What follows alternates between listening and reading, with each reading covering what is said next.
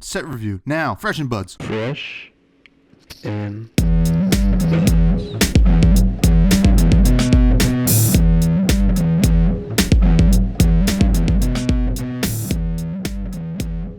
All right, folks, welcome back to Fresh and Buds. I am your host, Tommy Fresh, and you are all of my buds. And yes, folks, it is time once again to do a set review. We have Part the Mistveil coming out, and we are joined, as always, by Bill Lapage from the Spike Feeders, the Living Legends podcast.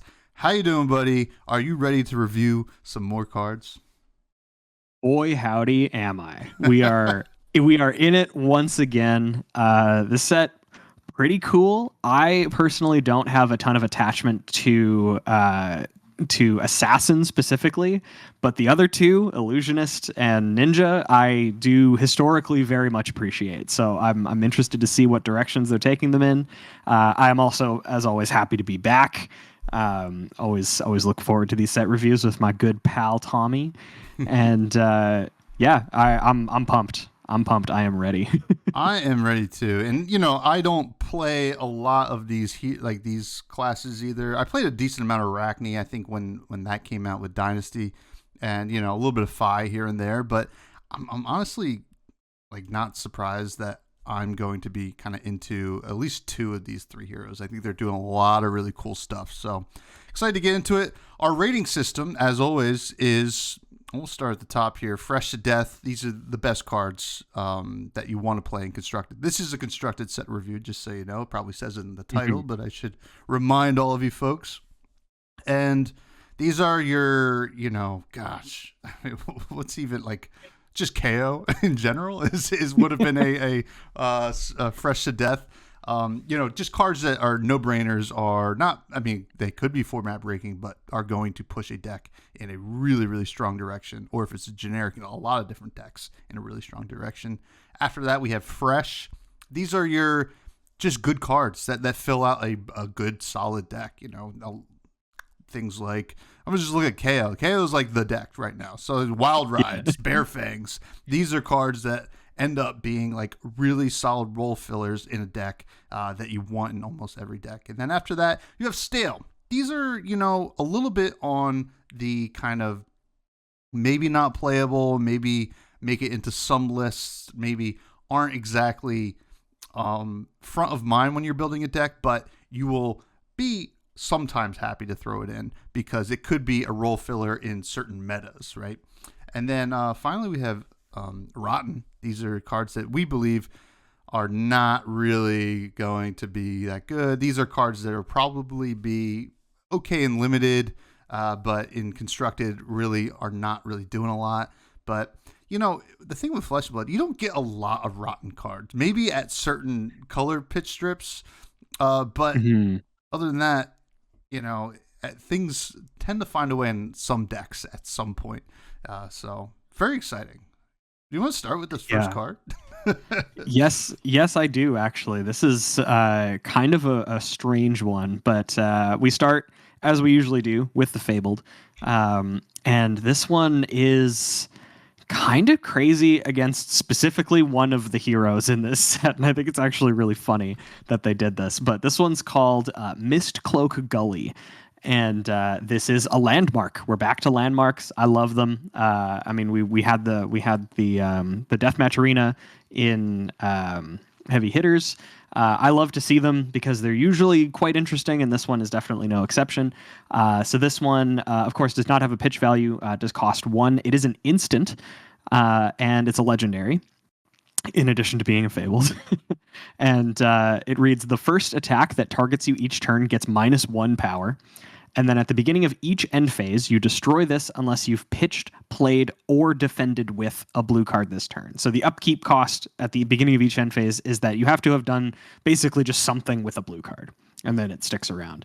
But it also says if you've pitched, played, and defended with a blue card this turn, so all three, you transcend, which means that this flips over to an inner chi, which we'll be getting into that plenty in this set review. it flips into an inner chi and goes back to your hand, which allows you to then, just as a little bit of a spoiler, you can pitch it for 3 resources that also count as chi for these mystic heroes that we're going to be talking about. So I think this is interesting, because obviously, like, I think that this is kind of rude against something like a ninja.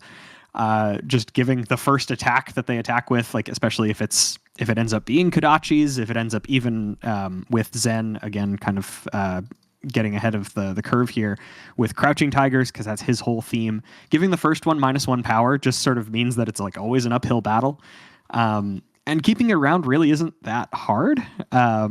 The set is very blue heavy in terms of just like cards and themes and whatever. So I like this card as a landmark. I mean, it does kind of fit in with that general idea of landmarks, where I don't think this is going to make like a huge impact anywhere.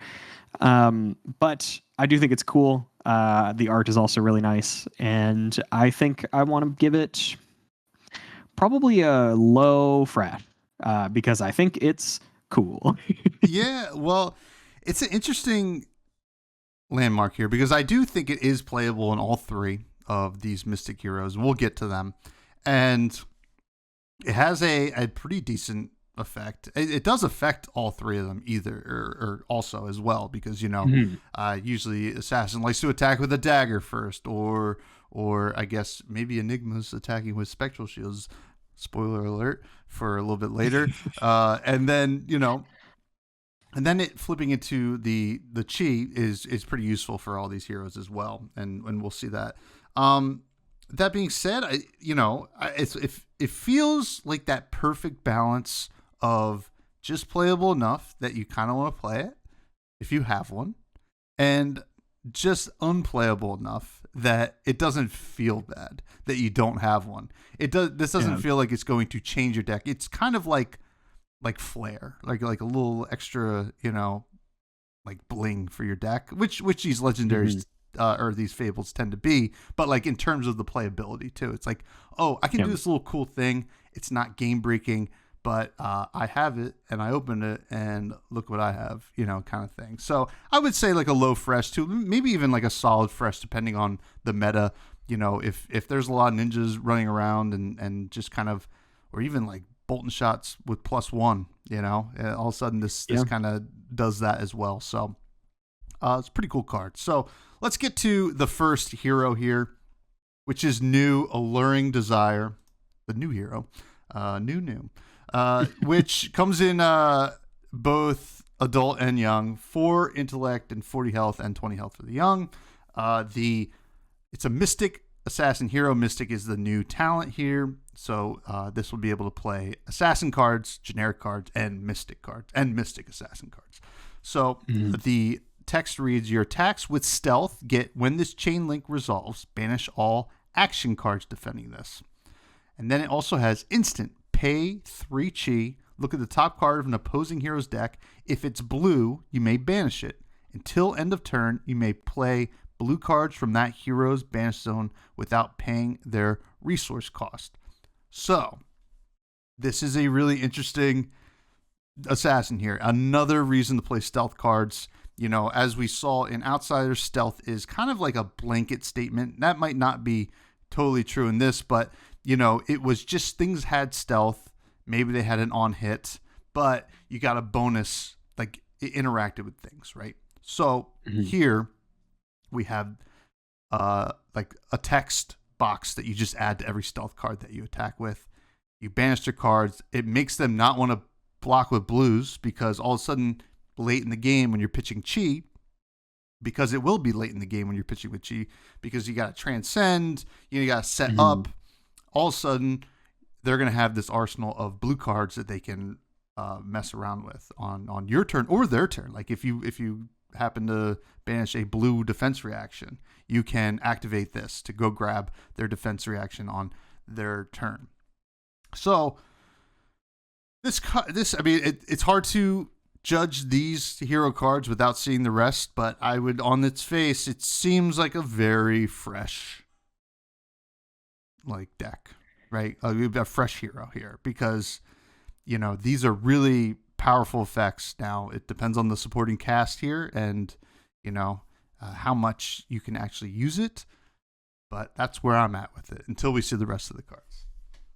Yeah, I'm willing to give new probably a high fresh as well. Like you said, it is very dependent on the supporting cast, the support that she's gotten. But there are a lot of cards that, as they were being revealed during preview season, people were like, "Oh, this is the strongest card in the set for new," and then another card would be revealed, and they're like, "Oh no, this is the strongest card," and they just printed a lot of extremely good Mystic Assassin cards.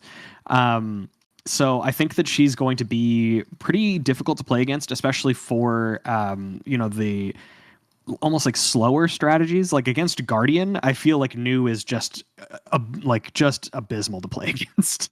Because imagine having a hand that does like some cool stuff, and you're like, okay, cool, I'll just block with this Cranial Crush, and it's like, oh wait, if I block this thing with my Cranial Crush and then it gets banished later in the game, I'm just gonna have to face down this Cranial Crush.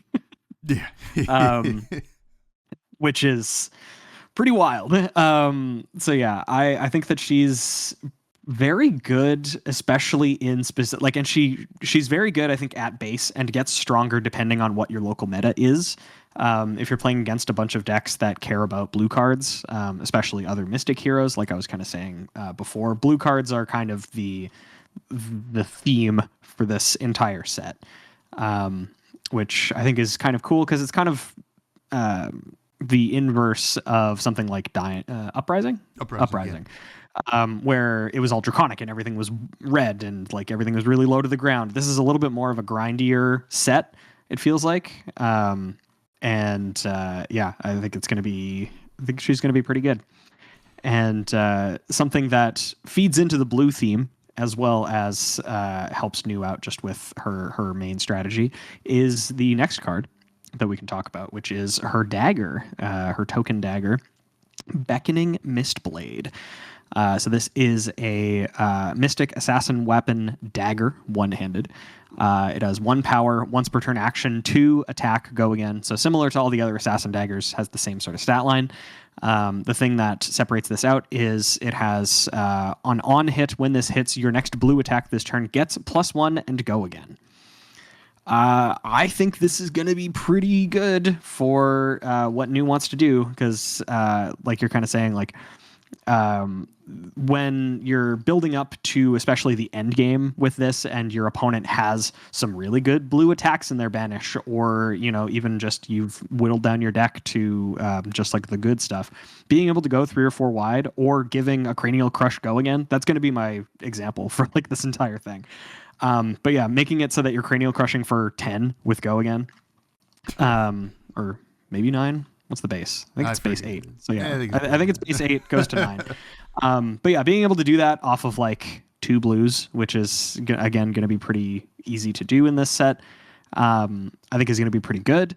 This fits in, I think, really nicely with the complement of Assassin daggers. I think this is very likely going to be the one that New wants to play. So for that reason, I'm going to give it a fresh to death. I felt really low on a lot of the Assassin daggers, but they kind of work with their daggers. As long as they have like a moderately decent on hit, they will be good. And I think that this is slightly better than a moderately decent on hit.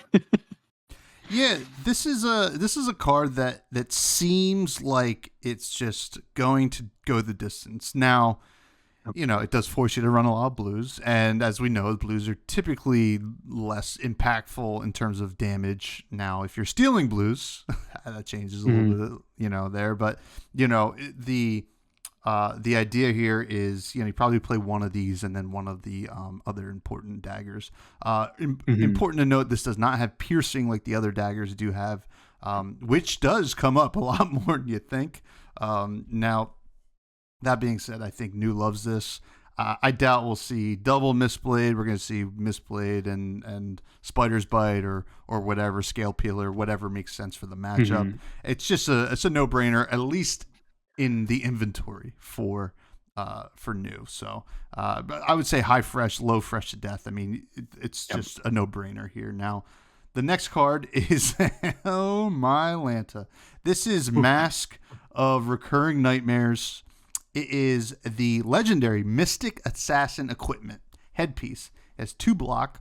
It says once per turn, attack reaction, pay 3 chi, and target defending hero banishes a card from their hand. It also has Blade Break. So, baseline stats, 2 block Blade Break, good. That's a pretty solid stat, right? On top of that, you can Coronet Peak at instance or at a reaction speed. Pretty awesome. Wait, you also get to play blues from their banish zone when you activate new. I mean, it's just everything's coming together. This card's have a fresh to death if I've ever seen one. First of all, the art is insane. Great job, Aswarty. This is just a home run, fresh to death. That is, it's insane. It's annoying to play against, I'll tell you that. And it is very good. Yeah, the thing that I'm gonna bring up as well. I have not stopped talking about how much I like Scowling Fleshbag.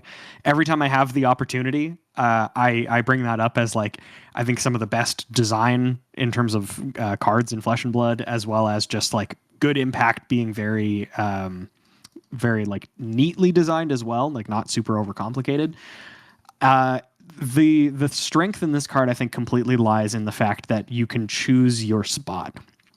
Like as long as you can pay for it, this can happen, at any time during the turn. If you attack once or twice and your opponent seems to be like, kind of humming and hawing about whatever, like keeping a card back in their hand, like even if they don't defend with any cards from their hand, they're still the defending hero.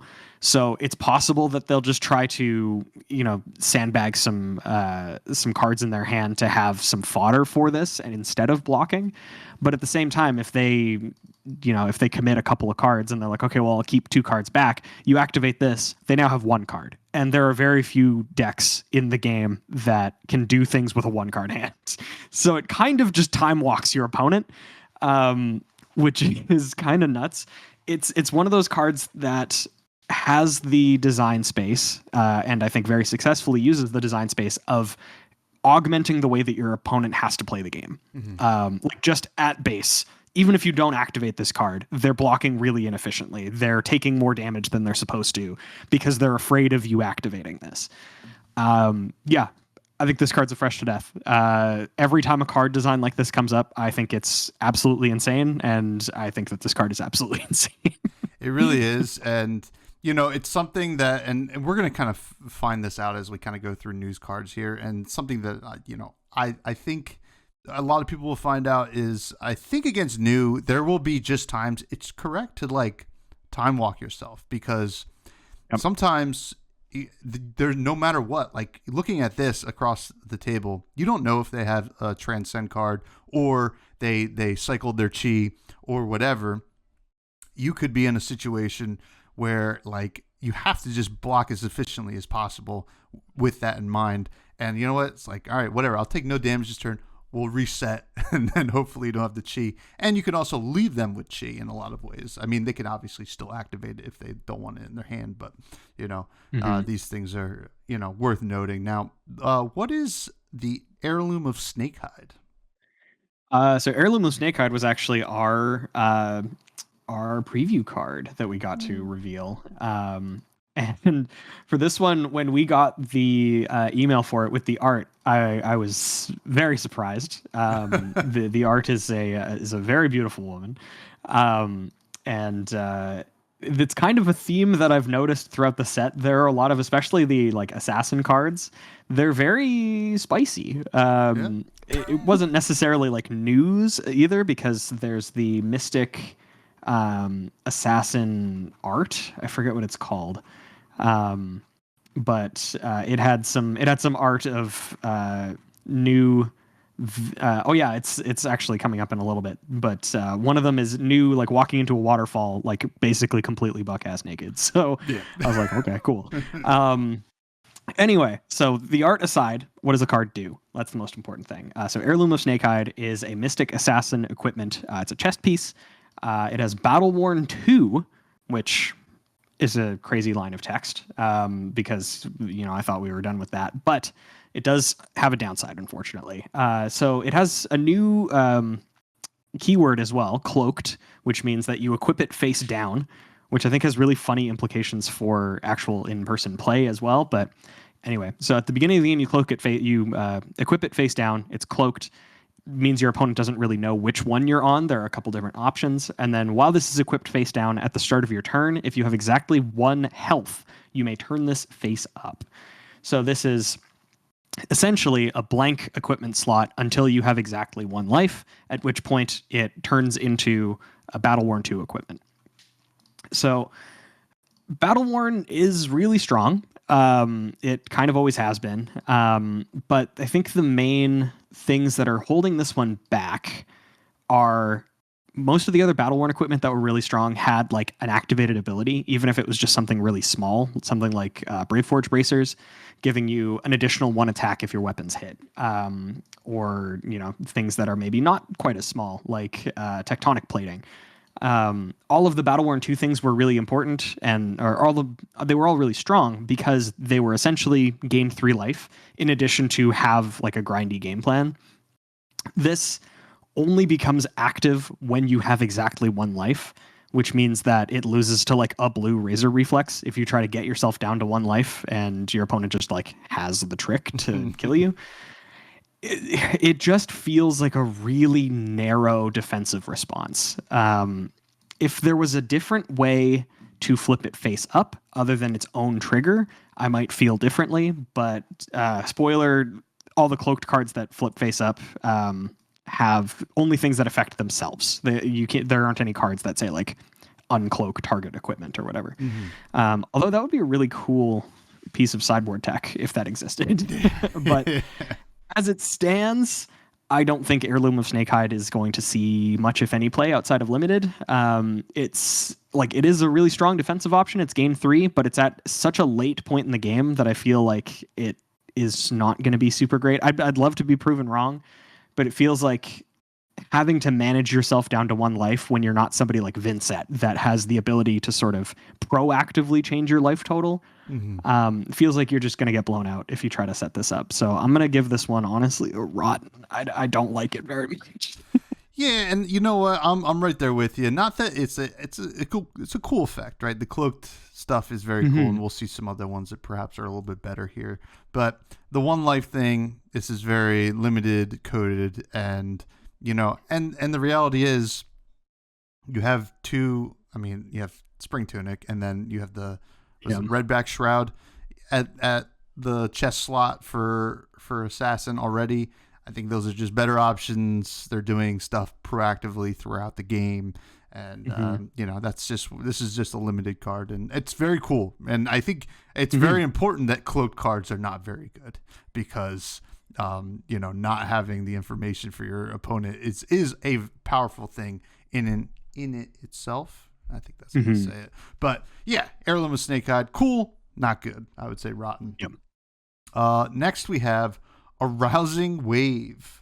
So you mentioned certainly the assassin stuff is very sexual. Now it does make sense. We just had Kale from Dead Summer on the show last week. We talked a lot about how it's they work at a tea house succubi kind of thing, and it all makes sense there. So it's at least it's not sexual for no reason. It's making sense. They're tricking young people into there and killing them or stealing their life or something like that. Now, Arousing Wave, this would be one way to get these unsuspecting people into the tea house. Attack reaction. It has 1 defense, right? It's a Mystic Assassin equipment, arms. It has attack reaction. Pay 1, destroy this, create a Fang Strike in your hand. And these are like tokens with ephemeral, I believe is the we'll get to them they're down at the bottom of the page, but they are basically there's is it Slither and Fang Strike? Yes. Yeah, there's Fang Strike and Slither. Fang Strike is ephemeral, so kind of like Crouching Tiger. But they're both attack reactions. Fang Strike just gives target attack action +1. And Slither gives target attack action card go again. Yeah. They're going to come up like a few times between now and when they actually show up, so it'll probably be relevant for us to bring that up now. Yeah. So this is battle worn as well. So one battle worn, and then also create the Fang Strike. Now on its like face, it's like not doing a whole lot that like that may be considered better than Flick Knives perhaps, but it is worth noting, and you will see as we get to some cards, that there are some cards that just care about you reacting a lot on the combat chain or on a single chain link, right? So having access to, I mean, this counts as 2 reactions already. So like some care, like, all right, if you reacted 3 times, get this really sweet bonus. That's 2 of the 3 times. And I think because of that, I have to give this a fresh, because I think if you are building new with all of that in mind, with these cards that have these really great payoffs, this seems like a no-brainer to me, because first of all, it blocks 1. You get to do this, and essentially does what what's the ninja one? I forget, the arm piece from Breaking Scales. Yeah, Breaking Scales. It essentially does that, right? But it just is in 2 steps, right? But like not, and it's, you have to pay 1 resource. But yeah, I think it's like a solid fresh. I think this is going to be playable for a lot of the new decks out there. What about you? Yeah, it's kind of funny that like it does cost 1, which is sort of a downside compared to something like Snapdragon Scalers or whatever. But I think that it's important to note as well that the Fang Strike and the Slither that are created from this and the next card, a little spoiler, but they're not only free, but they can also target any attack action card. It doesn't have to be only, a card with combo or an attack action with cost 1 or less or something. Like, this targets any attack that you throw at them. So they are really flexible as well. So yeah, I think Arousing Wave is like suspiciously good for a common. I would also put it in fresh, especially like you're saying, there is a theme with assassins this go around that care about how many times you've reacted. So the fact that this is 2 reacts in 1 is definitely like important. Absolutely, and it makes those Command and Conquers very scary, right? Pitch a blue, attack with Command and Conquer. You got this Arousing Wave, and you're like, oh, I'm in trouble. But all of a sudden, that the breakpoint of 7, which is extremely scary. Yeah, it is. Now you mentioned the Undertow Stilettos, and if you want to, I mean, they're very similar. Yeah. So this has the same stat line. It's Battle Worn 1 Mystic Assassin equipment. These are the legs. So these are your shoes that you could wear. Attack action for 1 red, for 1 resource. Destroy this. Create a Slither in your hand. And as mentioned, that is an ephemeral attack reaction, Mystic Assassin attack reaction, that gives target attack action card go again. So once again, it's very flexible. It can target any, even non-assassin attacks, which, like you're saying, Command and Conquer, giving that go again. Just to have like 2 Command and Conquers and 2 blues in your hand, and you're like, okay, I'll just do this twice. Terrifying. Yeah, exactly. So I think, again, this is like also kind of suspiciously good. It's the fact that it's not necessarily any better. In fact, like in most situations, is probably just a little bit worse than something like Snapdragon Scalers, because it does cost resource, but it is super flexible. And the fact that it's 2 attack reactions, again, it's not nothing. Like, that is going to be something that comes up as we continue talking about these. So I think the Stilettos are also probably like a fresh. Giving any attack go again is very good. Yeah. I mean, I'm right there with you. I mean, I rate this just as I do Arousing Wave. It makes a lot of sense, and I think it actually probably might be just the right choice in this deck. And I'm glad that the other assassins cannot play them, because they are mystic. So it's very, very cool design. I really like these. Now, next we have our first Majestic, which is Gorgon's Gaze, a yellow in this economy. Oh my lord. So this is a 2-costed yellow Mystic Assassin attack reaction. It blocks for 3, worth noting, It says create a slither in your hand, which we talked about is the go again one. Banish all defending attack action cards on the combat chain. If a chi was pitched to play this, you may play the banished cards as combat chain without paying their resource cost. This is a really, really, really good card. This is Rouse that gives go again. I mean, or not Rouse, Route. Sorry, Route. Yeah. This is a scary card. I think it's a fresh to death. And it blocks 3, right? And it's just like at the worst, you're just gonna block with it if you don't need it early, you know. And it's not a blue, and I think if it was a blue, it'd be too good, obviously. But even the fact that it's a yellow early, you pitch it to one of your daggers. It's coming later when it's going to be even better. So Gorgon's Gaze is so good. It's better than Route, I would say, because not only can it banish all the attack action cards, but it costs 2 like Route does, but you're playing a deck full of blues, so who cares? This is a fresh to death if I've ever seen one. Yeah, I'm not even going to bury the lead. This one's honestly high fresh to death. Route is already such a crazy card because it gives essentially +5. It itself gives +2, and then it bounces a card back to your opponent's hand, which will usually be blocking for 3 because you kind of don't want to give them another chance to activate or to cast Sink Below or whatever. So because of that, Route usually gives +3. If this bounces, or it gives +5. If this bounces 2. Or if this banishes, 2 attack action cards, this essentially in itself gives +6 and go again. Which is nuts. And then if you do play I don't think you even need to do the chi requirement for this card to be crazy. But then if you do, you also just get to attack them with their own stuff. So it's in addition to being Route, it's also a draw to, it's a tome. It's I think this card's ridiculous.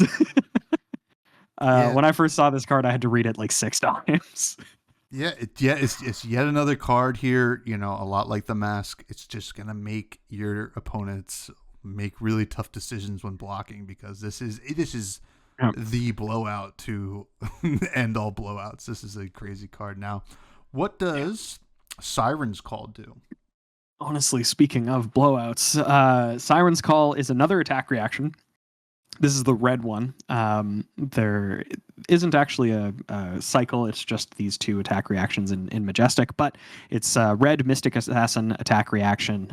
Costs 1, and it reads, look at defending hero's hand and choose a blue card. Add it to this chain link as a defending card. If you do, draw a card. So this is a Pulse Wave Harpoon that is attack reaction speed and replaces itself. Yeah. I think this card's also crazy. And this is what I was kind of saying earlier. They just kept revealing cards for new, and it's oh, this is the strongest card in the deck for sure. And then they reveal Gorgon's Gaze, and it's wait, this card's actually crazy. And then they reveal Mask of Recurring Nightmares, and they're what the hell's going on? Yeah, I think that Siren's Call is also ridiculous. It's a little bit more constrained because it does need to hit a blue card for it to do anything. This has the floor, or I guess not the floor. This has the potential negative of just being a do nothing. You have played this for 1 resource and nothing happened, except you get some information about your opponent's hand, which I don't think is worth 1 resource and an entire card. I do think that in the correct matchups, this card's ridiculous. People already hate playing against Pulse Wave Harpoon. Again, I think that this is going to be relevant for a specific matchup. I don't think that Siren's Call is going to be something that you main board 3 of. But against the matchups where this card is good, it is extremely good. If you're playing as a Guardian and you see this card, you're toast. You're done. Because not only did your opponent steal one of your cards that you were sandbagging for your turn, they also did it basically for free because it replaces itself. So I think this card is sideboard fresh to death. main board, maybe like low fresh, depending on what the meta shakes out to be. I think this card specifically is very meta dependent for it to be extremely good, but in the situations where it's good, it's insane. Yeah, I would say this is probably like a floor is like a low fresh here because in the odd chance, I mean, it could even, I guess, go even further down than that. Like in the odd chance is just like, this is the red line meta, nobody's playing blues ever again. I don't think that will ever happen. And I would say a large majority of decks want at least one blue per hand, right? So, and they don't want to block with it in this deck because they're going to lose it and your opponent's going to be able to play it. So like this is a really punishing attack reaction to play. All that being said though, like it's good, but there's ways around it. And if new becomes a force to be reckoned with, all of a sudden you start seeing instant speed things that you can pay costs into, right? The Seeker's Mitts or something like that. You start playing like that or just ways to like you can play instant speed like Barb Castaway if you're playing a ranger. You can start like pitching in resources into that and stuff like that. So all that being said, it's still a pretty solid card. I would say probably like a fresh, maybe low to mid fresh. Certainly scary in a lot of matchups. Now the next card is one that you mentioned a little bit earlier. There's going to be a sacred art for each of the heroes. This is news. Sacred Art, Undercurrent Desires. It's a blue Mystic Assassin instant, and it costs 3. It's a legendary. You can only have 1 in your deck. If you've played another blue this turn, choose 3. Otherwise, choose 1. Now, ideally, I think you're going to want to play all 3. So, you want to do the blue into this. The options are create a Fang Strike and a Slither in your hand. That's one of the options. Then it is banish up to 2 cards in an opposing hero's graveyard, hopefully 2 blues. And then the third option is transcend. So this will flip into a chi. I'm showing you all that right now for the YouTube watchers here. So this will come back to hand as a chi, and then you pitch into your deck, and you can activate. All of a sudden, you banish 2 things from your opponent's graveyard, and then you transcended, and then you activated new, and then you can play those 2 things. This card is, I'm glad it's a legendary. It's very, very good. It's a fresh to death, and there's a reason it's legendary. So, this like all 3 is great, right? You just want to do all 3. If you only have to pick 1, it's okay. But, you ideally want to set it up in a way. And luckily, it's a blue, so you can pitch it into something. If like, this is not going to work. This is not the hand for it. I'm going to play the long game. I can try to cycle this and get something going. But fresh to death if I've ever seen one. Yeah. I think that's going to be the theme for all 3 of the sacred arts. Honestly, I think they did very specifically, like these aren't specializations, but they basically are specializations. They were made with these heroes in mind, their game plans. And yeah, I think this is going to be a fresh to death. This is going to be, if you're playing new, you play this card. Even again, the fact that it's a blue means that you can wait until your second cycle to like actually get the value out of it, in which case you'll have plenty of options for banishing attacks from your opponent's graveyard. And yeah, the fact that it transcends into the fact that it transcends and then gives you the ability to activate new after banishing 2 things, potentially 3 off of new's ability herself, is just wild. Like it's such a crazy pivot turn. It really is. And a lot of value. So much value, and you know what? It's an auto include, right? You just gotta play that card.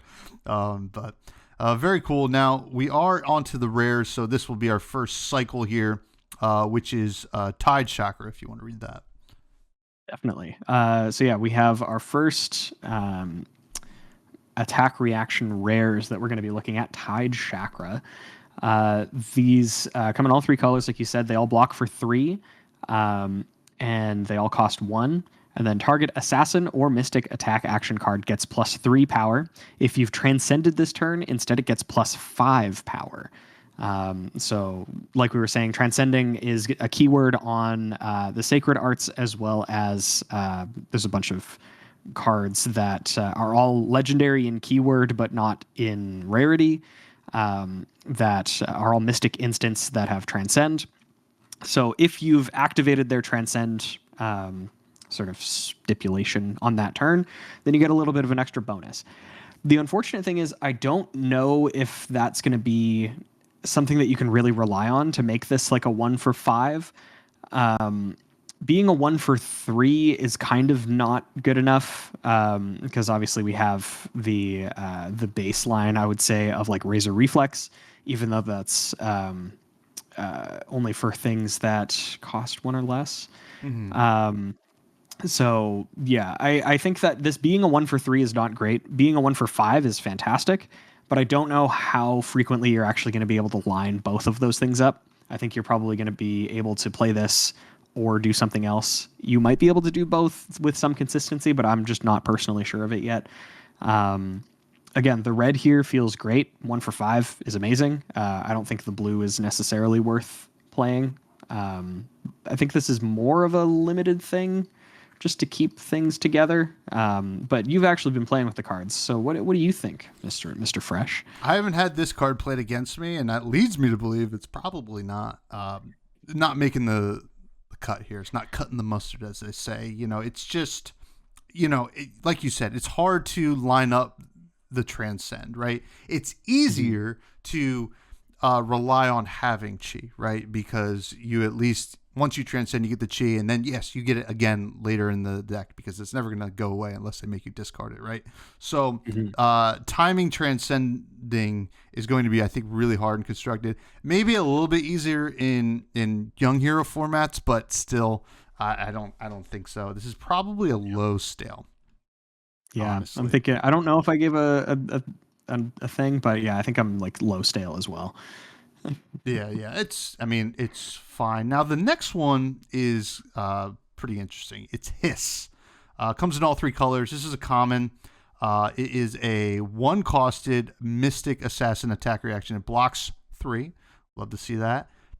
Target Assassin or Mystic attack action card gets +3, +2, and +1. And if you've pitched a blue card this turn, create a slither in your hand.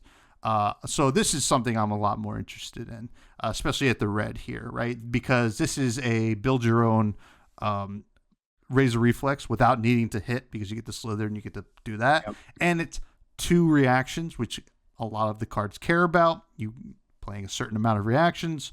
I actually think this is in the fresh range, probably just at the red. I don't know if the rate's good enough at the blue and yellow. I mean, maybe the blue is good enough if you're really trying to fill out blues, but I don't think there's going to be a lot of need for that. But this is, in the attack reaction matters new deck, I think a solid fresh.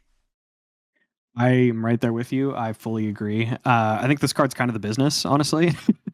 Like you said, build your own Razor Reflex, but the only stipulation is that it has to be the target has to be an assassin or mystic attack action, which I think there's going to be plenty in this deck.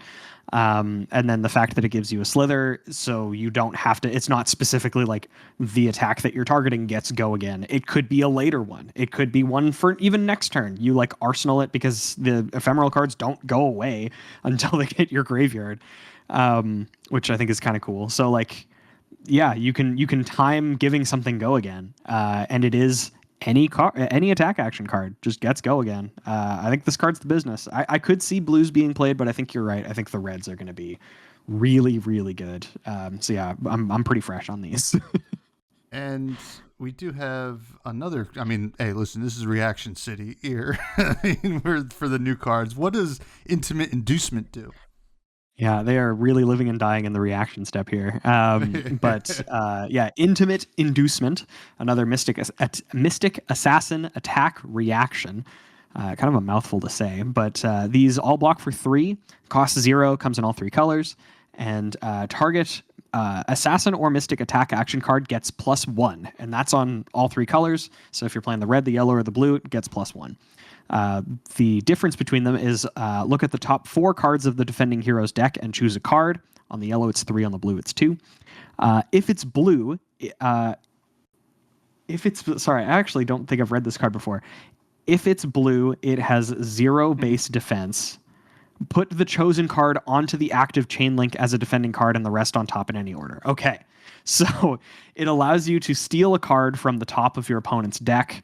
If it's blue, it completely blanks the defense value. So for example, if you hit like a blue unmovable or something, instead of it blocking 4/5, it blocks 4/0. So you get to steal their defensive option and potentially banish it. If it's an attack, if it's in a blue attack and you're attacking with stealth, then you get to then banish it and play it later. Definitely seems interesting. Again, I think this is going to fit sort of in the same package as like Siren's Call, where it's very much blue matters. There are decks that will trigger this much more frequently than others. Like if you play this against Fi, what are you doing? But I think it's pretty meta dependent. I think the effect is quite good, again, against like even something like a Victor, wanting to be really defensive and really blue heavy. I think you will probably get some decent value out of this. With that being said, it does kind of live in the sideboard. So I want to say like at its ceiling, I would say this is probably like a low fresh. I could see this making some pretty decent waves. In like reality, probably like closer to high stale. Like I think it's interesting, and I know I was kind of just like building it up a little bit, but I think it's pretty narrow. But the effect is good if it happens. It's just not quite as crazy as Siren's Call. So I think this is going to be the first time we're a little bit different. I do think this is probably a little bit better, right? So at least I'm a little bit higher on it. Now, the interesting thing about it is, especially the red, I'm looking at the red specifically here, is you get to look at your opponent's next hand, right? And say, True. And then you say, what card do I not want them to have? If it's the blue, I'm getting a lot of value. If it's an Art of War, I still get to put that onto the combat chain defending. True. So you can get even to steal any card. Now, if it doesn't need to be blue. Okay. If you take a red or a yellow that does block, it will add the blocking value, which is not that great. But you know, I think we're going to see probably a trend here where like, I don't think you're trying to push through damage with your cards in new, right? You're almost trying to push through damage with your opposing cards. Now, it gets a little wonky once you start to see less cards because you have, I mean, obviously less to deal with here. I don't think it's the best reaction that's going to be in the deck. I think it's probably like a low fresh, but like I do think it's very powerful with the upside of like, oh, maybe I'm going to grab a blue here and like for free and just like, you know, whatever. Or maybe I just grab their best card and their next hand is going to be a little bit weaker because of that. And you have a little bit, you're going to know the other three cards in their hand. So it's very cool. It's very assassin-like. It's manipulating a lot of things, which is cool. So. Yeah. No, that is a good point. Again, I think that's the first time that I've actually read this card. Yeah, it's a mouthful. I don't really love the formatting on it, but yeah. As soon as I hit, if it's blue, it has 0 base defense. I was like, hang on, what? What's happening here? Oh man, but certainly a cool card. Now next we have Venomous Bite, which is going to be a lot like Hiss, right? Except you're creating the Fang Strike here, which is you know, it's all 3 colors, common, cost 1, blocks 3, Mystic Assassin attack reaction. The red gives target assassin or Mystic attack action card +3. The next 2 and 1 for the yellow and blue. And if you pitch a blue card this turn, create a Fang Strike in your hand. I think I'm going to. I mean, I think it's a little bit worse than Hiss because you don't get to go again. Now it is a 1 for 4 at a reaction speed, which is quite good. And it is 2 reactions that people that's gonna matter. So I like this. I think it's probably a low fresh, and you know it's gonna be a role filler in this attack reaction matters deck. Yeah, I think I'm there with you. I feel like the action point economy of Hiss is just slightly better in general, but if you're looking for damage, 1 for 4 is fantastic. That's a great rate. And even if you wanted to split it over 2 cards, that's even better too. It can help you out with hitting your break points. And it is, again, 2 attack reactions like you're saying, and that is definitely relevant. So I think it is slightly worse than Hiss, but not that much worse than Hiss. I think they are both quite good. So yeah, whatever I've rated Hiss, I think I rated Hiss like a high fresh or like a fresh to death for the red. I would say like a solid fresh for Venomous Bite. Yeah, I think that it's a good card, and a 1 for 4 is a great rate at reaction speed.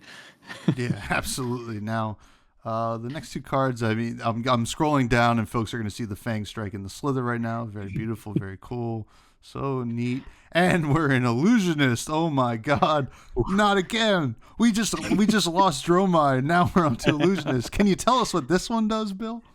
Yeah, it's okay. Dromai was all about reds and was miserable that way. This one's all about blues, and it couldn't possibly be miserable. So we have Enigma, Ledger of Ancestry. And so it comes in both adult and young. The adult hero has 40 health, young Enigma has 20, and is a mystic illusionist hero. And she reads, your first spectral shield attack each turn costs 1 resource less to activate. Notably doesn't give the spectral shields an attack function, but there are several illusionist weapons that do. And then once per turn instant, you can pay 3 chi to create a spectral shield token with a +1 counter, +1 power counter. I think, again, very similar to what we saw with New. Her effects are completely dependent on the support that she's been given. Because it's like, okay, well, Spectral Shield attacks, at least in recent memory, were free. So like paying 1 less to activate them only once per turn, that can't be very good, is it? But the thing is, she deals a lot with +1 attack counters, and like making Spectral Shields that are big. And, you know, you're probably combining that with Iris of Reality, which makes them base 4, I believe, base 4 power. So if you like make a Spectral Shield that has a +1 counter with her ability, and then attack with it, I think it costs 2. I think it costs 1 or 2. It would be 2. Cost 2, I think. Yeah, the first one costs 3. Yeah. So so you would be attacking for 5 for 2. Which is like pretty decent, especially considering it is with basically an empty hand. If you have a yellow in your hand or whatever, that turns into 5, which most heroes wouldn't be able to do much with on its own. So I think that a lot of the discussion that I've read about her as well is that her support cards are like maybe even more bonkers bananas than News are. I think that Enigma, without saying anything else about the supporting cards, is probably going to be a fresh to death hero. They have still not quite figured out how to balance illusionists. Well, I will say, and you're probably not wrong, this does feel like the most balanced illusionist we've seen at first glance, right? Yeah. Ward is going to be, this is the Ward one, right? We've seen Ward support. We've talked about Ward support in previous set reviews, as a matter of fact. And we're like, we don't know when it's going to be good. Maybe eventually. And here it is. It's probably going to be good here. And the thing with Ward, there are hard counters, right? Vincent has a hard counter just built into her hero ability. Like that's a whole hero that can just clear their whole board, right? And it changes the way Enigma is going to have to play. I don't think it's going to be unwinnable, but it's going to be a really tough matchup. So we'd like to see a little bit more of that, which is good. So let's get into the cards here. Very cool card. The young art is so wonderful. I mean, just absolutely incredible. Now, let's talk about the legendary here, which we have some feet. You know, a lot of feet in this set. I'll tell you that much. This is for free. For free. Well, not really, because this is probably going to be expensive. Meridian Pathway, which is such a gorgeous card. Not even talking about the feet, just the colors are great.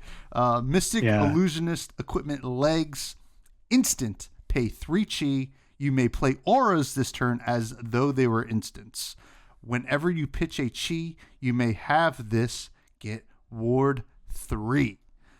That is super, super powerful on its own. This is not I don't think the most powerful of the 3. I think the mask is probably the most powerful. I really like the ninja one. We'll see that soon, but this is pretty close to the ninja one in my opinion.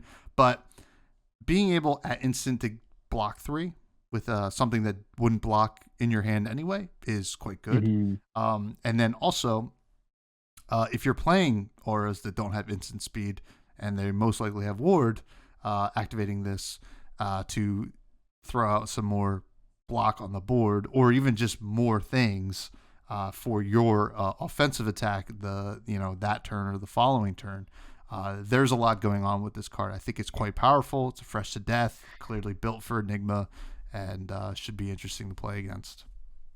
Yeah, I fully agree. The one thing that I definitely don't want to see, and I could see it happening, I don't know how frequently this exactly would happen, but this would be a really insane way to start the game. If you're on turn 0 and you're on the draw, I guess you'd be second in turn order as Enigma. If you're able to transcend on turn 1 and get the chi and the remainder of your hand, it's like blue card plus transcend card plus 2 of the blue Everfest auras. You could just like, your opponent goes to end the turn. You're like, okay, transcend, make a chi, pitch chi into shoes, play 2 auras, draw up to 4. Now it's my turn. It's insane. Ridiculous. The fact that this is just, you may play auras, period, instead of just like you may play an aura. Like if it was just one, I think it would still be like pretty decent, honestly. But the fact that you could do, I think it's Magical Christmas Land, maybe even to think of doing 2 of them. But I think if you do get 2, you're way getting your money back on this. Like the action point economy, as I was mentioning previously, is crazy when you're turning things into instants. Like you said, turning a chi, which is a block 0, into a block 3 if you really need to, is fantastic. Yeah, I think these are absolutely made for Enigma, and I think that just crazy. I think these are the boots that you want to play if you're playing Enigma. Arguably made for new in terms of playing against new, but very, very good. What does the Heirloom of Rabbit Hide do? Heirloom of Rabbit Hide is the Mystic Illusionist chest piece. This one's also cloaked, so it starts the game face down. It has the same trigger to turn face up. While this is face down, at the start of your turn, if you have exactly 1 health, you may turn it face up. And then it has Ward 4, which is a pretty decent chunk of ward, and I think is honestly slightly better than something like Battle Worn 2 in specific matchups. Like you were saying, like the reasoning behind why Enigma is a little bit more balanced, specifically kept in check by Vincent. Against Vincent's hero ability, ward in every capacity just sucks. Just is quite bad. So I do think that like one singular instance of Ward 4 is better than Battle Worn 2, especially in like late game scenarios, but I do think this fits in the same group, the same camp as Heirloom of Snakehide. I don't think that this is great. Again, getting down to 1 health just feels a little bit more awkward. It is slightly less awkward, specifically in this class, because you are likely to have other ways to prevent damage and to be a little bit more choosy about how you get to 1 life. But even then, I'm not super sold on it. I do think that it's more of a limited card. I think it's going to be probably pretty good in limited, but in constructed, this feels like you're just going to get blown out again. So I'm going to go rotten for the second heirloom. Yeah, I don't fancy these heirlooms myself. I think I'm going to go rotten here. I mean, it's, ideally you would love to go to 1 and then go football these things, but that's not something you can really depend on, right? There's tricks, there's things. I mean, there's like 1 rune chant, or whatever. It's just gonna like blow you out. Not a huge fan of the heirloom. Now, let's see if the next one's the truth. Truth Retold is the Mystic Illusionist Equipment headpiece at common. This has cloaked as well. Another cloaked. This has instant pay 1, turn this face up. So here's something we have an ability to just turn it face up and start doing your thing. Put an aura from your graveyard on the bottom of your deck, which could be pretty decent, and it has Ward 1 itself. I think this is fine. I don't know what the other options will be here for the headpieces. We're going to probably see some more. I think this is a totally fine one, but like I guess it's also hinting that Enigma wants to kind of go into the long game and like cycle different auras here. There might be like what's the Tide Maw? I think that we had talked Phantom about. Tide Maw. Yeah, that seems like a card that might be like a really big win con here. But I don't know. Maybe I'm like high stale on this. I mean, the effect itself is not wowing me, but it is cloaked, and if there's other cloaked headpieces, making your opponent guess, there is an inherent power level there, and you can turn this up whenever, which is nice. Yeah. I do think that it's funny, especially that you called out specifically Phantom Tide Maw. When Enigma's cards started getting revealed, Phantom Tide Maw went from like a random bulk card to like now it's $40. Really? Oh my god! That's the only listing on TCG Player at this exact moment that also ships to Canada. Canada TCG Player sucks. It is bad, but yeah, it's like all of a sudden just a super expensive card because it's a powerful aura. And being able to recycle it potentially with Truths Retold is like a pretty decent proposition. I think that it's not bad. We're seeing sort of the issue with Illusionist and going into the long game and being able to specifically like grind out matchups like this allows you to, with things like the Figment that recycles yellow cards in New Prism. But this obviously does it at one time. It is definitely like a common level equipment. But like you're saying, there's an inherent power level to keeping your opponent guessing and not knowing exactly what headpiece it could be. And being able to recycle some stuff, just like a really tiny one-shot remembrance, basically, for something that's going to be central to your game plan, I think is pretty good. So I would rate this definitely higher than the Heirloom. Probably like low fresh. I think that it is good. I don't know that it's going to be like the headpiece that you want. The headpiece is already a really contested spot. But in terms of things that we've seen, it's like not bad. It helps you in the long game. Yeah, absolutely. Now, what does Uphold Tradition do? Uphold Tradition is the Mystic Illusionist arms.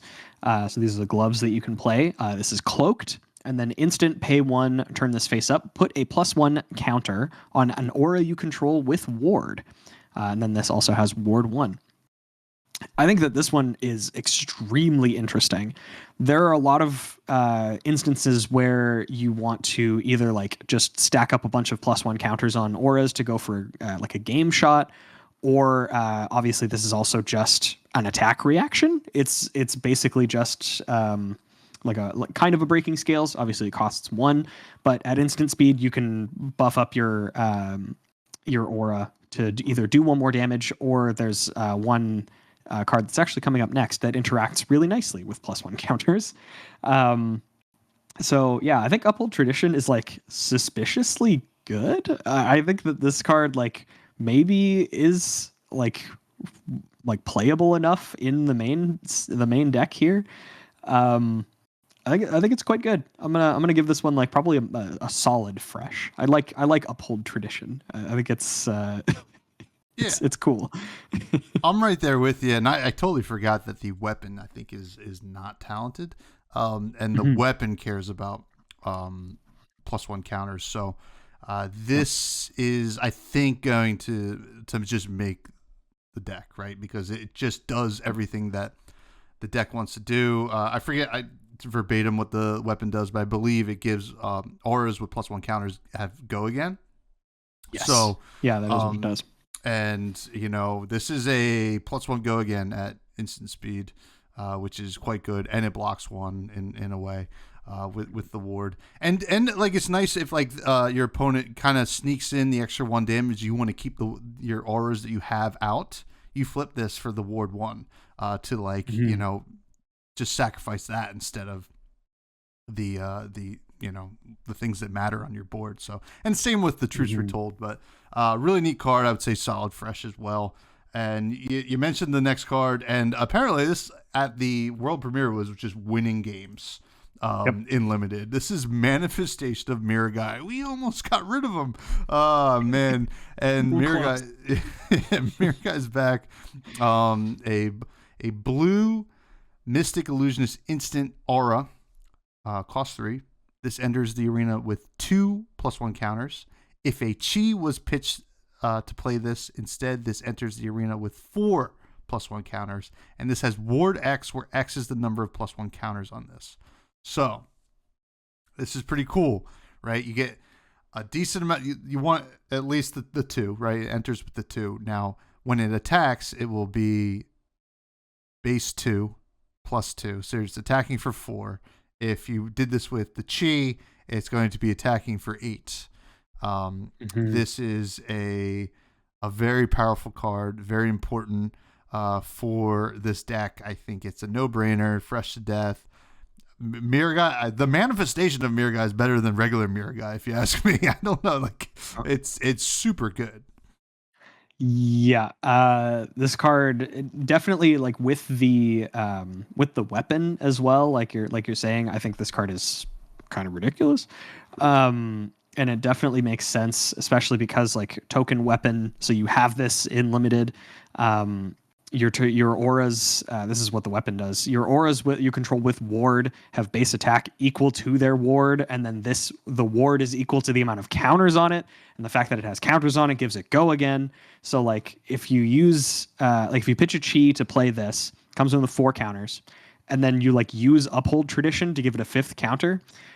This you can just attack with it for 10 with go again. Like just on its own.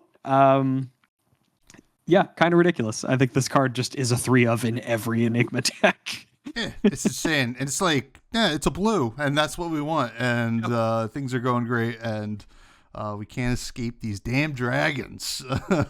Now, what does Enigma's Sacred Art do?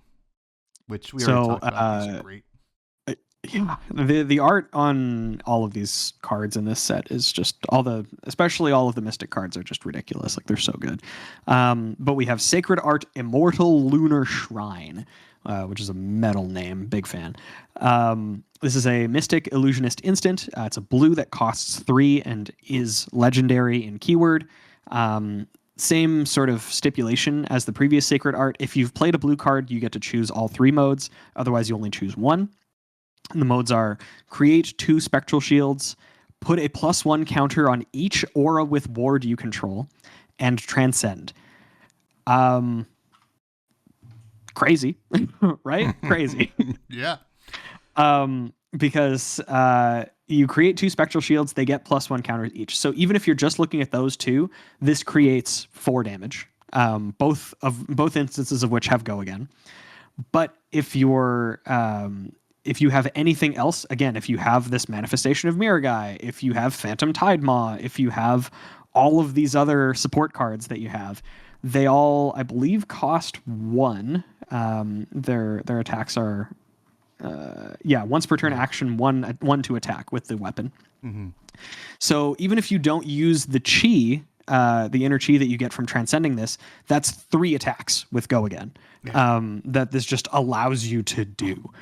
I think it was pretty obvious that this was going to be included in the deck. It's a legendary, so the opportunity cost of playing a 1 of is like pretty low. This is such a huge game shot. This like ends games on its own. So like fresh to death for Immortal Lunar Shrine. Big fan. Yeah. Very good. I mean, you said it. High fresh to death. It's all the Sacred Arts are going to be the same, right? It's like. Yep. When you're doing it, and it's really going to be like it's going to be a momentum swing in a lot of ways. I mean, you get to create these spectral shield tokens. You know, this is instant speed too, so like there are a lot more implications here, for the different things that you can do, like give it go again, or even just like I gotta defend myself real quick, and then sure I'll transcend as well, and then I'll be able to create another spectral shield, which is really neat. So, Sacred Art, Immortal Lunar Shrine, Fresh to Death, easy. Now, let's see if 3 Visits is any good. This is another Majestic here. Let me just center it real quick. It is a red in this set. It's a Mystic Illusionist instant aura. Costs 3 and has Ward X, where X is 3 times the number of blue cards you've pitched this turn. Okay. So worth noting that these Chi cards count as blues. For anybody who's wondering. So if you just pitch a blue to do this will have Ward 3, which is good. If you pitch 2, it's going to be 6. If you pitch 3, it'll be 9, right? I think. I don't know. That sounds right to me. It is. So this scales really well. It's if you feel like you can depend on pitching multiple blues in a turn, I think this is quite good. I think you really want to have pitched 2 blues for this to really feel like a Majestic level, because just like 3 for a 3 is just a little like not good enough, especially if it's a red in the deck that cares about blues. But I think if you can reliably pitch 2 blues and then sometimes 3 blues, this could be a real force to be reckoned with. So I would say it's like a tentative fresh, because this is going to be, it can get huge. Yeah. I think that this card is more of a sideboard card. And the reasoning for that is I think this card is absolutely ridiculous against something like Kano, where you have, say you play this out and whatever, and then you have your hand, your opponent tries to go off with all this like Blazing Ether and Aether Wildfire stuff. You pitch your 3 blues in your hand to Arcane Barrier, a bunch of stuff, and then this just has Ward 9. So even if they are able to get some amount of damage in past that, this just has Ward 9. Because so I think it's more of a sideboard card. But I think it's like pretty good. I think it could also work, like you're saying, because it works with Chi as well. Like I think you're able to pitch a lot of blue cards in this deck. But I think the average use case is going to be that it's 3 for 6 if you're, or it's going to be like a 6 attack if you're attacking with it. But so wait, this is 0 if you haven't done anything on the turn, right? Like, does it get the static X, or is it just like the X fluctuates with what's in your pitch zone? As far as I know, it is just modular to like it reacts to how many blues you've pitched within a turn. So you could play this out and it just is a 0, and then on the turn where you want to attack or something, you like pitch 3 blues into something. Gotcha. And then this is all of a sudden for 9. Gotcha. Yeah. I would say tentative fresh then. On that one. Yeah, as far as I know, the way that this is worded leads me to believe that it is constantly checking to see how many blue cards you've pitched this turn. It doesn't like lock in the value. Got it. But yeah, so I think this card is pretty good. I think it's really funny as a sideboard card, like as a really, really defensive card. It could be interesting as as like a game shot piece again. I just don't know how consistently you're doing, like you're pitching 3 blue cards, because then that means that you're pitching into something. Although there is one card that allows you to pitch 3 blue cards and also does something crazy that's coming up later. But I don't know. I kind of like 3 Visits in the straw man argument, sort of Magical Christmas Land, where you're playing this against Kano and you just get to block out all their stuff. I want to rate it like high fresh, because that has got to be really deflating for them. But yeah, I think like probably like low to mid fresh. It's funny. I don't think Enigma needs much help against. No, I really Kano, don't think so either. To be honest, but it is funny the overkill there. What does the Moon Chakra do? Another chakra we got. Yeah, so this is another chakra cycle, much like the other one. These care about transcending within a turn. These are Mystic Illusionist instants that come in all 3 colors. They cost 0. And then they read, the next time you would be dealt damage this turn, prevent 3 of that damage. If you've transcended, instead prevent 5. And then the yellow is prevent 2 or 4, then 1 or 3. And I don't know how easy it's going to be to line up transcending. Like very specifically, transcending is a bit of a weird spot to be in, because there's also like a time limit on these transcend cards. Because once you've gone to second cycle, unless you like haven't transcended some of them and you still have the ability to later in the game, you have a finite number of transcends that you can do in your deck. And sometimes I think you don't necessarily want to wait to line them up for something like this, especially defensively. Like I feel like the other chakra is a little bit better because a lot of the, I think like almost half of the transcend cards are kind of aggressive. Like they kind of deal with attacking and whatever. So the fact that this is defensive just makes it feel a little bit more narrow. That being said, just blanket prevent damage is quite strong. And the fact that it's free, quotation marks free, is also like not bad. I could see the red being played in very specific matchups where you have to be really defensive. But I'm not super sold on it because I do think that it'll be suspiciously tough to get the transcend trigger. So this would just be an 0 for 3. But again, instead of like you prevent on-hit triggers, you prevent a bunch of stuff that's different than like a sigil would. Mm-hmm. So I do think it's interesting. I don't think that you're necessarily always getting a 0 for 5, but also maybe that's fine. I think this class is going to be pretty defensive. I would rate this one. That being said, I would rate this one honestly a little bit higher than the other chakra, which is weird because I just said that it lined up a little bit better with transcending. But I feel like the floor of this just being a 0 for prevent 3 is better than a 1 for +3. I think that lines up a little bit nicer. So yeah, I think I'm like high stale, I think, for this. That's where I'm landing.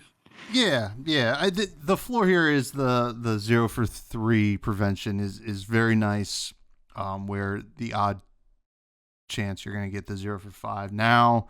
And it's that instant, so like, you know, you can kind of get around any special tricks, especially into Assassin, which is probably still going to be pretty popular. Now, that being said, I don't think it's higher than a stale. It's still just not doing a lot. There's probably just better things, and all of your stuff prevents stuff anyway.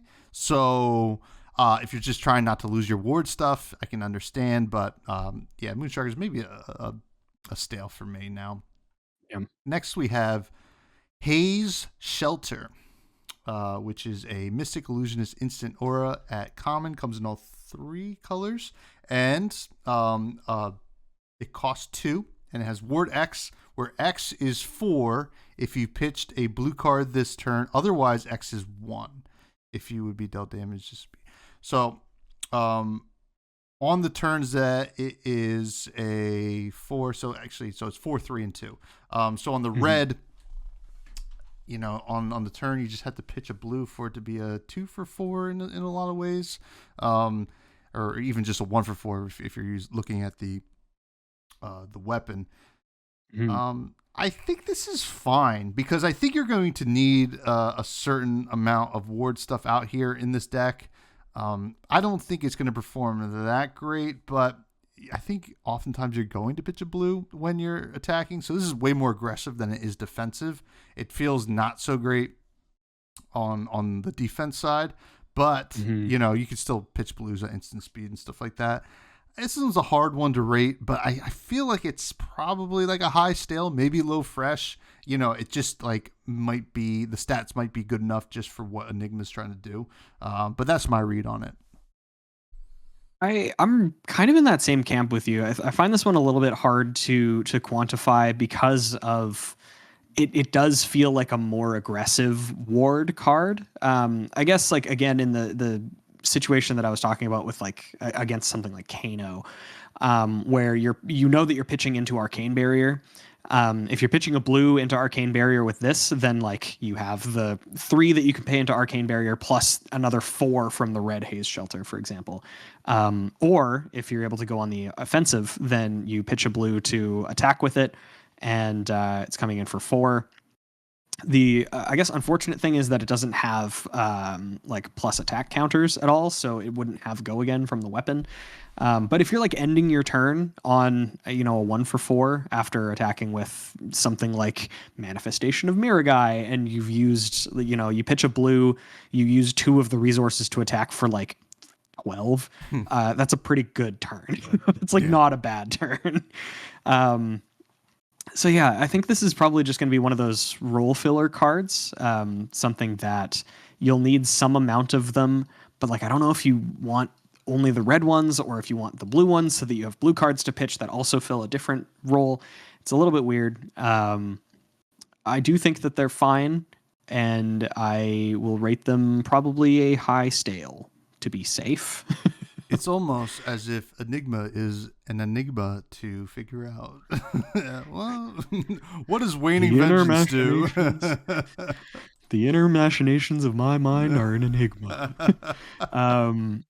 Waning Vengeance is another common Mystic Illusionist instant aura. Comes in all 3 colors, costs 1. When this leaves the arena, if you've pitched a blue card this turn, you create a Spectral Shield token. So if you have pitched a blue card during the turn that this pops, you get a Spectral Shield, which is great. That's the same over all 3 colors. The only thing that changes is the red one is Ward 3, the yellow is Ward 2, and the blue is Ward 1. I feel actually pretty good about the blue one here, randomly enough, because I don't necessarily know that the ward like super matters in specifically this case. It's the difference of blocking like a total of 4 damage or blocking a total of 2 damage, which really isn't that big. And then this is also a blue. I feel like this is going to be one of the main, like this feels like a good resource card to have in the deck. Creating a Spectral Shield, especially if it like floats into a Spectral Shield, is fantastic. Basically just another like Shimmers of Reality, or Wave of Reality. That's the one I'm thinking of. Yeah, I like Waning Vengeance. I like blue Waning Vengeance specifically. I think this card will see play in the deck, probably as a 3 of with the blue. So I think this is like a high fresh. I think this card is just fine. It does exactly what it needs to do. Yeah, I think I'm fresh on it as well. This is just a really solid card. I think the red's fine too. The blue's good. The red, if you want to push a little more damage, come in for 3 plus whatever +1 counters it has on it, and then just getting the Spectral Shield's going to be so important. And later in the game when you have the chi to kind of be able to pitch at instant speed a little bit more is going to be nice. And then a lot of your auras are also instants, so there's a lot of ways to pitch a blue at instant speed to make sure you get that Spectral Shield. So I think this is probably one of the most like important commons for the deck. So it's pretty cool. Next we have Waxing Spectre. So waning and waxing. What is this? Moon themed hero. This is a 2-cost Mystic Illusionist instant aura. At common, comes in all 3 colors. If you've pitched a blue card this turn, this enters the arena with a +1 counter. Love to hear that. And it has Ward 3, 2, and 1.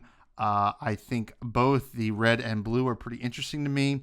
+1 counters on these auras is so important for Enigma. And we'll see it with I wish the stupid weapon was a mystic card, so we read it already. But we're already on the train, and all aboard. We'll get to it eventually. So I do think this is a solid fresh, right? This is like just like such a good role filler. It does exactly what the deck wants to do, and Ward 3 and 1, whatever. Just having that go again is going to be really important. Yeah, I feel I completely agree. I feel like the red in this deck is actually quite good. Again, because it generates itself a +1 counter, which is relevant to give it go again with the weapon. I think that that's like actually a really big plus on this one, because obviously with the arms, you can put a +1 counter on anything, on any aura that exists. You can just do that. That's fine. But the fact that this is contained within itself, I think, is going to be really, really relevant. You can pitch a blue, play this, and attack with it for 4 with go again. And then you also just have this in play for next turn. So it is just consistently 1 for 4 with go again until it gets dealt with, which I think is going to be really annoying to have to deal with. So yeah, I think the red is honestly like high fresh. I'm pretty in on it. The blue, I think, is also pretty good. Again, just even Kodachi like poking for 2 with go again will be really relevant too. And it's just it pitches for 3, which is going to be, again, also very good. So I like this one. I think this one's also just like Waning Vengeance, a good role filler. Yeah, it is. It is quite good. That's it for the Mystic Illusionist stuff. We'll get to more Illusionist stuff later, but you know, the thing is important to know with this is, and something that we haven't really mentioned, is that, yeah, you get to play those ward stuff, but if you want to keep it around, you're going to have to give up a lot of cards blocking on your turn. So it's this weird balance of kind of doing that. So, but the nice thing is you can pitch a blue to attack with a bunch of things, which is nice. Now, Zen, my boy Zen. Oh boy, I'm excited for Zen. Can you tell us what Zen does? Yeah, I'm pretty excited for Zen specifically. I think this is going to be the one hero that I make a CC deck for. He seems like he will be very fun. But what does he do? He's a Mystic Ninja hero. Comes in both flavors. In that he is both young and old. And now that I've referred to it as flavors, I don't feel too good about that anymore. Comes in both varieties. Mm-hmm. Yep. But yeah, so adult is 40 life. Young is 20 life. Once per turn instant for 3 chi. So for one inner chi, create a Crouching Tiger in your hand. Then search your deck for a card with combo, banish it, then shuffle. You may play it this turn. This is why I'm so excited about this deck. He obviously, just you can tell from his from just that line of text, he cares about Crouching Tigers. That's like the main thing that he wants to do. Is attack you with Crouching Tigers, and then also search for cards with combo. So very similar to Katsu, except also more sort of streamlined to, I want things that interact with Crouching Tigers. And very specifically, there's a card called Tiger Swipe, which is a card with combo that cares about Crouching Tigers, and I'm excited to search for it. I am a big fan. I am really excited for this guy. I don't think he's going to be nearly as good as New or Enigma, just like full disclosure right off the hop, but I do think he's going to be really fun, and to me that's more important. So I'm pretty high on Zen. I think the highest I can go though is like maybe mid fresh. The deck looks like it needs a lot of things to sort of go right for it to do cool stuff, but I think that he will be extremely fun. Yeah, so Zen is awesome, and you know, it clearly has the least text, right? Mm-hmm. But it is a powerful effect, and now you might be thinking, well, like, that's doing what Katsu does kind of for free. But you know what? The Crouching Tiger matters. This was an existing kind of archetype that we already had. I mean, if we can go back in time to talk to Dynasty reviewing Bill and Tommy, God, we'd be like, well, no, trust the process is coming. This is a really cool hero, and I actually don't think Zen is worse than the other two. And this might be me being, playing devil's advocate here. Full disclosure. But the cool thing about Zen is, and from what I've seen from the cards, and we're going to see them as well, is I think that Zen is going to have the most variation, and he's going to be the toughest to play against, right? Because it says combo, and you don't necessarily have to go get stuff that cares about Crouching Tigers on the combo line. There's a lot of cool combo stuff that was never really playable in Katsu or Phi that might see the light of day here, which is really, really neat. And also there's some really cool defensive stuff going on with Zen that I'm very excited about, but super excited for this Baldy. And let's see, what he has to offer. My arguably this is might be my favorite card in the set. 12 Petal Kasaya or Kasaya. I'm not sure how you pronounce it. I love it anyway, folks. It is the Mystic Ninja Equipment chess piece. It blocks for 2, and it says, whenever you transcend, you may gain a resource. Okay, I'm in with that. And then it also has instant, pay 3 resources, destroy this, create a Zen State token. What's a Zen State token? So if anybody knows what that is, I think it's from Crucible of War. And while it's on the field, and it gets like a counter at the beginning of your turn, I think you remove a counter. So while it's in the arena, it prevents 1 damage of every source. So here's the official text. So Zen State is a ninja token aura. This enters the arena with a balance counter. At the beginning of your action phase, destroy this unless you remove a balance counter from it. If you would be dealt damage, prevent 1 of that damage. Yeah. For those of you who are just listening, my head's exploding. There have been a few instances of being able to create Zen State tokens. Very few, actually. There's Find Center, which was the original one from Crucible of War, that requires you to go through 3 different combo cards, including itself, and it has to hit. It makes itself a little bit more evasive. It makes it easier to hit, but it's still pretty difficult. The payoff, to me, has always been worth it. If you're able to get the Zen State in play, it prevents so much damage, and it makes your opponent's life so much more difficult. Then they sort of did a defensive combo with Zen State with Wax On, Wax Off, which is significantly worse, but only 2 steps.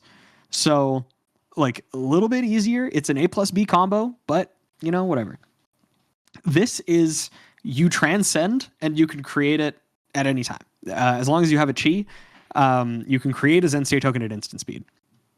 The craziest thing to me about Zen State tokens is also that they stick around for 2 turns, because you remove the balance counter and then it stays around, and then you go to your next beginning of your action phase, you can't remove the counter and it goes away. This card is bonkers, bananas, insane. It invalidates Viserai as a matchup, just like full, like especially OTK Viserai. I don't think they can beat this card. Like this one card, Viserai cannot beat. You just you do all of the stuff that you're normally doing, and you just keep an inner chi in your hand for when they try to attack you, and you go, okay, create a Zen State token. Now all of your rune chants do 0 damage. It's so cool. Cool. Fun game. Yeah. I mean, this is such a cool card. I didn't even mention it has Blade Break. So it does still block 2, in the matchups that don't care about the Zen State token, or if you're like desperate, you need to block. This card has so much going for it. And I don't even know how to scratch the surface with the gain a resource when you transcend. There's going to be ways to kind of create that, because that turns your transcending into a create 4 resources in a way, which is pretty insane. So, that turns sometimes, because the transcend cards we'll see in a majority of them aren't like great on their own, but like with a little bit of help, if they're helped on their way, you're cooking with gas. I love 12 Petal Kasaya. This is such a cool card. Love the art too. I mean, it's just so beautiful. But this is fresh to death for me. Yeah, I'm right there with you. It is it's crazy good. And like you were saying, the fact that you could make this deck a little bit more modular as well. You're not always searching for Tiger Swipe. If you're searching for another combo card, then this gives you it gives you the ability to activate Zen, and then you have 1 additional resource to play the combo card that you searched for. It just makes things so easy. And then the art is phenomenal. Again, just ridiculous. Shout out Billy Christian, big fan of your work. He also did Singularity, I believe. Or at the very least, he did Mekhlavasen. But yeah, he just does good stuff. Did good stuff here. This card's crazy. It's phenomenal. I have always been a proponent of Zen State tokens are too strong. Oh, we're gonna see it in action soon. Oh yeah, we're gonna see. This is the easiest way to get a Zen State token thus far. This is like so easy to do this. Buy your was it wax off? Buy your wax off now, folks. This I don't know. I mean, it's just another Zen State. But yeah. I guess you can search for wax on. Was that no? That one wasn't a combo card. Was no, it? Yeah, neither of them were combo cards, unfortunately.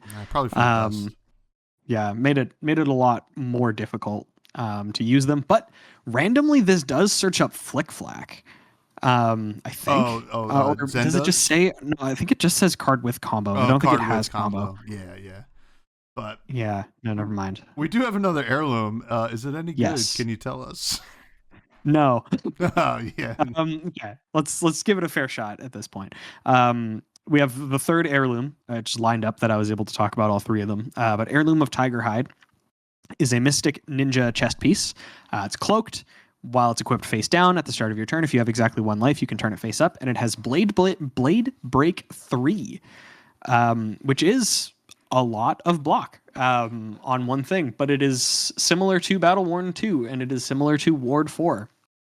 And again, the activation requirement of being at one life, I just don't think is going to really happen outside of limited, especially like if your opponent has a cloaked chest piece.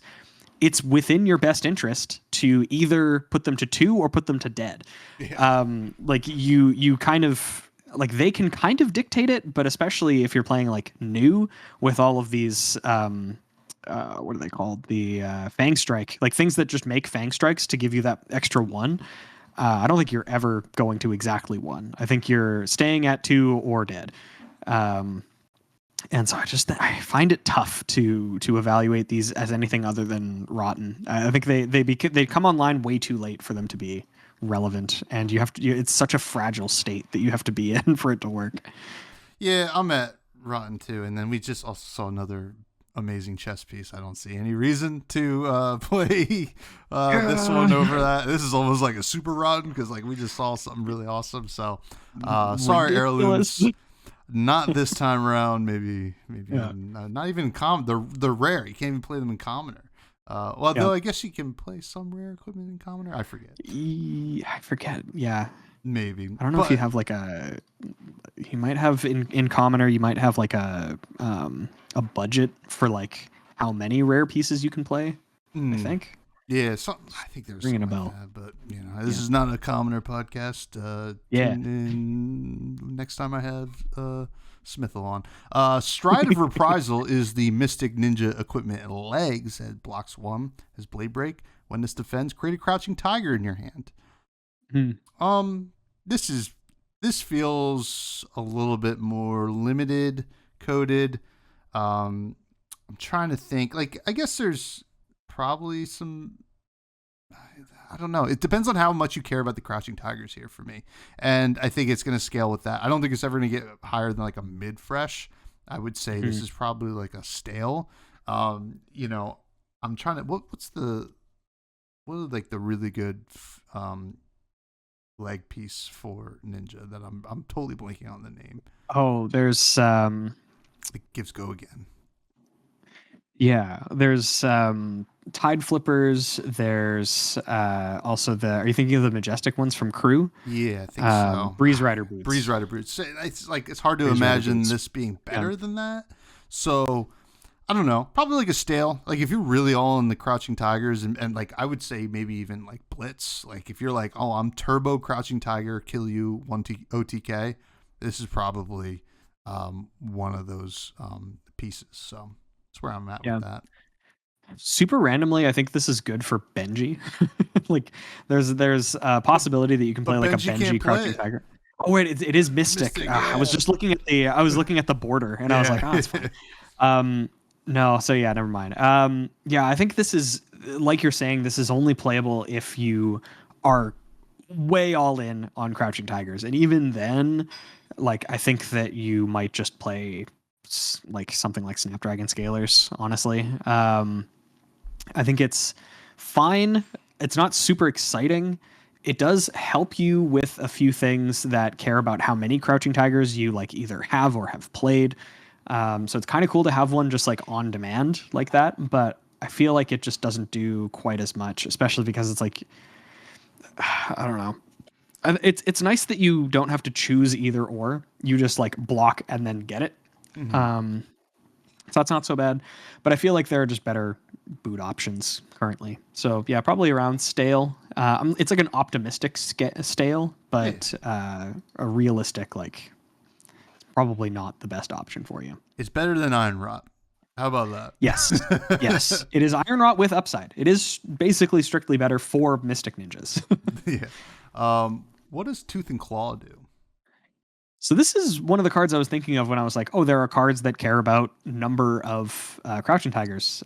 This is like probably the poster child of cares about Crouching Tigers. It is a Mystic Ninja attack action. It's a Majestic that it only comes in red, costs 0, and blocks for 3.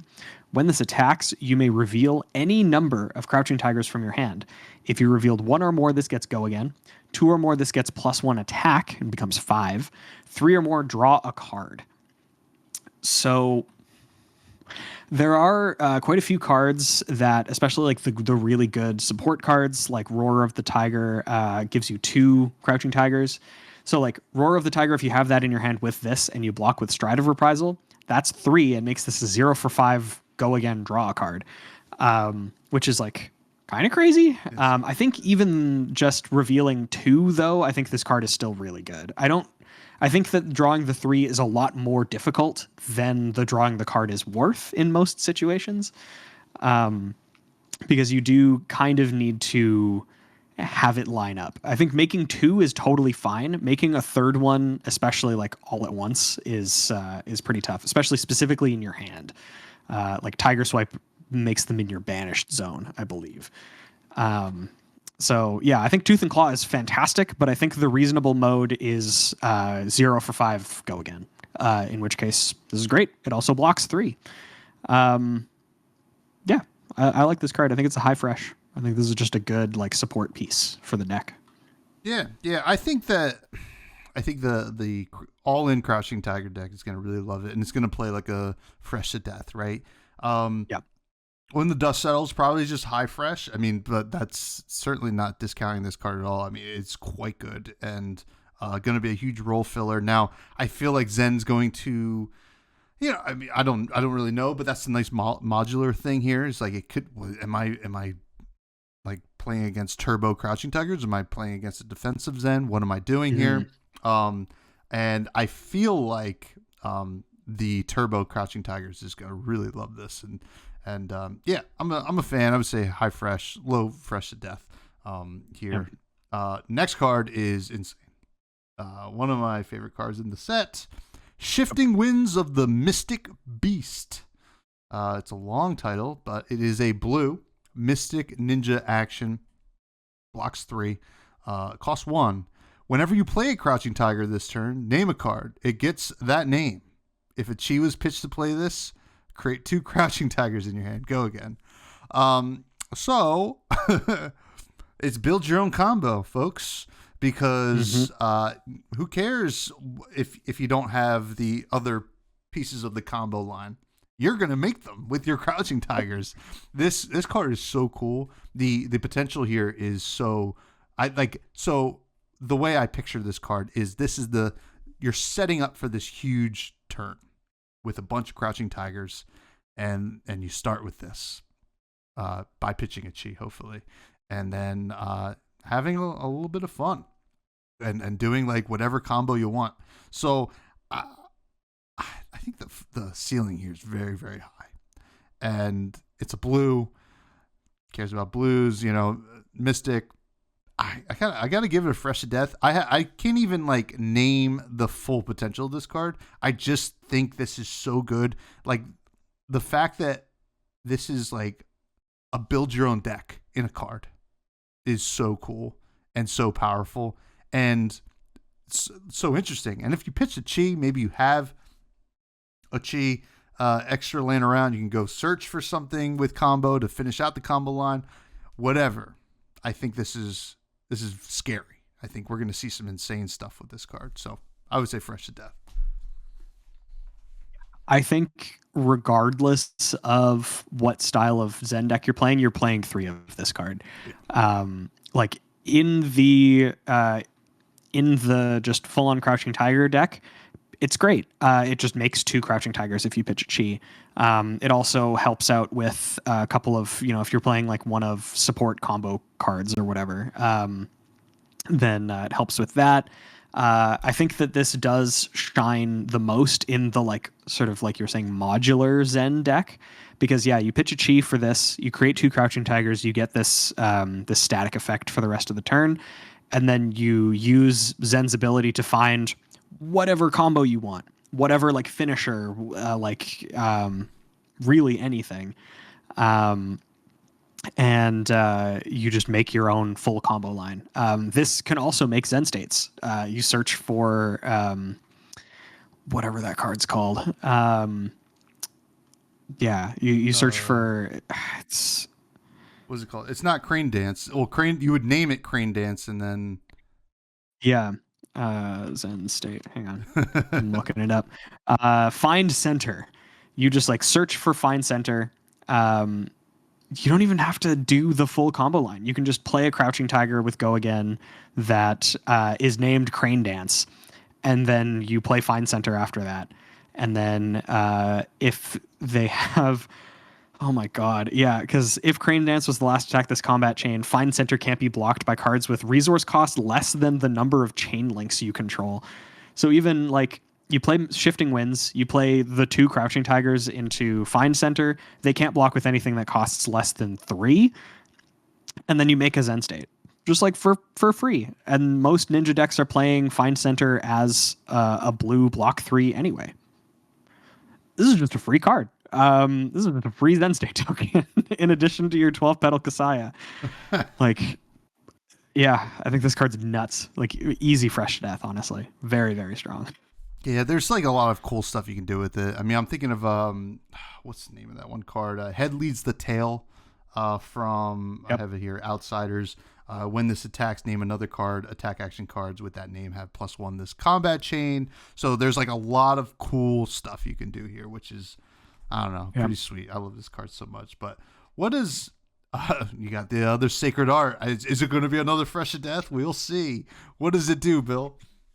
So next up, we have the 3rd Sacred Art, the Jade Tiger Domain. This is another blue Mystic Ninja instant. I guess another blue Mystic instant is what I meant to say. This is the Ninja one. It's legendary in keyword, but not in rarity. And it is going to be an absolute shoe-in for Zen. It costs 3. If you've played another blue card this turn, you get to choose all 3. Otherwise, you choose 1. And the modes are... Create 2 Crouching Tigers in your hand. Your Crouching Tigers get +1 attack this turn, or Transcend. Crazy. Very good. Extremely good. It is just another Art of War style effect. Art of War, Head Leads the Tail, Roar of the Tiger, that sort of thing. That also creates 2, and then also gives you the ability to activate Zen's hero ability to search for a card with combo and get a 3rd Crouching Tiger. So for me, the obvious use case for this is to get Tiger Swipe, because then you attack with 3 of your Crouching Tigers that all just inherently get +1 outside of any other Crouching Tiger effect that you may have, any other buff effect you might have. You attack with all of them, then you Tiger Swipe, and then it makes, at the very bare minimum, another 3 Crouching Tigers that all come in again. So yeah, I think that's phenomenal. I think that's very good. Yeah. Instant shoe-in for the deck. I think it's possible though that there's a Zen deck that doesn't use this card if you're not in on like specifically the Crouching Tiger strategy. But at the same time, I think it's so self-contained that it's just like fine. I think even if you're not all in on Crouching Tigers, this card is still just good. Yeah, I think it's like another easy Fresh to Death. I think it's like a high Fresh to Death in the specific Crouching Tiger strategies, and maybe like mid to low Fresh to Death in the more modular, less Crouching Tiger centered strategies. Yeah, this is a fresh death. Obviously, these sacred arts are insane. The the ceiling is incredibly high, and the floor is still incredibly high. It's just at a minimum you get your chi, and you can start doing that, and then you just like on top of that, if you've played another blue card that turn, you get to just attack for like Kodachis, basically, right? You know, you get your crouching tigers, and you go 1-1. So I think it's just a fresh to death. I mean, maybe the playing the blue is going to be a little bit tougher in this deck, but I don't know. I doubt it. You're going to build it so that you can play the blues. So super cool card. And I saw the Marvel of this on Twitter. Insane looking. I would never play with it in my deck because, you know, I'm these man hands just mash my cards together. But it'd be really cool to look at. Next we have, another chakra. It's the Wind Chakra, and it costs 0. It's a Mystic Ninja action. Blocks 3. The next Crouching Tiger you play this turn gets +3. If you've transcended this turn, instead it gets +5, and then it's +2 and 4, +1 and 3. I don't know. Maybe the blue if you're on Kodachis, maybe actually, which is kind of funny to think about. I am not entirely sold on this card. I don't know. Like we said with the other chakras, it's just tough to line up, right? With your transcend, and that's pretty much it there. So, what about you? Yeah, like a 0 for 5 is a really good rate, but I feel like the way to properly sort of interpret these is to just kind of forget about the if you've transcended line. Like, I think for these, you can probably just disregard the if you've transcended line. Like, I don't think it's impossible that it'll line up, but I feel like it won't happen consistently enough for you to build your deck around that strategy. So, like, this is a 0 for 3 at the red, which is like not great. A 0 for 5, I think, is good. But you kind of have to jump through again, like such a weird hoop to get this to work properly. It might be worth just having that 0 for 5, and the fact that you can get it off of, like, you can get a Crouching Tiger off of Zen's ability. If you're activating Zen's ability, you've likely transcended that turn, so maybe it works out, but I don't know. Like, I do like the fact that it's free, but I just don't think that it's anything more than like a 0 for +3, which it feels like you can do something more impactful in this deck. So yeah, I'm pretty low on this. Again, probably like low stale, high rotten, if that. I'm like maybe a little bit higher on this one. I don't have a full reasoning as to why, but Yeah, I mean, I guess just like because the Crouching Tigers on their own need a little help, but even then, it's just like you do have to create the Crouching Tiger. You don't just get them, so you got to be doing other stuff. If this like also made a Crouching Tiger, I think it'd be pretty cool. Oh, but yeah, that would be so good. Now, what is even if it was like on the Transcend, it would be cool. But anyway, yeah, that's true. That'd be cool if that was on a equipment, right? Like the way we get a resource on the Kasaya when you transcend, get a Crouching Tiger. Now, what does the Companion of the Claw do? So Companion of the Claw is really cool art. I really like this art as well, actually. Just really evocative of something like Udyr from League of Legends, if anybody knows what that is. But Companion of the Claw is another Mystic Ninja attack action. These are commons and rainbow cycles, so it comes in all 3 colors. Costs 2, blocks for 2. And then when this attacks, if you've pitched a blue card this turn, create a Crouching Tiger in your hand, and then this inherently has go again. So consistent way to get a Crouching Tiger, but the rate is pretty low, all things considered. Like, it's a 2 for 4 at best that blocks for 2 in a defensive situation. Like, it is a 2 for 4 with go again that gives you sort of like the relevant set mechanic card, but it feels like you have better uses of your time. I don't think you're hurting for Crouching Tigers quite this much to need like not even a 2 for 5. If it was something like a surging strike or whatever, I could see it, but I think 2 for 4 is just too low. I'm pretty low on this one. I think there's better support. It's probably like a stale. Useful for limited.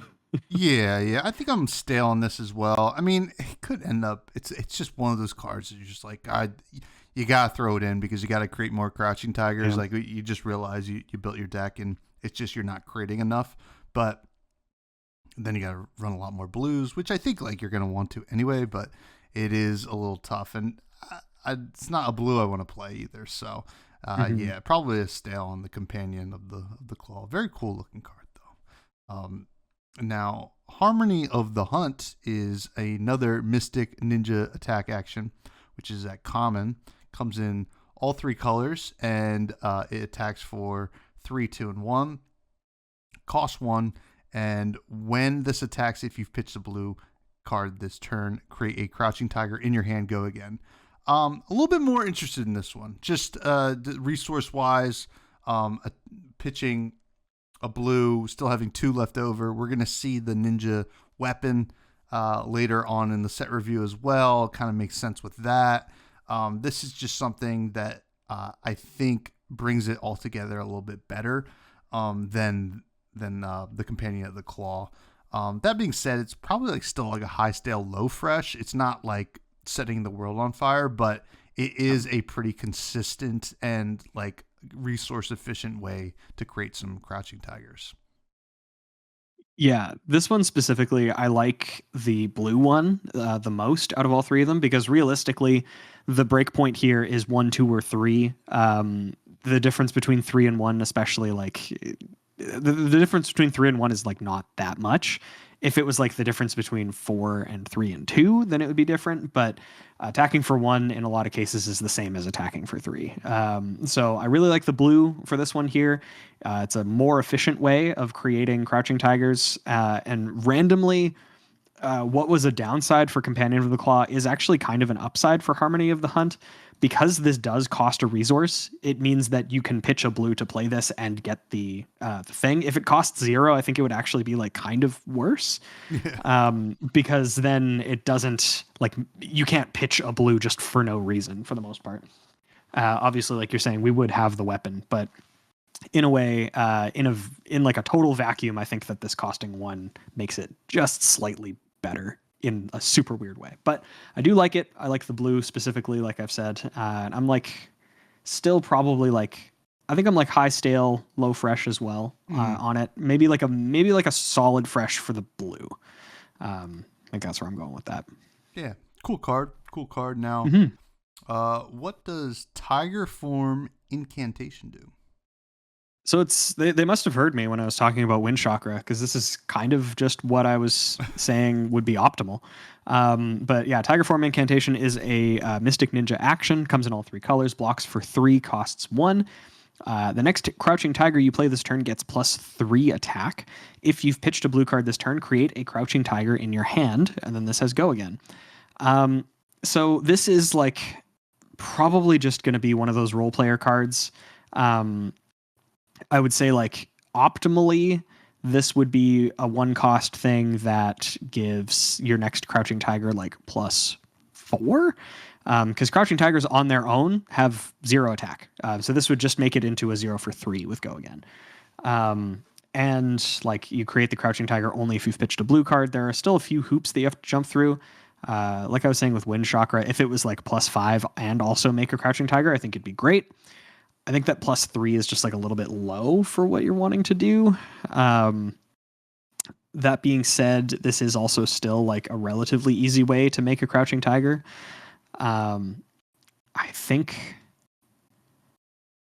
it might be, it's like almost the same card as Harmony of the Hunt. This is like actually the same card. It just blocks for 1 more. Yeah, I don't know. I'm kind of into the blue one again. I think I'm around the same though. I'm like high stale, low fresh for this one. It is really weird how this is like the same card. Yeah. It's I think just because it blocks, and you know it and also like Crouching Tigers has like more more to do with other cards going on in the deck. And this reminds me a lot of, I'm forgetting the name of it, the Uprising card that would return a Phoenix Flame from your graveyard to the hand, and the next attack got plus whatever. Oh, Rise from the Ashes. Yeah, yeah. So like, Yeah. which on its face, maybe I don't even remember what we gave it, but like on its face, we're like, oh, this is like seems like a pretty decent card, but like ends up actually being quite the role filler in Fi, where I could see something like Tiger Form Incantation fulfilling a similar role here, just because, you know, the Crouching Tiger means a lot, and, you know, extra chain links, yada, yada, yada. So I like it probably like a low fresh, high stale, but I wouldn't be surprised if we saw like the blue just be like the blue, like, like at common for this deck now. All right. Well, we are about to get into some Mystic stuff, like Mystic only, just the talent, folks. And the first one's a humdinger. What does Traverse the Universe do? First one is a doozy. Traverse the Universe is the legendary Mystic headpiece. The Mystic equipment head. It has Blade Break 2, as well as when this defends, search your deck for an inner chi, reveal it, put it into your hand, then shuffle. Any deck that wants to see inner chi, this is phenomenal. This is like, it's a block 2 that also tutors you a thing that allows you to use your hero ability, which, as we've sort of mentioned, and with a couple of the cards that care about if you've pitched a chi this turn, those are quite good. Or like if you pitch a chi to play it or whatever. But like at its base, this is kind of just a Crown of Providence that is card advantage for a good card in your deck. The downside is that you can't necessarily do it like early in the game, like turn 1, turn 2. This is like probably not online. It doesn't get you the card, whereas with Crown of Providence you would. But I think the upside of this getting a specific card from your deck while also blocking 2 is kind of nuts, kind of ridiculous. I think that any of these 3 heroes that will care very deeply about their hero ability will be playing this headpiece. And I don't think it's particularly close. So I think this is like pretty, if this isn't fresh to death for Mystic stuff, I don't know what is.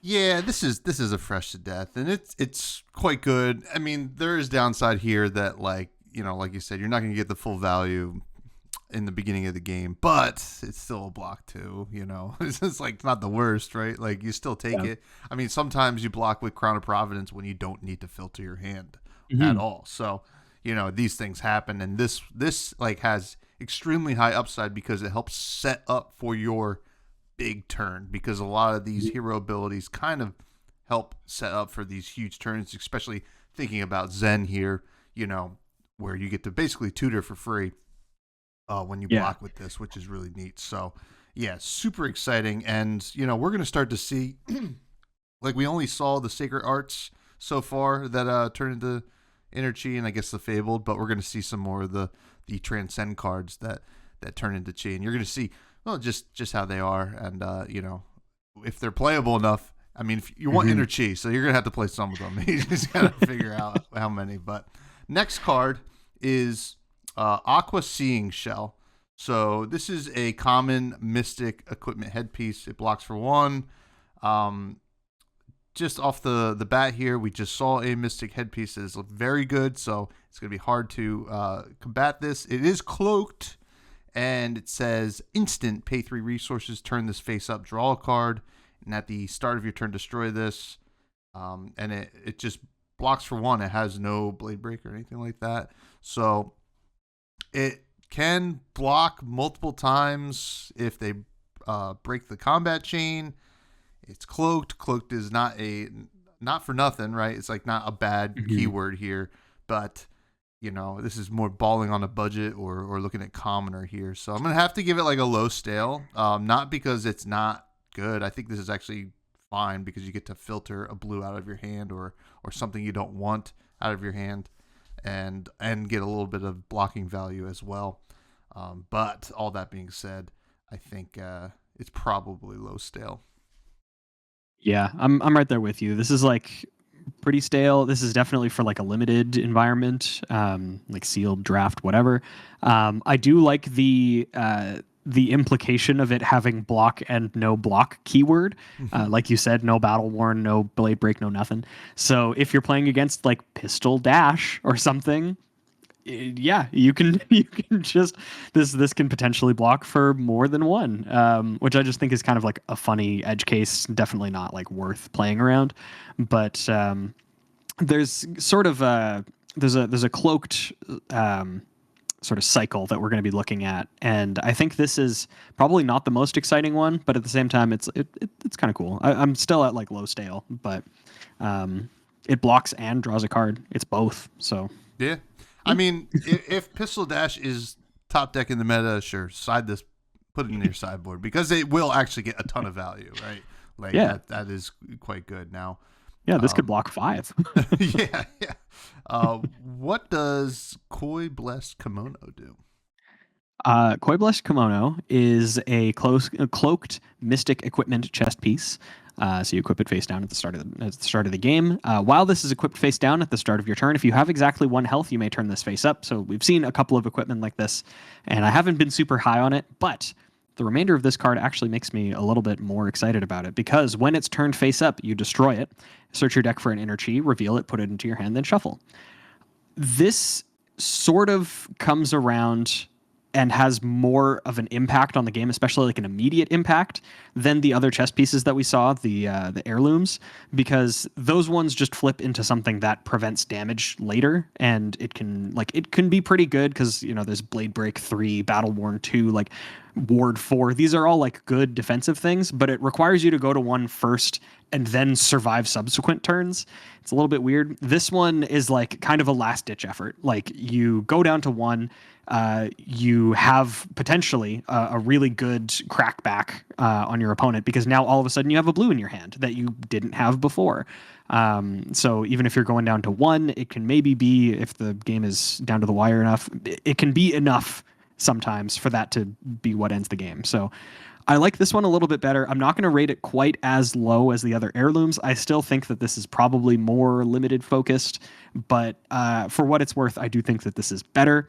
I'm going to go like low stale, where the other ones were solid rotten. So yeah. The theme here of trying to flip at 1 life is still going to be very, very hard. I mean, sure, we all have stories of when we stabilized at 1 or something like that, but you don't want to be stabilizing at 1. You want to be winning, somewhat handedly, right? So I'm low stale on this, but it is a decent effect, right? Like getting your inner chi is very powerful, as we saw with Traverse the Universe. So it's not for nothing, but yeah, still not high on these 1 life cards. Now the next card is Waves of Aquamarine.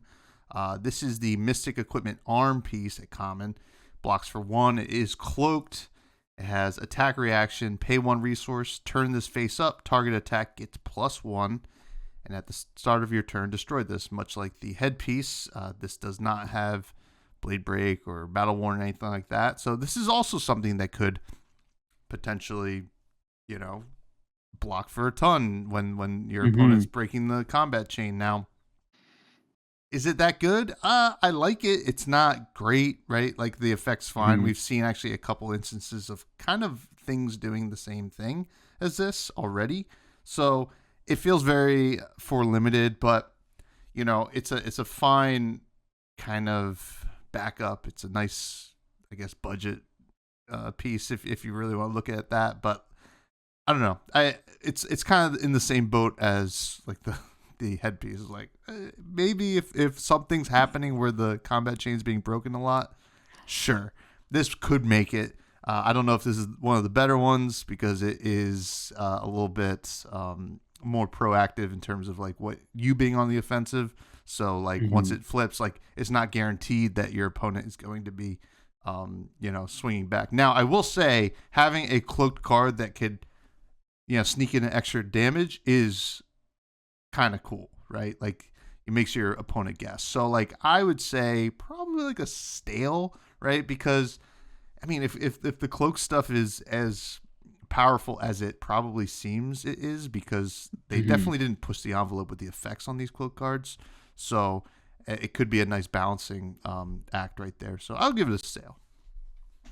Yeah, I'm right there with you. The cool thing about Cloaked is that the existence of these cards then means that if you have a Cloaked arms piece, it could be anything. So it could be a Breaking Scales. It could be, I think so far, all of them are kind of reminiscent of Breaking Scales for the arms. But they all do have different limitations. Like the one that immediately comes to mind is the Illusionist one that gives you a +1 counter on an aura with Ward. So it's not exactly like +1 attack, but it kind of works like +1 attack sometimes. So there's a little bit of mind games there. I think that this one is like fine.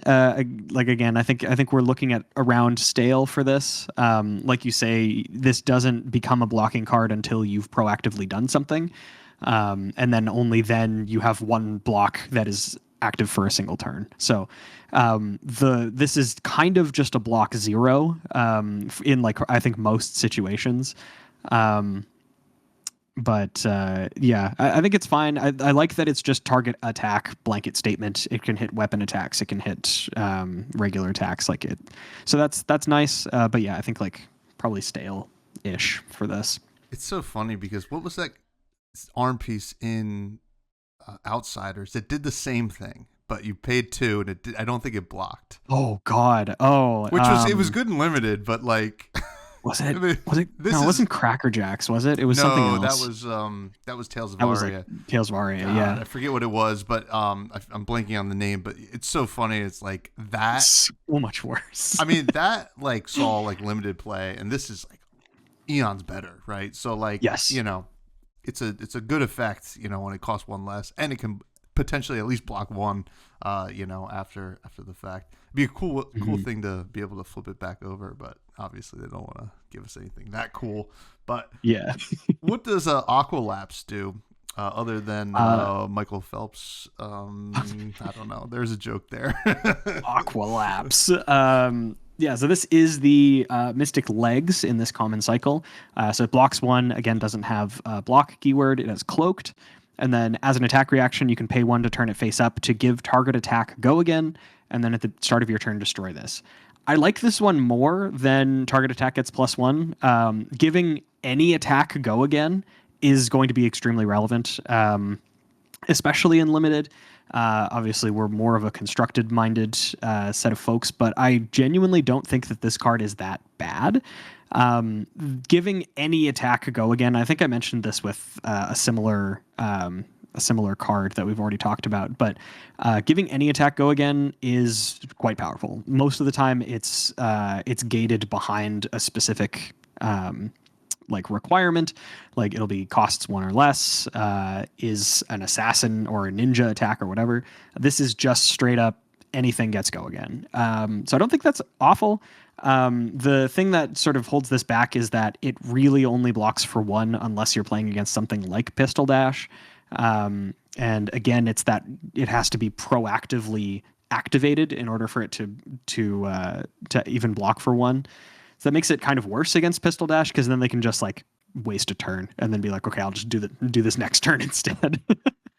But yeah, I think I'm probably around stale for this, but I actually do think the effect is good. I think I'm gonna go like this one's a solid mid stale. Okay. I'm a little bit higher on it. I'm closer to like a low fresh here, and that's because the worst thing about this card is that it is Mystic talent, right? Because I think if this was a generic, this would be maybe one of the better. I think you would see this over Snapdragons a lot of the time, because this targets any attack, first of all, and you still do get a block. I would gladly pay 1 resource on my Snapdragon scalers if it meant that I could block 1 and target anything, and have your opponent not really know what's going on. So, it's easy to forget about a Snapdragons when you can't see it, right? So I like this a lot. The only thing that it has going against it is only Mystic heroes can play it, and I don't know if they necessarily need it, right? That's the only thing. So because Assassin has probably better options at feet. At feet, legs. I mean, sorry, folks. They got better toes. Yeah, better toes. And honestly, Enigma doesn't seem like she needs it as much. And Zen, Ninja is going again a lot already. But I think the power level is here, and I think that it could end up, kind of sneaking into more rogue builds of these decks, like things that are not relying on inherent go again. So I do like this card. I wish it was generic, but that'd probably be too good. I think it definitely would be.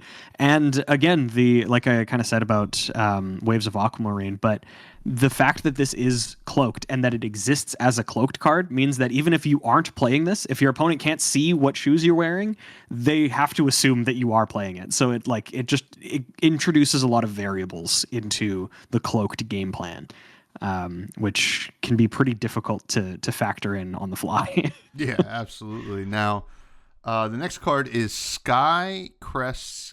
Oh man, Kiyokoi. I believe Keikoi. Keikoi. This is another cloaked Mystic Equipment headpiece. Has no block value. It has instant destroy this, prevent the next 1 damage that would be dealt to you this turn. Activate this ability only while this is face down. Now, I kind of like this, right? Looking at it like a little bit better of a Spellfray helmet, I guess, or something like that, where your opponent doesn't know what's going on. That being said, it's probably like a high stale. I don't know if it's going to really make the cut in a lot of classic constructed decks, just because there's better options. But it is certainly not a bad piece of equipment here. So I like it, but it's just it's a contested spot. Yeah, headpiece specifically is going to be pretty tough to break into, especially with all the stuff that we've seen just in this set.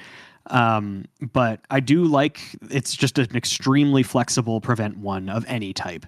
So that is like definitely relevant. It's good against sort of split damage strategies. It functions kind of as Spell Void, but also it can be Blade Break 1 in situations where you really need it. I think that this is like pretty okay, but it's definitely like the token. I guess they're not tokens; they're common, but like the common cycle of like prevent 1 equipment, which we see pretty much all the time. But I think that these are a fine addition to that tradition. Yeah, and this one's free. Like oftentimes you have to pay some resources for this. So they're it's pretty nice to and especially again, it's cloaked, so your opponent just kind of sometimes has to assume that you have this. And even if it's not that valuable, if your face down equipment could be 4 or 5 different things and they have to assume basically that you're playing all of them, that can get pretty overwhelming, I think. Yeah. My strategy in that situation would be pretend like they don't have any headpiece, because I don't want to think about what they possibly could have. Yeah, that's a time-honored tradition called make them have it. Yeah. So the next couple? They're all the same. So we actually all the Keikois are the same effect on all the different pieces. It pretty much applies to all the same rating, right? Like, so kind of like this kind of mid stale. There's probably better options here, but totally serviceable if you're on a budget or anything like that. But the names of them are Skybody Keikoi or Keikoi, Skyhold Keikoi, which is the arms, and then Skywalker Keikoi, which is the legs. All really cool stuff. But that's it for the cloak stuff for now. What does this beautiful card do that we're looking at now? We're next? Getting into the crazy ones. So these are the majestic mystic cards. The Mystic Majestics. And the first one we have is Attune with Cosmic Vibrations. Shout out Carlos Cruchaga, huge fan of your work. You continuously hit it out of the park, and this is not an exception. This is a Mystic attack action. It pitches for 3, so it's a blue, costs 0, attacks for 2, and blocks for 2.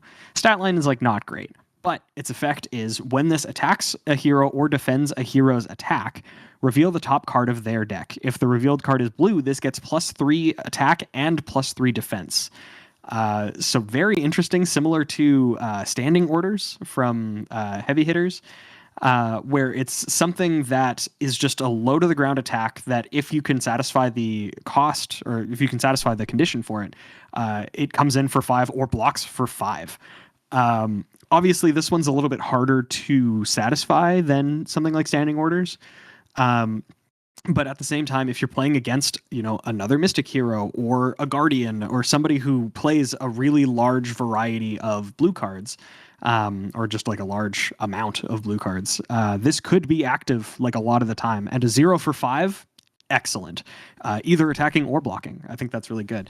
So I think this is probably more of a sideboard card and like meta dependent. But if you're able to activate this, it's extremely good. So I would probably give this somewhere along the lines of like, I think this is a sideboard like fresh, because it's just a really efficient card in whatever deck that you can fit it into. But again, based on meta, you can't just jam this into any matchup because it probably won't go off all the time. Yeah. I mean, the coolest thing about this is like not only is a 0 for 5 really good, it's a 0 for 5 blue, which is also like just so above rate. And we're gonna find, I think all the Mystic cards are blue, if I'm not mistaken, unless some snuck in there that I don't know about. But we're not used to, like, when we did Uprising, we saw those Draconic cards and they were all reds. And I was like, all right, this is a stat line we're just like familiar with. Like 0 for 4 red is, that's awesome. Now we have to look at like blues and like think about, is that the rate or not? And I think 0 for 5 blue is insane. I mean, there's no doubt about that. 0 for 2, not the best, but it is a blue. And if you're blocking with this, I don't know. I mean, like, we block with 2 blocks all the time in this game still. And the off chance that, especially like later in the game when, maybe we've hit second cycle, there's always going to be more blues. Yeah. This might block for 5 a lot more often than you'd think. So I'm at like a solid fresh. I don't think it's changing the world, but I think the certain Mystic heroes are going to enjoy it. But super Definitely. cool card. And yeah, Carlos Cruchaga, my God, just the best. The next card though is another doozy, Cosmic Awakening. This is another blue Mystic attack action card. It costs 9, folks. Woo. It blocks for 3 and it has an attack value of star. What is the star? If 1 chi was pitched to play this, Cosmic Awakening's attack is 10. If 2 chi, it will be 15. If 3 chi, it will be 20. So, people are pretty hype on this card. I think for good reason, because it's just great numbers. It's you just do 1 chi. Big number. Yeah, 1 chi. You're like, okay, this is like a 9 cost 10 in a deck full of blues. Shouldn't be that hard to do. 2 chi. You're like, okay, 15. That's more attack than most hands block for. And then once you're at 20, you're like, okay, 4 card 20 is pretty good, right? So. And it still blocks, which I think is nice. I think this card is good. I think it is a little bit of a trap. Not a trap. I won't say a trap. I don't want to say that, because it is very cool. And I think you can just block with this, and it is a blue. So all that being said, I think it's like a solid fresh. I don't think it's fresh to death because like you got to wait till the end of the game. Not end of the game, but later in the game to get your chi, to be able to do this. But that being said, you throw one in the arsenal and you wait a little bit, you can definitely finish out games with Cosmic Awakening. So solid fresh, maybe a high fresh, but this card is pretty incredible to look at too. Yeah. Just beautiful. Yeah, this is a Bill card. This is a card that this is the type of stuff that I love to see in the game. Because yeah, like you're saying, I think that this card, especially with it being a blue, is very uniquely positioned to be a game ender. Like you just spend the first however long of the game, you use it as just pitch. You get to your second cycle once you've started getting some cheese into your deck, and even if you only pitch two, that's still like a 15. That is still like a guardian, like a good guardian turn. And then if you get the 20, that's almost blackjack. Yeah. But yeah, like I think a reasonable way to like evaluate this in most cases, I feel like this could be just a 3-card 15, and that can be pretty devastating for a lot of decks, especially like you throw this at your opponent and it's pretty late in the game. If you've gotten them down to like a low enough life total, even if they full block with their entire hand, they'll still take 3 on like most situations. Like even with some of the cards that we've seen that don't block, like sometimes it'll be more than that. But yeah, I really like this card. I have a lot, like a spot deep down in my heart for cards like this. So I'm gonna go like high fresh. I really like this. Oh, yeah, Big number. it's super cool, and it is good to see cards like this in the game. Now, Yeah. what does talk about a Bill card followed by a Tommy card? What does Levels of Enlightenment do? I just before we even get into this, I love the fact that they keep like throwing back to cards that they've already made. So Levels of Enlightenment, Enlighten Strike is basically what this is referencing. But it is a blue Mystic attack action. It costs 1, attacks for 3, and blocks for 3. And then when it attacks, you choose 1 for each blue card you've pitched this turn. So it has 3 modes. You can choose up to 3 if you've pitched 3 cards, 3 blue cards specifically, and they are draw a card. This gets +2, and this gets go again. This card's good. Yeah. This card is good. It's at its bare minimum. It's like a 1 for 5, or it's 1 for 3 draw a card, or 1 for 3 with go again. The fact that it's that flexible and blocks for 3 and gets better if you do this as like your second or your third thing in a turn, this is great.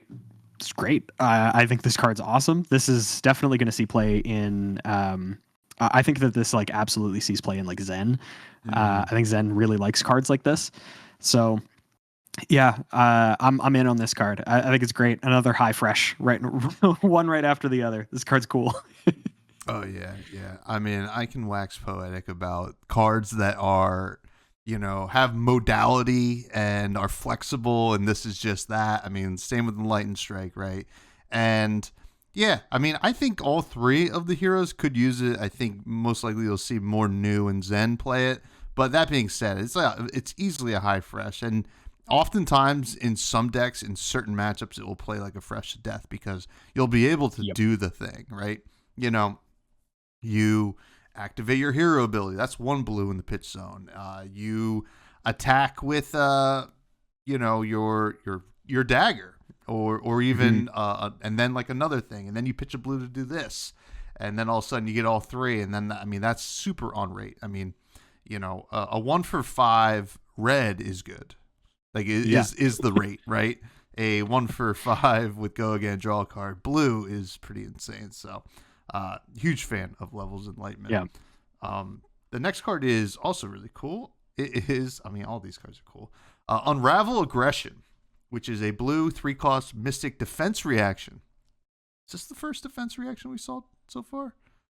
I think so. They haven't been printing quite as many defense reactions. I'm just trying to recall. Most of them are instants. Like all of the all of the illusionist ones were instants. All of the assassin ones were attack reactions. Yeah. like every single card in the assassin category, Mystic Assassin at least, is an attack reaction. So I think this is the first defense reaction.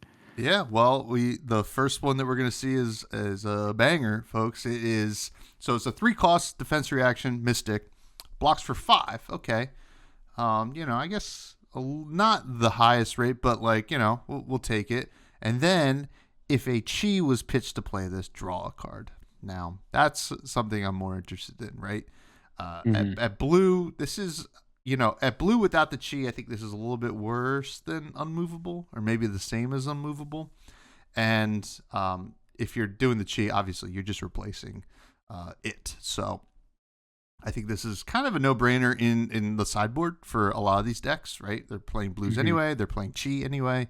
And I think, they're going to be happy with it in the sideboard, right? You don't bring this in against everything, but the things that you do, it's going to perform very well. So I have to give it like a sideboard, maybe fresh, high fresh. Yeah, I'm right there too. I think that comparing it to Unmovable is actually like really accurate. I think that Unmovable is better than this if you're not triggering either of their effects, because at least with Unmovable, the only thing you have to wait on is putting it into your arsenal and then defending with it, and you can do that within a turn cycle. But you're not always going to get a chi within a turn cycle unless you're like, a god gamer or whatever. If you're not Yugi Moto. But yeah, I do think that the upside, like the ceiling on this, is way higher than Unmovable, and I think that ends up skewing it quite a bit. I think that a 3-for-5 block draw card is very good, and especially with the ways to tutor up cheese. I just realized I keep saying cheese. But I'm gonna like if you block with this, yeah. But like, think about it. You block with Traverse the Universe. The defense trigger happens. You get the chi, and then you go to defense reactions, and then you pitch the chi to play this. You draw a card. Your headpiece has now drawn you a card that isn't an inner chi. Yeah, I think that's like not going to be an uncommon use case for it, especially when you have this in your hand. But the fact that you can do that off of just blocking with your hat is really cool. So yeah, I think this card's really strong. I think this is like sideboard high fresh. Really good. It's really, really cool. Now, what does Dense Blue Mist do? Dense Blue Mist, you got to trip up your opponents, and that's exactly what this does. It's a blue 1-cost Mystic instant. Attacks that target you this turn get -1. So kind of like if this round's on me, but at instant speed.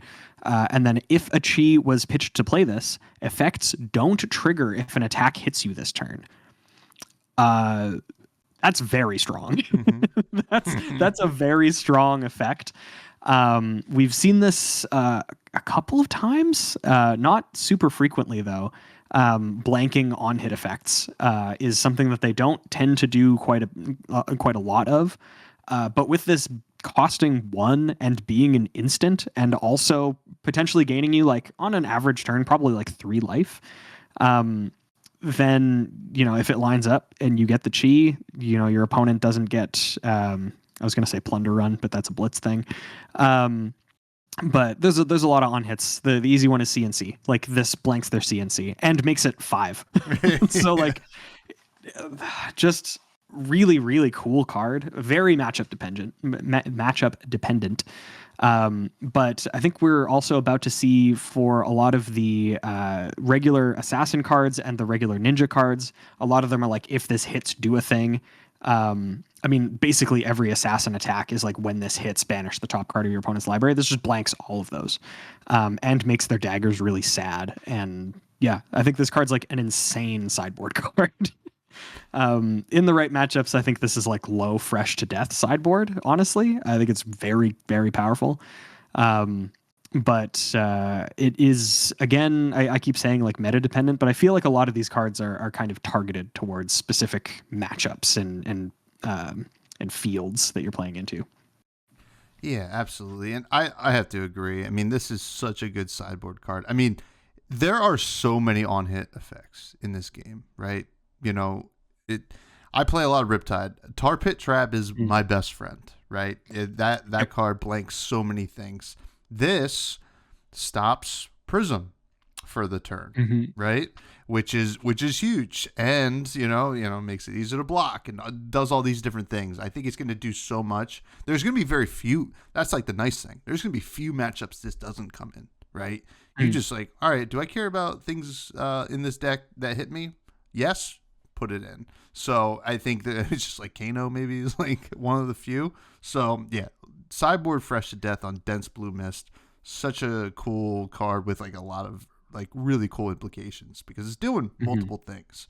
The next card is Orion of Mystic Tenets. Just call it a tome. No, it is a 4-cost blue Mystic instant that is legendary. You can only have one. Draw 2 cards. If a chi was pitched to play this, instead draw 3 cards. So on average, you are just going to be pitching 2 cards to draw 2 cards without the chi, and then if you have the chi, you can just draw 3. Now, the really cool thing here is with what is the 12 petal Kasaya, right? You transcend, get the resource, pitch that chi into this with the resource. All of a sudden, you only pitch 1 card to draw 3 cards, and then you're off to the races. I think that's really, really good. And honestly, you only play 1 of these. It's hard not to call this at least a low fresh to death because you want to play chi anyway. And I think there's a lot of ways that you can squeeze a lot of value out of this. So I'm a huge fan of this card. So I'm going to say low fresh to death.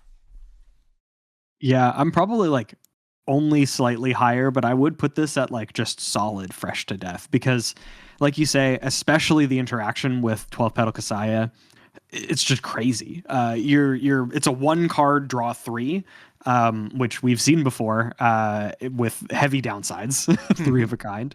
But yeah, and I don't think that that's necessarily like a super uncommon thing to happen. The biggest factor, like the biggest amount of RNG in that is just having the Orion in your hand, and that's it. So yeah, I think this card is really strong. I think it's probably really good that it's legendary because having to face down 3 of these would be pretty miserable. Especially like, again, with 12 petal Kasaya, it's just whenever you transcend. So if you drew into like another Orion and then like a transcend instant, you just like do it again. Yeah, it'd be too You just draw another 3 cards.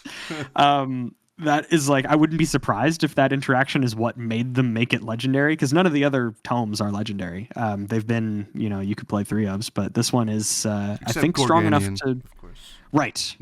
Gorganian tome is legendary for very good reason. Yeah. God, imagine drawing 6 in the end game.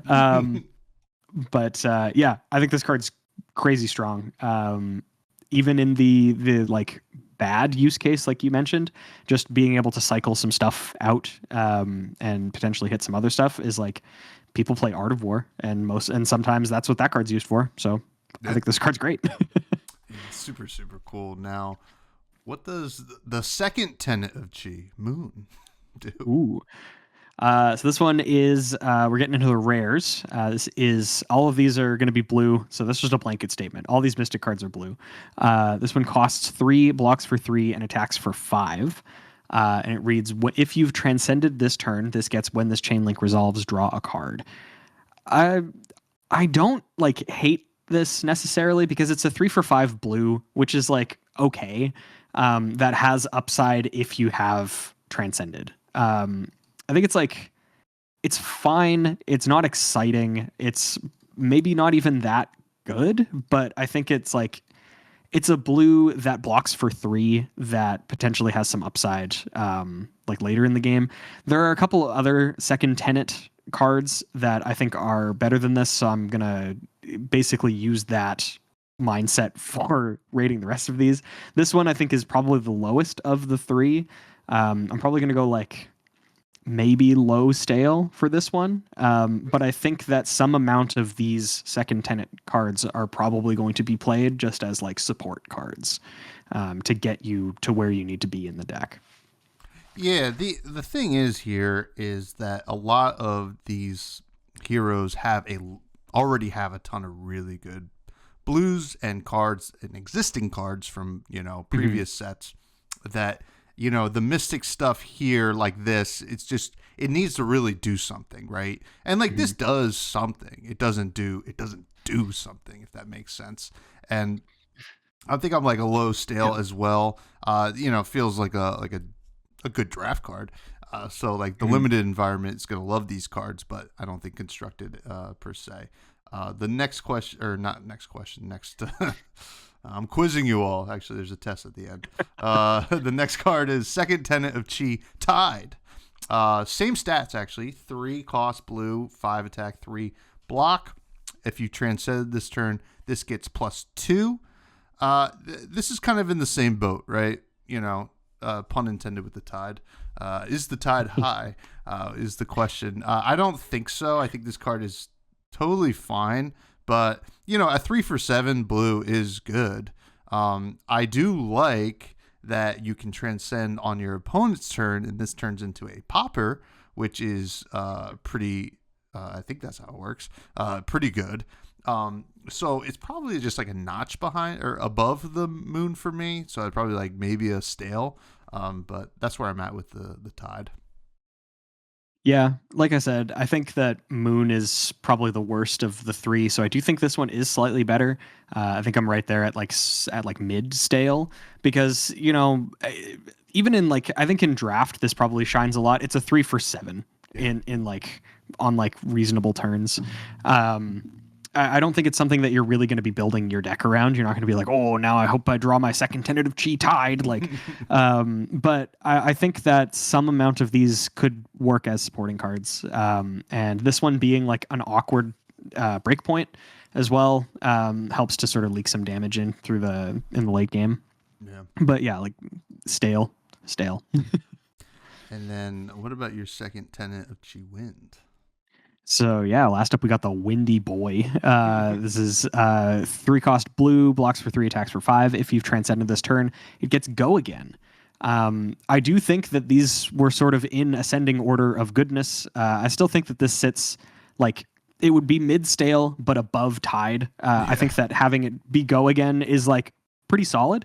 Going wide seems to be pretty easy in a lot of these decks. This is like probably of the 3 of these, if you really needed like a supporting blue, I would probably see myself playing this one, just because it's like a surging strike that is also a blue that does something for you early, does something for you a little bit later, and blocks for 3 even in the worst case. So I think this one's like 1/2 notch above tide. I think this one's like so solidly stale. It definitely, I could see it showing up in some cases, but the cool thing is you can transcend, get the chi back, pay for this with that, although there's better things I think you could be doing with your chi, so it's like a little tough. So yeah, I think like a solid stale here. Always a little bit more interested in go again, that's just the nature of Flesh and Blood, though. You want to do more things with the action points. So, cool card, but not quite. I don't think cutting the mustard. The next question, or not? Guys, keep saying question. What next card, folks? Study up. Deep Blue Sea, 4 cost blue again. 5 attack, 2 block this time. Mystic attack action card. This gets +1 for each blue card you've pitched this turn. So ideally, this costs 4. You want to have at least pitched 2 blues. All of a sudden, you're coming in for 7 for 4, which is okay. Like I think it's totally fine, but I don't really like seeing that 2 block. There's a world where you're going to have pitched 3 blues, I guess, and then you're coming in for 8, which is also good. Then you've done something else on the turn. I think that's okay. But that being said, I look at the Enlightened Strike one from a couple cards ago, and I'm like, well, that's what I actually want to be doing when I'm pitching multiple blues. So this is, I don't think, really going to make the cut. So I'm going to have to say like a low stale here. Yeah, in the sort of like best case, this is you have done something else and pitched 2 blues into this, you're coming in for 8. If you have pitched 3 blues and you're playing Levels of Enlightenment, instead of just coming in for 8, you're coming in for 5, draw a card, go again, which is just like such a no-brainer value proposition. So yeah, I think Deep Blue Sea is probably like high rotten. I feel like this is a limited card. Like it's very similar to Second Tenant of Chi Tide. except it kind of necessitates that you've pitched 2 cards for it to be as good as tied, whereas like if you've transcended, this is just 1 for 7 for the Tenant one. So yeah, I'm like probably high rotten on it. Okay. Yeah. Yeah. Beautiful card though, Carlos. Oh, absolutely. Always. What about Wide Blue Yonder? Wide Blue Yonder. So we actually saw this one and the next one as like promo cards, I think, relatively early. We didn't know what rarity they were until I didn't know what they were until exactly right now. But this is a rare Mystic Attack reaction for 0. It's a blue and it blocks for 2. And it just reads target attack gets +1 for each blue card you've pitched this turn. Like not great, but also not bad. I feel like the average amount of blues that you're going to pitch, unless you're doing something really shenanigan-y, is like 2. You're pitching like 2 blue cards in a turn, maybe sometimes 3. But again, it kind of has to line up with this. It has to be like a turn where you're pitching 3, and then that's like a 5-card hand because you have this plus 3 blue cards that you're specifically pitching plus an attack. So in that case, with a 5-card hand, this buffs for 3. I don't see it personally. I don't know if there are more ways to get your blue pitch up. Like doing more than that in one turn. Obviously, we did see things like the tome that could allow you to pitch some additional blue cards, but I feel like if you want to pitch a bunch of stuff into something, it's Cosmic Awakening to attack for 20 and not to give an attack +3. Personally. So yeah, I'm pretty low on this one. I think this is like I think this one's stale. The fact that it blocks for 2 as well kind of hurts. Yeah, I think I'm like at a high stale here, and the only reason is kind of because I kind of look at it like, all right, so usually at its base, I mean, obviously not at its base, assuming you pitch the blue to do your attack that you are going to target with this, it's a lunging press, right? Which lunging press is fine. We saw it in heavy hitters again, and sure, it was a role filler in limited, and it's made some appearances in constructed over the years. Once you have 2, I think you start being a little bit more interested. And then also, I think new caring about attack reactions is something worth considering. And, the fact that you can easily go dagger, and then all of a sudden you've pitched 2 blues at that point. And this is going to be a nice free blue 2 buff. That being said, I'm still like a high stale. I don't think it's really setting the world on fire. But the next card is very similar, Big Blue Sky, which is basically the opposite, right? It is the defense reaction. It is a blue 0-cost Mystic defense reaction, blocks for 2. This gets +1 for each blue card you've pitched this turn. I don't know. This one's a little bit harder to get going, right? Because you need to do stuff on your opponent's turn. The best way to do that, I would say, is probably just the hero ability, and you can only do that once per turn. So this will be a 0-cost 3-block reaction, which is a good rate at blue for sure, but you really want to get that second blue, and that's a lot of work to be doing. And I think because of that, I'm like a low stale on this one. Yeah, to me, the optimal scenario for this is like pitching a blue, pitching a chi, whatever, to activate your hero's ability, then like also pitching a chi for like Unravel Aggression to block 5, and then you've pitched 2, you could pitch to something else. This becomes like a 0 for 4, and it's like relatively even, but I feel like there's just more stuff that you could do. Especially when the value proposition is that this is blocking for 3. There are a lot of cards that already just inherently block for 3 and are not defense reactions. Obviously, there are matchups where you do want the defense reaction because there are shenanigans, like playing against something like Dorinthia or whatever. But yeah, I don't know. I think the fact that this is potentially a 0 for 3 blue, where most of the blue defense reactions only block for 2, is like maybe worth considering, because that is a breakpoint. But even then, like doing stuff on your opponent's turn, I feel like puts you, it like prejudices you quite heavily on your turn. Yeah. So yeah, I think you'd probably just prefer to do things proactively instead of building around this defensively. Just kind of feels strange. It's like the wax on, wax off combo. Yeah, which might actually end up being better now. Yes. Funny enough. So maybe Big Blue Being able to Sky. stack Zen states. 2026, Big Blue Sky is your year. What does Droplet do? We saw this one pretty early as well. Yeah, we saw there's like a cycle. These are all pretty similar, so I'll just talk about them in one batch. But we have Droplet, Rising Tide, and Spillover, which I think is cool because it sort of evokes like a cresting of a wave sort of deal. But yeah, these are Mystic Attack actions. They're all common. They sort of ascend in cost and power. So Droplet is a 0 cost, Rising Tide is a 1 cost, Spillover is a 2 cost. They're all blue. They all block for 2, and then they attack for 2, 3, and 4 respectively. And they just say if you've played another blue card this turn, this gets +2. So actually quite interesting in terms of the value that you're getting off of these. Droplet being a 0 for 4 as long as you've played any other blue card. It's like pretty good. Spillover being a 2 for 6 if you've played any other blue card. Also not bad. I think the most interesting one is probably Droplet because it just ends up being a free thing that you can add into the end of a turn. That is like a pretty decent breakpoint. But I think these are more rule fillers. I don't think like we're seeing a lot of very good blue cards, and I think these are like medium at best. But yeah, I think Droplet is probably my favorite of the 3 in terms of what we'll actually see play, if at all.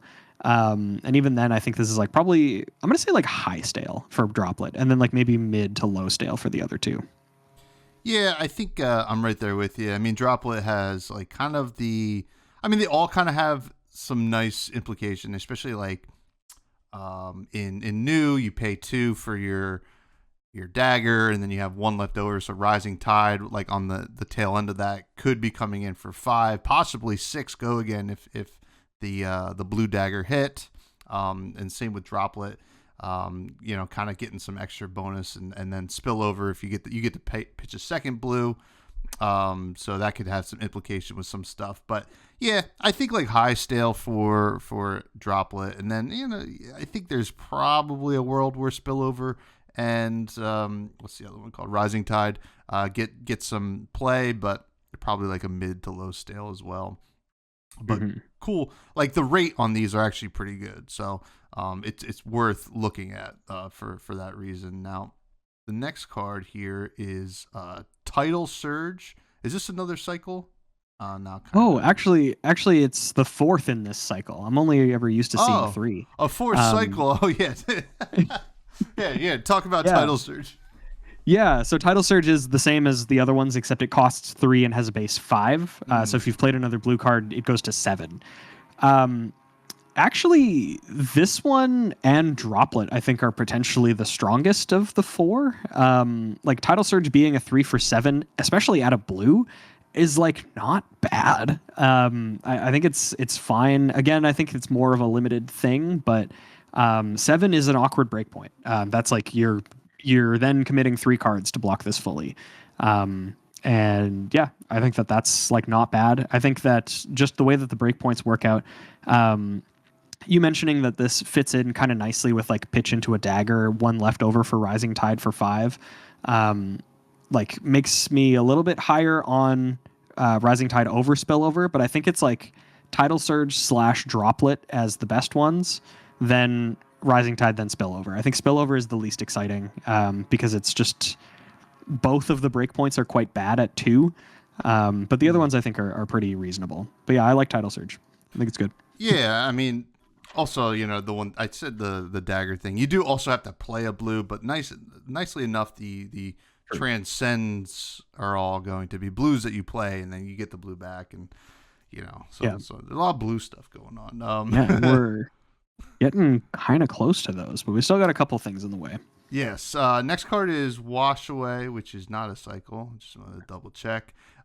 Which is a 2-cost Mystic Defense reaction that blocks for 3, and if you played another blue card this turn, this gets +2.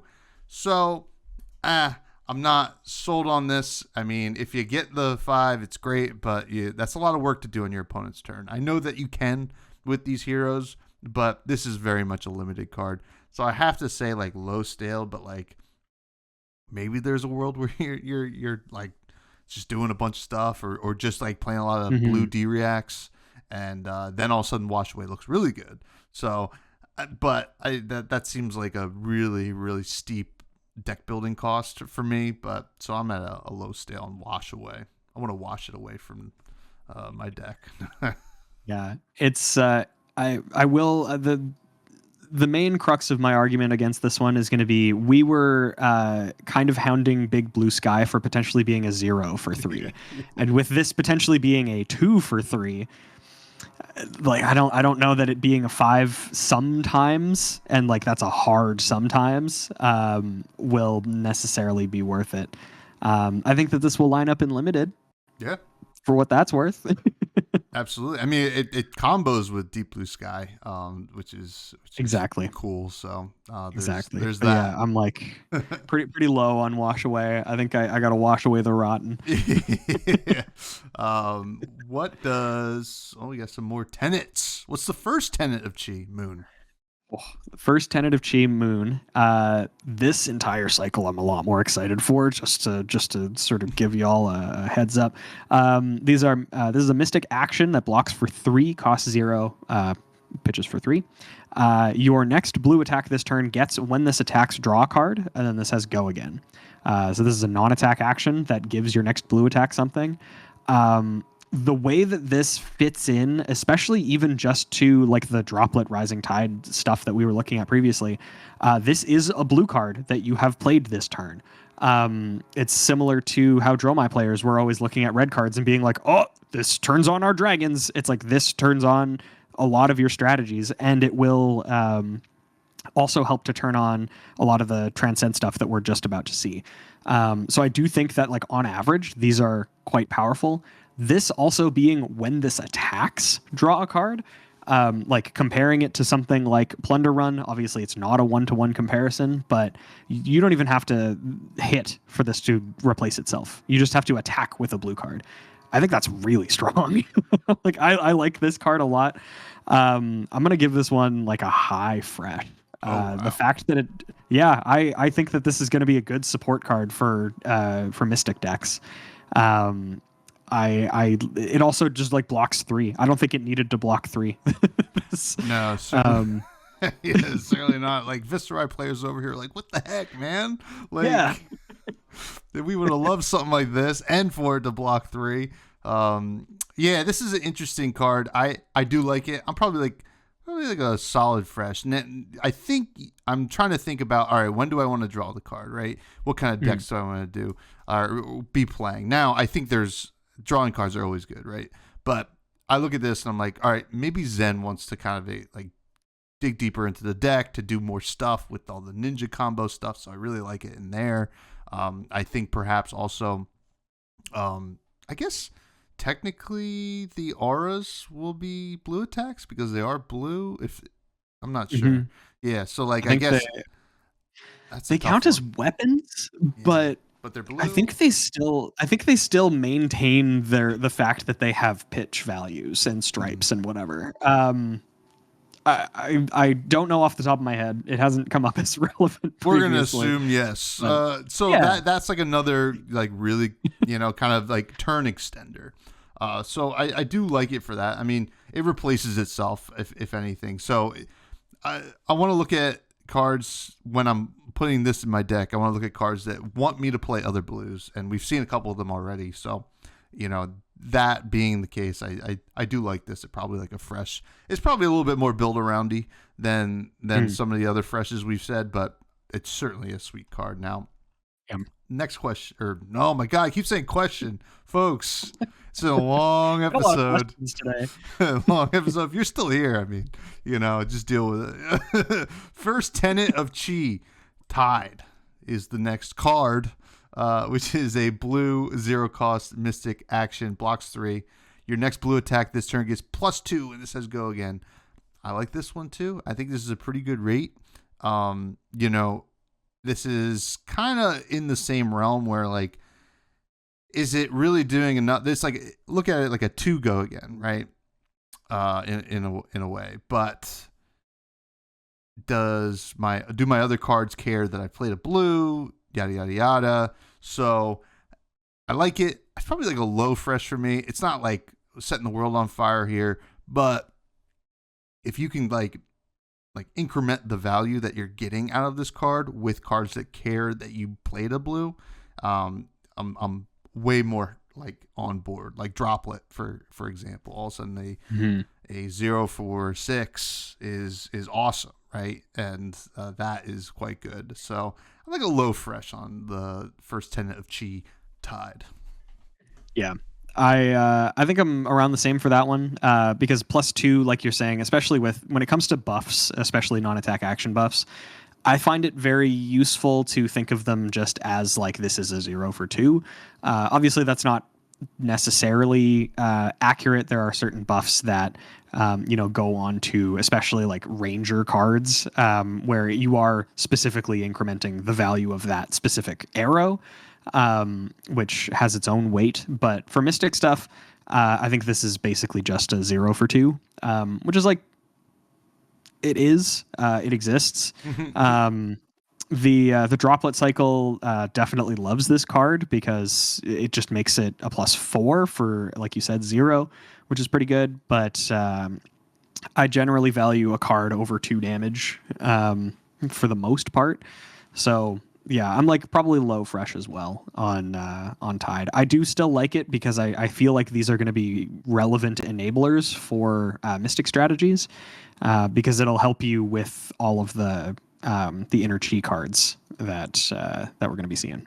Yeah, and look for this in limited too. I think it's gonna be a bomb. Like I think all 3 of these. But what does the first Tenet of Chi Wind do? So this one is another blue 0 cost 3 block non-attack action for Mystics. The next blue attack action card you play this turn gets go again, and then this has go again. This one might actually be the strongest one. It's like giving any of these go again is crazy.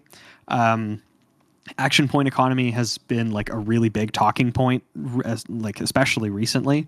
But it looks like there's going to be a lot of ways to either give things go again or just things that inherently have go again, that will end up being very important in like going wide on a turn. I do like both of these, but again, giving go again to just an attack so that you can continue pummeling your opponent with whatever it is that you have, I think is going to be really good. And again, this is an enabler for transcending. So I really like this. I think I'm going to go like, again, high fresh. I think that it and Moon are the best of the two. And I think they're quite strong. Yeah, they certainly are. And I like this one a lot. I mean, how many times have we sat across from, Mauvrion Skies? Obviously that offers an on hit too, but this like it feels very similar. I mean, you don't get an on hit and it blocks for 3. It's actually pretty good. This one's quite good. I mean, anything that's talking about go again, I think I'm in on, and it's free too, which is pretty awesome to see. So yeah, I think like probably a fresh here. I don't think it's gonna set the world on fire. Like I think it still has some kind of deck building restrictions, but that being said, the effect is, I think, powerful enough. Now we are into the flip cards. This I think they're all going to be legendary. They're all going to be blue, and I think they all cost 0 from what I remember. And the first one is a beautiful card. One of the best looking ones is a Drop in the Ocean. It is a 0 cost blue legendary. Target attack gets -1. If you played another blue card this turn, transcend. So there's an interesting conversation to be had about these cards, because a lot of these cards are not powerful on their face. I think the inherent power here is that they transcend, right, and turn into cheese. Not cheese. What's this, a charcuterie board? No, we need more meat. Tasty. This is, I mean, so that being said, I think they're, for the most part, I think they're all going to be quite playable, because you need the chi, right? Like these decks want chi. So this one's fresh, right? I think you play it in the deck. This one has a relevant effect. Target attack gets -1. It blocks for 1, and then it flips into a chi, comes back to your hand. You're cooking with gas, right? I think that's there's not a lot else to talk about here, other than you do have to be able to play a blue card on your opponent's turn. I mean, you could target your own attack as well, which is, if you are desperate for the chi, go ahead, be our guest. So I have to call this a fresh, though. Yeah, these ones are really interesting because I feel like most of them are going to be played in any Mystic deck. I think there are probably ones that you care about more than others, especially like there's one that I think is going to be really good specifically in New. There's one that I think is specifically going to be really good in Enigma. Like, I think you don't necessarily play all of them, but I think you could. Because just having that additional resource engine is going to be extremely important. And like, I don't think you'll be able to get away with only playing one card that transcends in your deck. You will need a critical mass of them. These are legendaries, so you can only play one of each. So you'll probably, just as like a necessary evil, need to play most of these. That being said, like you said, this blocks for 1, essentially. The unfortunate thing is, I know a lot of people, when this first got revealed, this is now like old news, but people are like, oh, this can help you dodge a popper, because you can give the card that's defending -1 attack, and then it doesn't work with Phantasm anymore. But because it's not an attacking card, it's not an attack. It is like an attack action card, but it is not legally an attack on the combat chain. So anyway, so this doesn't make you dodge poppers, but I still think that's pretty good.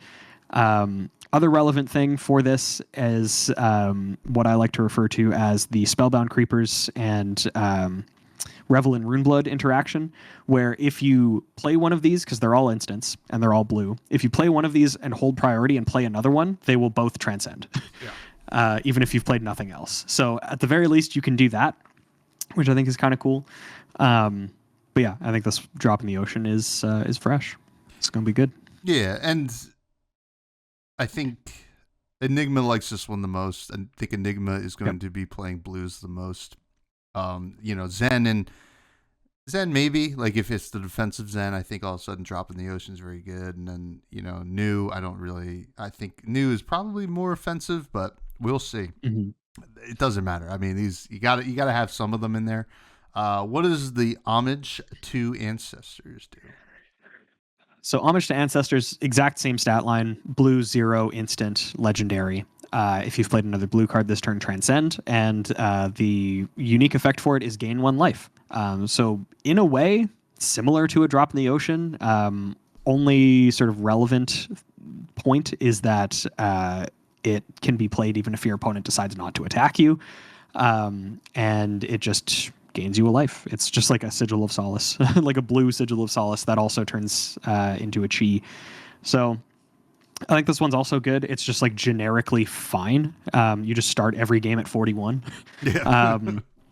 So I think this one's like probably high fresh, maybe even low fresh to death. I think most of the Mystic heroes will like this, regardless of what you're trying to do, because as long as you have 1 life, you don't lose. So yeah. Well, no, you gain the life, or you just, right? Yeah. So he's just if you don't, if you don't have, if you have exactly 1 life still, you don't die. So that's true. This could be it. This could be it, and I mean this one's playable in all 3 heroes, pretty easily, and I think that, this one probably the most often played, to be honest, so far. The next one is Passover. which just passed over a month ago, I think. But this is another zero cost. They're all zero cost legendaries, blues, transcend if you play another blue card. This one says banish target card from an opposing hero's graveyard. I think easy to turn on, easy to actually have additional like meaning here, like against certain matchups, right? Sometimes they like certain decks care about certain cards that are in their graveyard. I mean, we'll see it in a bit. 2 cards, I think, in the expansion slots care about certain kind of cards in graveyards. So that is very useful. I think this was probably like high fresh to death. Play it if you're playing Mystic. Yeah. I think that new like slam dunks this card into her deck every single day of the week. Just it working with your hero ability, and again, like you're saying, being able to blank specific cards that we're about to see that are even in this set, as well as like against Rangers. You know, they play a Codex of Frailty and they're looking for a specific card. You can be like, well, see ya. But yeah, I think that this card's great.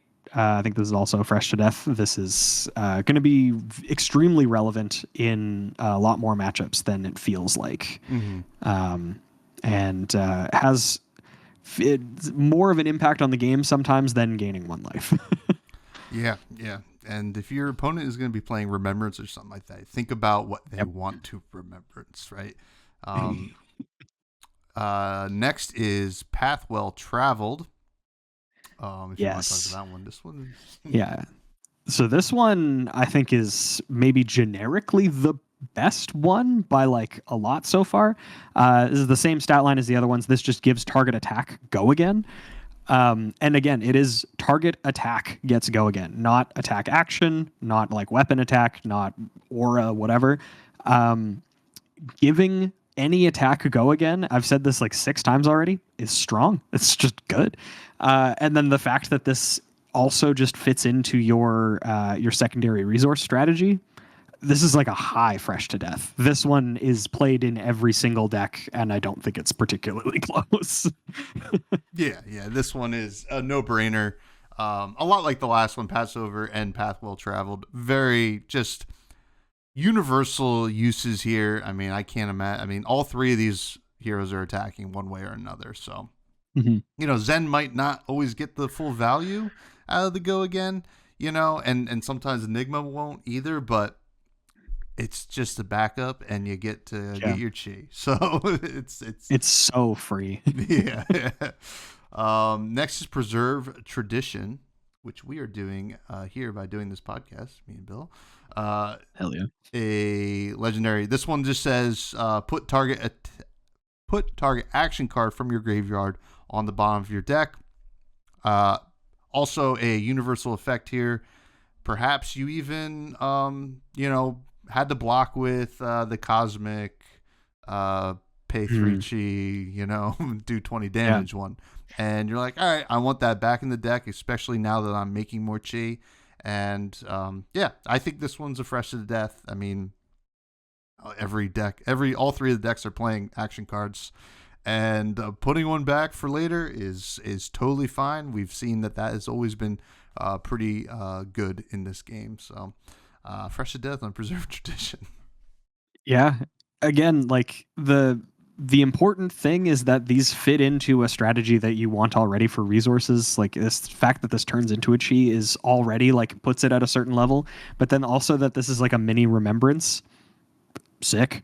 Like it's so free to play this, and then you just have something for your second cycle that you might not have had. Like you have your Cosmic Awakening with 3 chis on top of it, and you're just like, oh well, 20.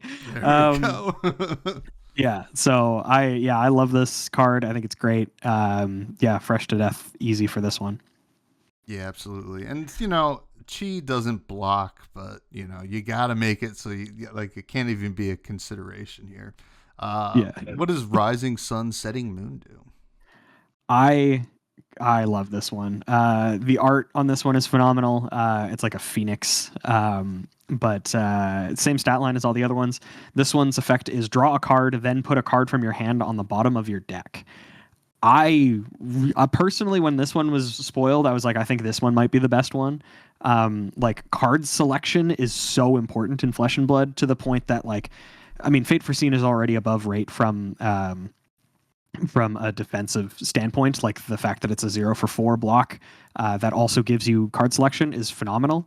But one of the important things for me for this one is that the draw card happens first, and unlike with Fate or with Sink Below, you have to choose whether or not you want to Sink Below, and you have to just blindly put a card back to draw a card. This one, if the card that you draw sucks, you can just put it right back down. Mm-hmm. Totally fine. You are like neutral on this exchange. And then in the best case, you draw into something that unbricks your hand. And like on a free blue that turns itself back into a blue. This is great. This is great. Very, very high fresh to death on this one. Card selection's great. If this wasn't legendary, it would be played as a 3-of in every single Mystic deck forever. You would just like start with this. Oh yeah. This card's insane. I mean, there's not much I could say that you haven't already said there, because it's really just like it does everything you want it to do. It gives you the chi, and it let's say you have another chi in hand, you don't need it, right? Like that's not blocking or doing anything, right? I'm about to get a chi, so I don't need it. I'll throw that on the bottom or something like that. There's so many things that you can do with this card, and it's beautiful looking too. And the next one is funny looking. It's some people's favorite art of the set. This is loves this one. Stir the Pot. Same stat line as all the others. And then it says shuffle, and then you can you play another blue card, the Stir and Transcend.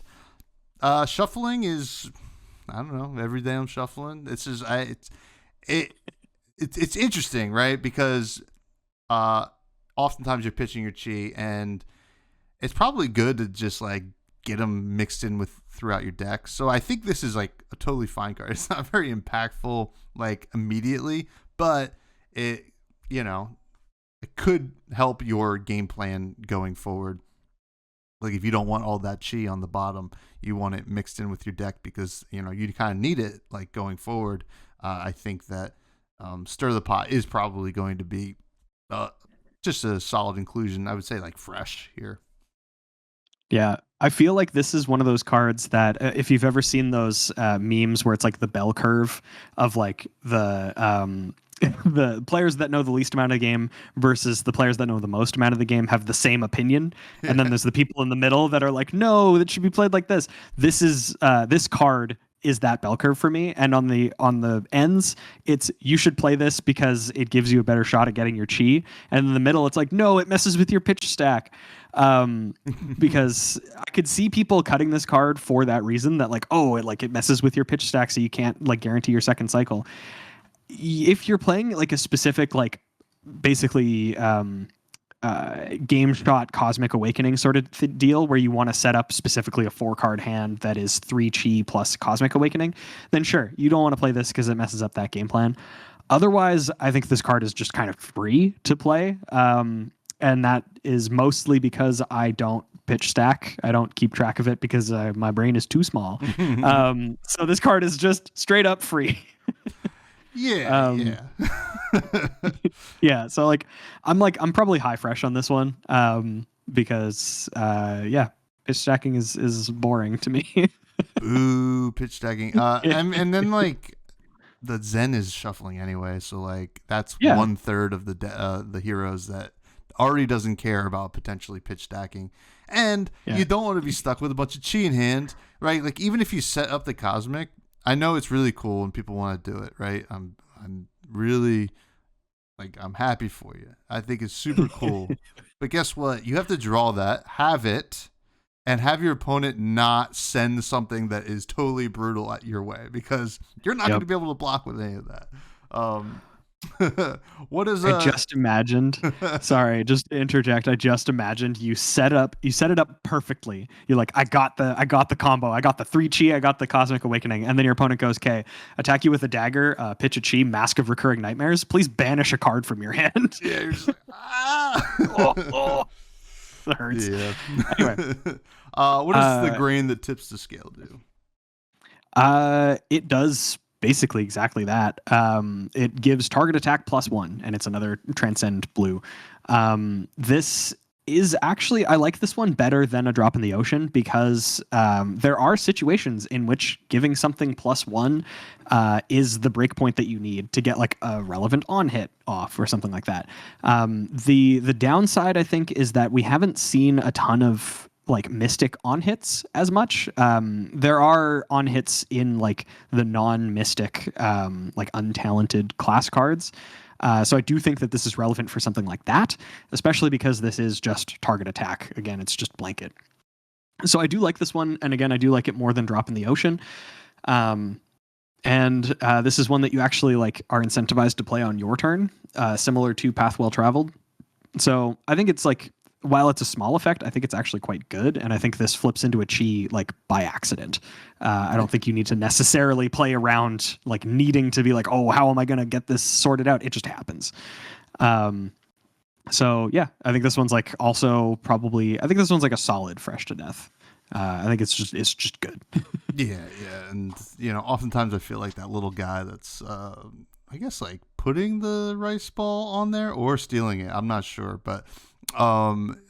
He is creepy and I love him, but yeah, this card is very good. I think fresh to death, no doubt in my mind. And honestly, like, it's going to win games and you won't even need the chi. It lines up perfectly in, the aggressive strategies where you play this and then you activate the hero ability right away. And all of a sudden your turn gets so much better. I mean, I'm just thinking about Zen right now. You do this on something, right?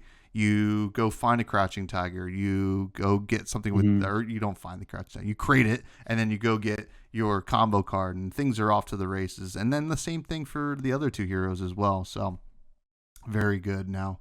So now we're on to the assassin only stuff, and we got a fun one here. Bonds of Agony. What was the bond? The bonds of ancestry. Yeah. So we're getting a lot of bonds here. Who's the next James Bond? We don't know. But we do know what this card is. This is a majestic assassin attack action at blue, which is pretty important as we've seen. It costs 0. It blocks for 3 and attacks for 1. It's not quite that much, but it has stealth. If you've played or activated 3 or more attack reactions, this chain link, this gets +3. And when this hits a hero, look at their hand and choose a card. Search their hand, deck, and graveyard and banish up to 3 cards with the same name as the chosen card they shuffle. This is the talk of the town, folks. This is a pretty intense card. It shuts down a lot of important strategies, right? Like, you do this and your Kano opponent's like, I'm not going to respect it. I'm not going to block. And then you're like, boom, boom, boom, boom. And all of a sudden, all their either wildfires are gone or, all the Blood Rush Bellows are gone or, Cast Bones or whatever. So you have to respect this card quite a bit. And, the best way you do that is by not having cards in hand. Well, that's one. And then also just blocking a lot. This card's a fresh to death. I mean, New loves it. I think even some of the other assassins are gonna start looking at this because these are playable with the other assassins. So fresh to death here. This one is scary and going to be on the table quite a bit in the coming years. Yeah, and like we kind of built up to this when we were talking about the Mystic Assassin stuff, but all of the attack reactions that make like Fang Strike or Slither, those are 2 attack reactions out of the 3 that you need for this to be online in one card. So the thing that I immediately thought of just as you were talking about this was one of the ways to play around this is to block with the card that you don't want to be taken from your hand. But then if you do that, if it's like, oh yeah, my opponent has blocked with a Blood Rush Bellow or with like whatever, a card that you know is going to be like pretty central to their game plan, you can just like choose not to use your attack reactions on this, and you have ripped the card out of their hand already. Like it's one of these cards that has this design where you're kind of damned if you do, damned if you don't. Because like you use 3 or more attack reactions, then this also just gives itself +3 on top of whatever the attack reactions you're doing are. Like this card's sneaky. This card's crazy. This card can rip apart your entire game plan in a fraction of a second. Yeah, this card's terrifying. This is fresh to death, and my voice is shaky because of how scared I am to see this card. Yeah. This is, you know what? It's cool. I'll say that. It's cool. But we do have another blue one for you all in the Assassin realm. What does that do? So this one's Persuasive Prognosis. Shout out Red Zone Rogue. This was his preview card. This is another blue blue 0 for 1 that blocks 3. It has stealth, and when this hits a hero, banish the top card of their deck. Then look at their hand and banish a card with the same color as the banished card. And then whenever this banishes an action card, gain 1 life. So pretty interesting. Obviously, this can potentially rip a card out of your opponent's hand, kind of your choosing, which is pretty scary.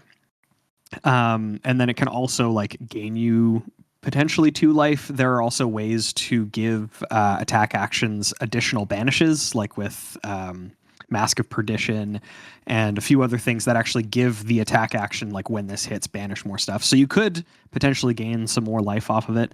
But I think the scariest part is potentially targeted hand disruption. And there's also quite a bit of there's a few things that we've seen thus far that allow you to manipulate the top card of your opponent's deck, or at least like look at it. So you can be like, oh, I'm playing against like a ninja that isn't new. The top card is like a yellow card. It's probably not going to hit anything, so whatever. Or like, oh, it's a red card. This might hit something really good. You can kind of choose your moment there. Yeah, I think this card's really sick. I think that Bonds of Agony is like overtly scarier, but I don't think Persuasive Prognosis is necessarily that far behind. It's at like it's a 0. It's a 0 that blocks 3 and is a blue. So at the very bare minimum, it's still like a pretty good card. But yeah, I think this card's great. Yeah. Fresh or fresh to death? What would you say? I think this one's like high fresh. I think it's quite good. Yeah. Well, I'm going fresh to death on this one. And for the sole reason, actually, no, there's a couple of reasons here. First of all, in new, any action card that you are blocking this will get banished and you will gain life based on that. And then on the additional, if it hits and stuff like that. So like, this is like the ultimate succubi kind of card here. I just love the flavor here and everything that it's doing. I love that in I think Arachne, the coercive tendencies, I think, or no, that might not work with it. I think that maybe that's only contract. I forget. But Arachne also cares about banishing stuff. So if this is on the same turn that a contract was played, I think you can get some additional stuff going on, I believe. And I think coercive tendency is just an attack reaction for 0. It is an Arachne specialization, like you mentioned, but it's just look at the top 3 cards of the defending hero's deck, put them back in any order, then banish the top. And then the secondary is if you complete a contract this way, your assassin attacks get go again this combat chain rather. So like even without doing the contract stuff, that banishes 1 card on its own, then sets you up with potentially 2 other banishes if you have like additional ones from, like I said, Mask of Perdition or whatever. And then I completely forgot that new gave that ability to the attacks. So that's relevant too. Your opponent like feels like you have enough attack, either buffs or shreds or whatever, to get through with this. So they double block it with actions, and it's like, okay, well, that gains me 2 life. That also gives me like things potentially to hit you with if they're blues later in the game. Like, yeah, okay, I'm seeing it. Yeah, and I was then already pretty high on this card. and another thing, Azuri could just swap this out for a better attack. It's a stealth card. I mean, all this goes for Bands of Agony as well, right? Like I think but Bonds of Agony, you kind of want to be doing the thing, but this one actually has a static on hit, so it makes it really difficult for your opponent to deal with it. For all 3 assassins, I think this is a home run, fresh to death, but super cool card. Oh man, it's scary. Yeah. So is the next one. What is or I guess this one I have to read. Just a Nick, which is a red 0 cost assassin attack reaction, blocks for 3. Choose one or both. Target attack action card with 1 or less base attack, like that last card we just saw, and the last 2 cards we just saw, gets +5, which is pretty nuts. And then it also says you can also choose target attack with stealth gets. When this hits a hero, banish the top card of the deck. So we just saw like 3 bangers back to back. This is another fresh to death. I mean, this one you have to be playing you don't have to, but you want to be playing the 1 base attacks. And then on top of all of this, you're playing these 1 base attacks. Looking for a scrap becomes a lot better, which is a card from Outsiders. I mean, they're Brian Gottlieb said, "I'm making Assassin good, whether you like it or not." And it already was pretty good. Azuri was anyway. And like these cards are insane. I think Just a Nick is a home run, fresh to death. Yeah. Hard agree. This is like such an insane buff, just turning any of your 1 or less base power. It'll usually be a 1 power thing. Like you said, with either of the previous attacks that we just talked about, those are both base 1. This turns them into a 6, which is ridiculous. And then also, like I was saying, like Mask of Perdition gives attacks the ability to banish additional cards. So does this. That is like relevant in a lot of game plans. It is just really strong. The thing that I immediately think of with this, though, because I love this card too much, is there's a card that is a valid target for this. That is one of my favorite cards in the game, and that is Vipox. Turning Vipox into a 6. That's hilarious. is pretty funny to me specifically. So, but yeah, I feel like the target attack with stealth thing is like just kind of a nice cherry on top. I think the +5 is the main meat of this card, and I think that's a lot for 0. I think this card could have easily cost 1, and still be very good. So, yeah, I'm into it. Fresh to death, like you're saying, fits in so many assassin strategies. A lot of their attacks are really dinky anyway, and this just makes them not dinky. Yeah, it's super, super good. Now, what does Art of... Okay, so I guess it's a cycle here, right? Oh, it's just based on the color. So we have Art of Desire, Body, Soul, and Mind. Yes. So this is sort of I don't know what people usually refer to these as, but I think of them as like a vertical cycle where it's the same card, but dependent on specific colors. We saw a couple of these in things like Dusk Till Dawn. There was that one that destroyed certain blue, like pitch colors of permanence or of auras. And I thought that was cool. I think that this is like also interesting, and it fits in with the assassin strategy quite well. So Art of Desire, Body, Soul, and Mind. They are 0 cost, 3, 2, and 1 attack actions that all block for 3. They all have stealth. When they hit a hero, you banish the top card of their deck. And then the red one says when this banishes a red card, draw a card and gain a life. The yellow one says when this banishes a yellow card, draw a card and gain a life. And the blue one is blue card, draw a card, gain a life.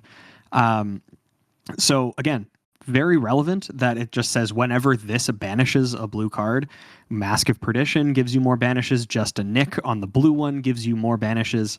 So, even if you hit 1 and it replaces itself, I think that's pretty good. if you hit like 2 of the same color of card and you draw 2 cards off of this, that's insane. Like that is like that upside is insanity. So I think that some amount of these are quite good. I think that Art of Desire Mind, especially with all of the relevant blue cards that we're seeing coming in through this set specifically, Art of Desire Mind might be extremely strong because it cares about banishing blue cards, which is going to be a high percentage in against a lot of these Mystic decks. It is also a target for just a Nick. Yeah, I think Art of Desire Mind is like maybe kind of bonkers if this draws you even just 2 cards, even just 1 card. I think this card is good. Yeah, I think once you hit more than 1 card, it becomes cracked in half. Yeah, I love these. I think Art of Desire Mind is maybe quite a bit stronger than the others, actually, specifically because into a meta where a lot of people are playing Mystic cards, this one will be active a lot of the time. But if you're playing in like the Living Legend format and you're playing against like Dromai and whatever, then Art of Desire Body just attacks for 2 more. Yeah. But yeah, card's insane. Art of Desire Mind is like probably fresh to death, honestly. It's like a little meta dependent. But I think this one is going to be really relevant against a lot of matchups. Yeah. I mean, absolutely. And excuse me, the red one, I think the body, Art of Desire Body, is also I think it's probably, I mean, it's not as good, but it is probably just as good. Because every deck is, I mean, every deck except for Mystic decks are playing reds to a certain extent, and just even like maybe they're like, well, I have to block this, but I only have reds or whatever, and then on top of that, like I like the mind game that Art of Desire Body plays when you're playing new. You attack with this, and they're like, well, I don't want them to get a card off the top because I do play reds. I don't want to block with a red because this will banish and they draw the card. And I don't want to block with a blue because then they get access to that later in the game. So here's my Blood Rush Bellow or something like that. Like these things can happen. I think that it's not quite as high as the blue one, but it's certainly, I still think, very, very good. Now, we have another Bonds. We're bonded up. What's this, Barry? I don't know. Anyway, Bonds of Attraction. Does he belong in the Hall of Fame? That's a discussion for a different podcast. Bonds of Attraction comes in all 3 colors. It's a rare. Here's the red right here. It costs 0. It's a stealth attack. Assassin attack action. It attacks for 3, 2, and 1. Blocks for 3. And it says when this hits a hero, banish the top card of their deck, then banish a card from their graveyard. Whenever this banishes a card, if this has banished another card with the same color, gain a life. This is yet another cycle of pretty decent stealth cards, especially at the red and the blue. Because the blue even here, because it doesn't really matter. But you're playing cards like Just a Nick and other things that care about that. So I do think that both the red and the blue are quite good. The ability to choose after you banish the top card is nice too, so you can almost always gain the life. I mean, like in the odd instance that you don't, I mean, whatever. That's just bad luck. But I do like these quite a bit, and then also if it is blocked, you are also put in a situation where if you banished it, like you can almost guarantee the life gain. I think these cards are pretty important for new because I truly don't think you're going to have a lot of great damage output in that deck. So you need to be gaining life and, messing with your opponent's deck to really kind of, get a stable footing there. So I would say this is like a solid fresh. Yeah, I agree. Even if you're just using this as like graveyard interaction, that is also just awkward to block. Because like your opponent doesn't want to give you extra life ever. If they can avoid it, they would prefer the opposite. But it's like your opponent wants to block with, if it's like a blue card or whatever, it's like, well, there's another blue card in my graveyard. So that would give them at least one life. If there's one on the top, that's an additional life. Yeah, I think this card's also really solid. It also works, like you say, in News game plan to just strategically target something that you want to steal later. And yeah, I think that this is good. I think that this is a good card. I think it's fresh. I also think of these stealth cards are actively good in Azuri as well, and I think it's worth noting there, or even Arachne Solitary Confinement if you're playing some Blitz, which is kind of cool. Now, what does Double Trouble do? Oh, that's us, Bill. That is us, my boy. This card might actually be trouble. This is another assassin attack action with stealth, costs 0, and it comes in all 3 colors, so it attacks for 3, 2, or 1. I think I said it has stealth, but if you've played or activated 2 or more attack reactions this chain link, this gets +2, and when this hits a hero, banish the top 2 cards of their deck. Getting to 2 attack reactions is trivially easy in New specifically. In a lot of the other heroes as well, it's like pretty simple. Like if you're playing this in Azuri, her hero ability is already 1 attack reaction. Whether or not you want to use it, putting a 0 cost attack into play is like whatever. But yeah, I think that this card like almost always hits, depending on what you're using as your like support cards here, which means that you get 2 cards. I think that because it's not targeted, it's not quite as scary. Like I'm much less excited to stare down a Bonds of Attraction, because then the New is stealing stuff that they can play against me later, whereas this is just 2 random cards off the top. But the fact that like the red here is a 0 for 5 is like pretty good. It becomes like a 0 for 6 with Go Again if you have a Fang Strike and a Slither, which is kind of cool. I think the non-targeted nature of this though puts it down like a little bit, but not all that much. I think this is like maybe a low. Maybe we're getting into like an overabundance of good cards though. This like might be a low fresh, maybe a high stale, but I don't think it's because the card itself is not good. I think we're looking for effects that do something that we can control a little bit better. Yeah. I think probably like a low fresh, high stale here as well. And like the reason is this is one that like a lot of people are going to say, all right, this, even if you push this up to 5, I'm not going to die and whatever. I'll take the banish, but I'd rather not block and make you waste 2 attack reactions, right, on this. So yeah, and then like I can appropriately deal with whatever comes next if you happen to give this Go Again or something like that. So it's good and it's neat, but not quite cutting the mustard like the other ones have been. Some more bonds. And this one is Bonds of Memory, which comes in all 3 colors. Another stealth attack here. 0 cost, 3 attack, 3 block. Comes in 2 and 1 as well. And this says, when this hits a hero, and it has stealth, when this hits a hero, banish the top card of their deck, then banish a card from their graveyard. Whenever this banishes a card, if this has banished another card with the same name, gain 1 life. Now, this one's a little bit tougher to do, and it is at common, so I don't expect to see, more of that. It's kind of fun. I'm just making the connection now that all the bonds cards are they care about things that are the same in a way. Yeah. So that's a neat little naming convention. That being said, there are like banishing cards from graveyards is not for nothing. I would say this is like a high stale because like really we are seeing a lot of great cards here.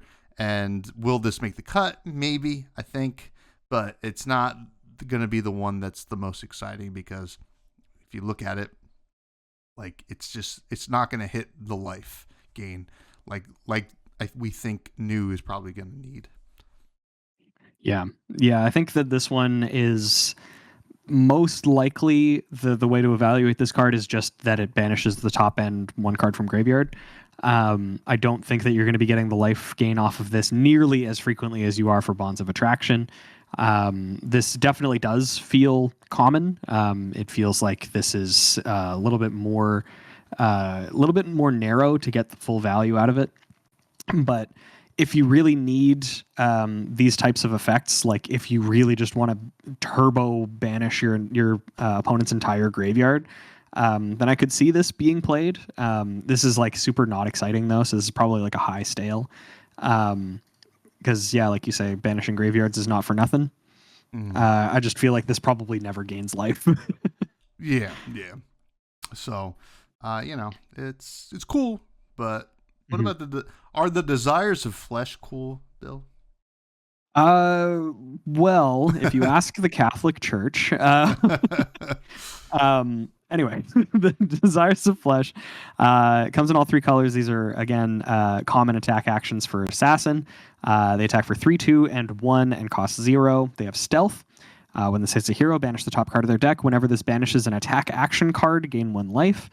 I mean, attack actions are relatively common against something like basically. I was about to say like Enigma, and like Enigma probably doesn't trigger this as frequently because they have a bunch of instants, but then New probably doesn't as well because I think they're going to play a decent amount of attack reactions. Obviously, there's only so many attack reactions that you can play until you just draw only attack reactions over and over again. But yeah, I feel like this is definitely another like common card. It's incidental life gain sometimes, but I feel like it's something that your opponent can play around pretty well. It just feels like fine. I think I like this better than Bonds of Memory because this gains life at least more than once in the history of the game. But it's one of those cards that like if it's played, it's just for, like I need X amount of stealth cards. This one's fine. I could see it being played. For that reason, I think like this one is a higher stale than Bonds of Memory. I'm actually going to retroactively put Bonds of Memory down to mid stale so that this can be on top. Yeah. It's definitely better than the Bonds of Memory. I think I'm at probably like a low fresh on this one. I just think a lot of decks, you're still getting the banish, right? And like that's not for nothing. And then like I think oftentimes, more often than not, you're gonna hit an attack action. And when you hit an attack action, you're gonna be pretty happy about it. And I think this is like one of the ones that I think Azuri's gonna like a lot as well. It's just like an annoying enough kind of nuisance that the opponent's gonna have to think extra hard about blocking and seeing if they switch out. So for like a low fresh, it's not the most exciting in the world, but definitely on the better end of the common ones. Now, Impulsive Desire, yet another stealth card, same stat line here, 3, 2, 1, cost 0, and blocks for 3. Stealth, when this hits a hero, banish the top card of their deck. When this banishes a reaction or instant card, gain 1 life. Now, if the last one was like a low fresh for me, this is going to be probably down to just a stale, like a mid stale, because that's just not happening that often. If anything, this might even be like low stale, to be honest. It's just not going to happen. Obviously you're super happy to hit it, but would you bring this in just for like Riptide or like, I guess Enigma, like if they're doing a lot of instant stuff, but even then I think that this is probably not going to be the best. Now, it's also worth noting that the last card, to retroactively talk about Desires of Flesh, in New, if you block with an attack action card, you will gain the life because that will banish as well. This one, you can't get the life gain off of a block, so it's barring some kind of interesting like the one route thing, the Gorgon's Gaze, but even that I don't think it's good enough. So I would say low stale for Impulsive Desire. Yeah, I'm right there. This is definitely low stale, maybe even bordering rotten, because the support for Desires of Flesh, at least, like you were saying, with New's hero ability, if your opponent decides that they need to block this and they block with an attack action, you gain one life for each attack that they decide to commit to this, which is like not nothing. That's totally fine. Having free life gain stapled onto stuff is great. But yeah, this one doesn't have that support. The only time that it's ever really banishing a reaction or instant is if it's just off the top. Just like usually pretty randomly. I wouldn't want to commit anything like a coercive tendencies to this card specifically just to get a little bit of life gain. I feel like if you're playing some of these desires cards, it's not impulsive desire. It's not this card. Pretty low on this one. Ignore the impulse, folks. Ignore it. What does Mind's Desire do in this game? Not Magic. In Magic, it's crazy. But this one's like not horrendous, I think. It is still going to be worse than Desires of Flesh just because of how new works. But this one is the same stat line, 0 for 3, 2, and 1, blocks for 3, has stealth. When this hits a hero, banish the top card of their deck. Whenever this banishes a non-attack action card, gain a life. So this one, I think, will happen more consistently than banishing a reaction or instant card, except against very specific matchups, like we were saying, against Enigma, who's probably going to be playing a lot of the instant auras, as well as like Riptide, who plays a lot of reactions. I feel like most decks just at base play some amount of non-attack action cards. So this has like a reasonable chance to hit and gain life, but I think that if you're playing any of these, you just play Desires of Flesh. It works well with her hero ability. The passive, it becomes like almost passive life gain, and makes those more obnoxious to block for your opponent. But for these ones, like they can just block it with whatever and it doesn't matter. So yeah, I'm like a little bit higher on this one than Impulsive Desire because I feel like it does gain life more frequently, but that's not saying a whole lot. Probably like still low stale, but not quite bordering rotten. I think I would actually give this like a sideboard high stale because I do really like this into like Kano and, probably anything else like Kano. But like Kano is a matchup that, unfortunately, we're still going to have to worry about unless, he has like a really good Nat season or something like that and wins the Pro Tour.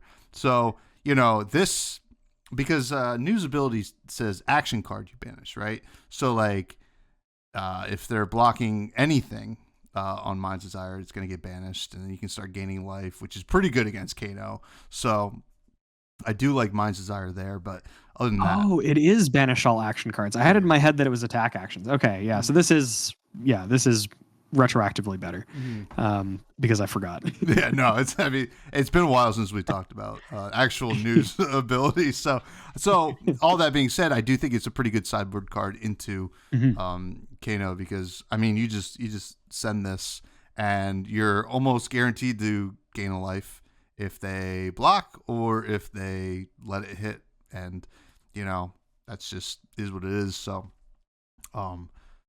after that, we have Pick to Pieces, another stealth card. We got a lot of pretty stealthy this set. This feels like Outsiders Part 2. Same stat line, 3, 2, 1, cost 0, stealth. If you've played or activated an attack reaction, this chain link, this gets +1, and damage that would be dealt by this can't be prevented. It's good in certain matchups, one of them being Enigma, and I guess Prism as well. So that being said, it's a sideboard like mid to high stale here. It's easy to activate. You only need to activate one, and that makes, and it gets the +1, so they have to consider that when blocking, and then you can blow up all of their ward stuff. So yeah. So I would say sideboard like mid to high stale. Super funny. I think specifically in Uzuri's sideboard against Enigma, I think this card's like really good because it gets turned on just by her hero ability, and by the time you're attack reacting, it's activated because of Uzuri. So it can be like, oh, you're not respecting this attack because you think it's just going to be a big dumb thing. Haha, damage can't be prevented. It's only this attack, because if you switch it out, it probably won't work. I forget.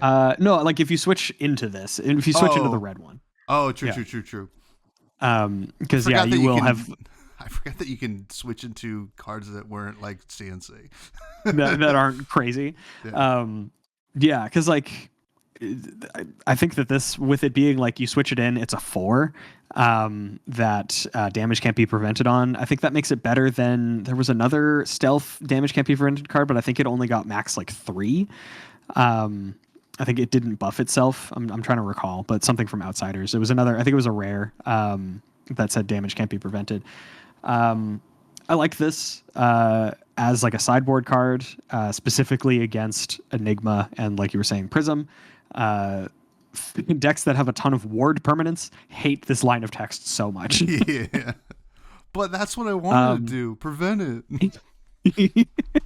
Yeah, so I think it's definitely like an interesting card. It's worth keeping in mind, and it will probably be something that illusionists will just have to be aware of if they're playing against assassins in any capacity. Because I feel like if illusionists are prevalent, Pick to Pieces is in the sideboard of every assassin deck. Yeah, absolutely. And I like it. And that's the assassin cards. We're on to illusionist, and we finally see the weapon. What does this weapon do? We talked so much about this weapon like a million years ago, but now it's going to be a lot more relevant. So we have Cosmo from Fairly Odd Parents, Scroll of Ancestral Tapestry. This is an illusionist weapon, 2-handed scroll, which is a new weapon type. Can't pummel a scroll, I guess. During your turn, auras you control with ward are weapons with base attack equal to their ward, and once per turn action, 1 resource attack, and your aura attacks with 1 or more +1 counters get go again. Very genuinely, this being a token weapon feels very strong. It feels like a very, very strong weapon. Obviously, it's very dependent on the specific permanents that you have and the specific auras with ward that you have.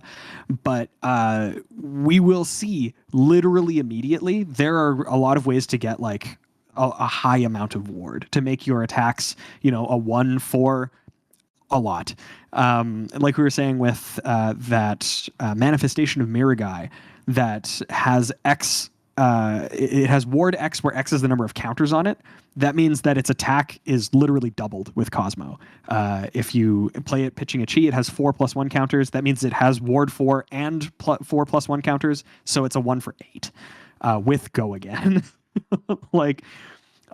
Seems very strong. I really like this weapon, and it fits into the game plan that I would want to play if I was playing Enigma. So I think that this is a fresh to death for me specifically. This is the style of Enigma that I would want to play.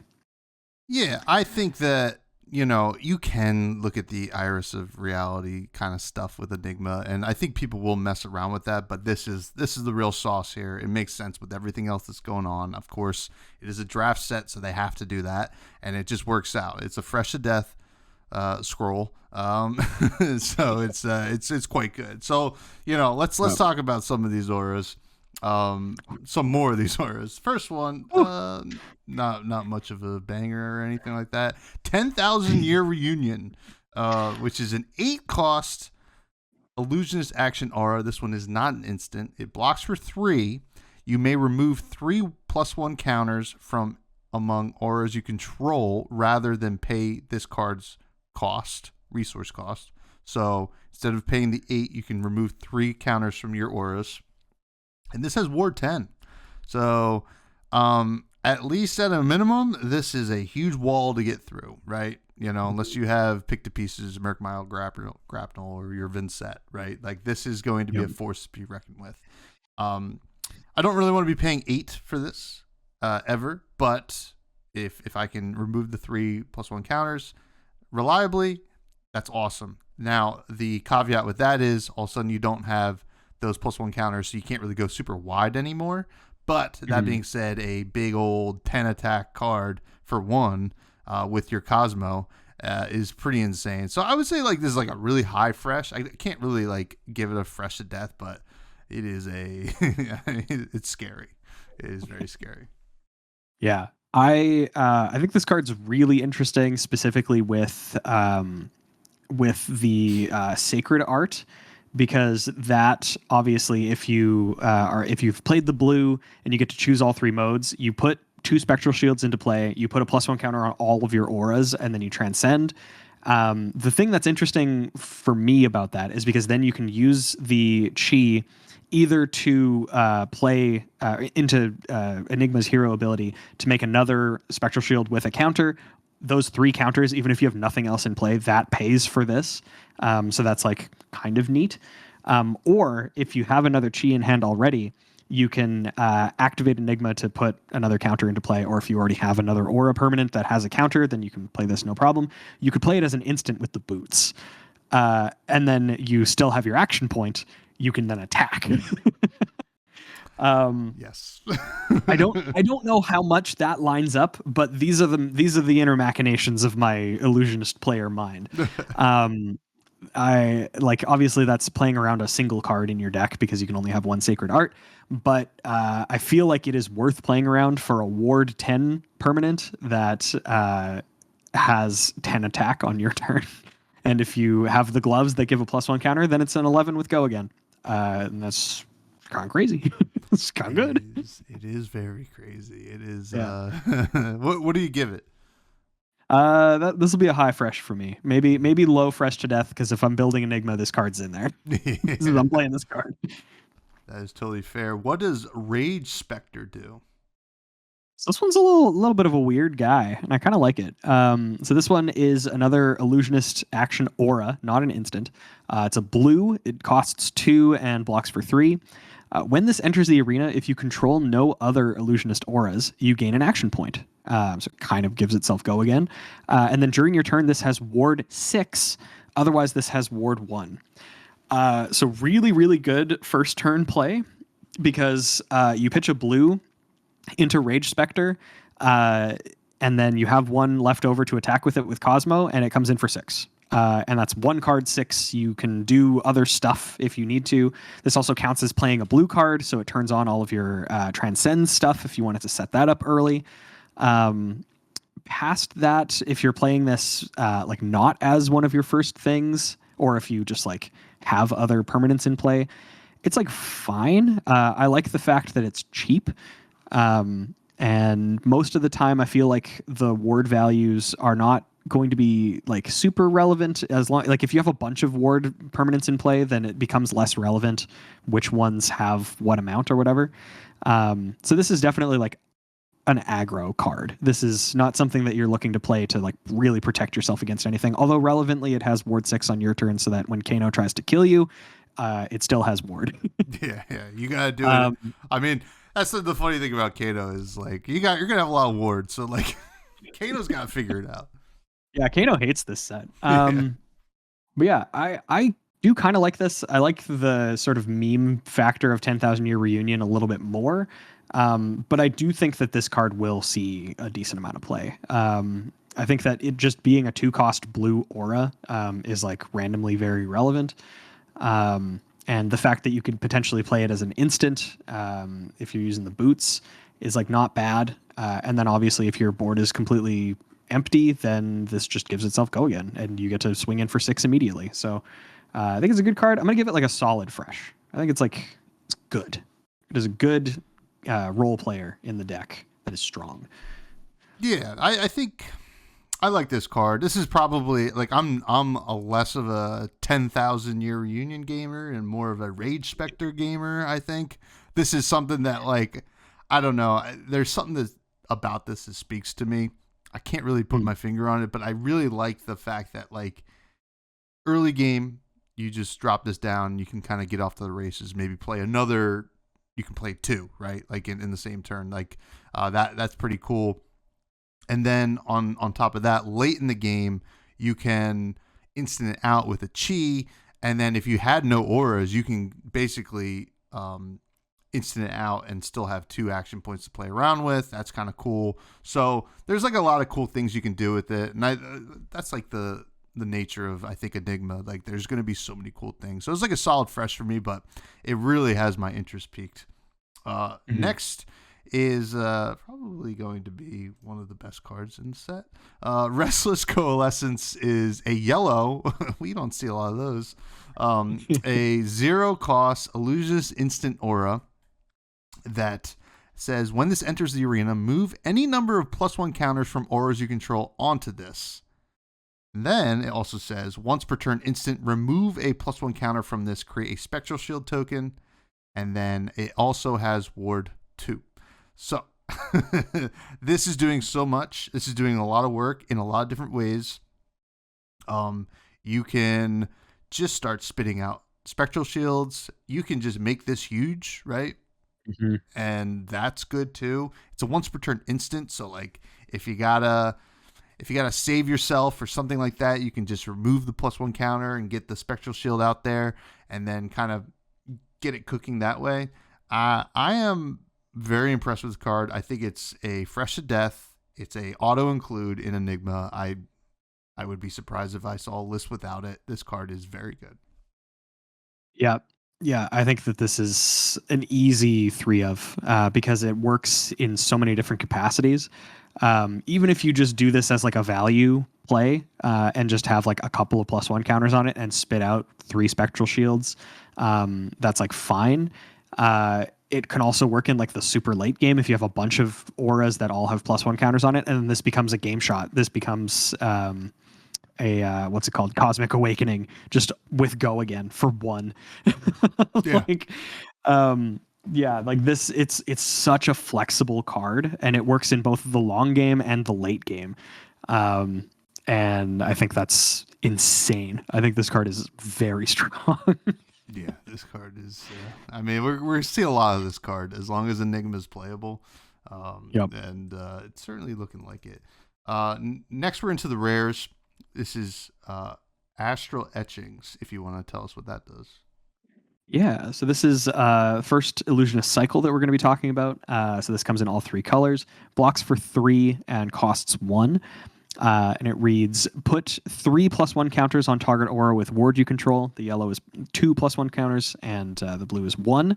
And then if you control a spectral shield, you may play this as though it were an instant. Honestly, I think it's going to be pretty good because this essentially gives an aura go again.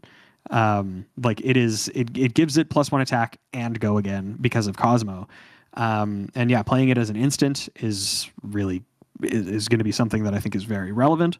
Honestly, I kind of like the blue the most because it is give and go again regardless of how many you put on there, and it's the difference of like 2 damage. And I think that's like playing 3 of this and just having a blue give this go again is great. I think this card's actually really good. I think it's probably going to be played pretty consistently as at least a 3 of, if not, you might also play some amount of some other colors, but I think the blues are like an absolute shoe-in.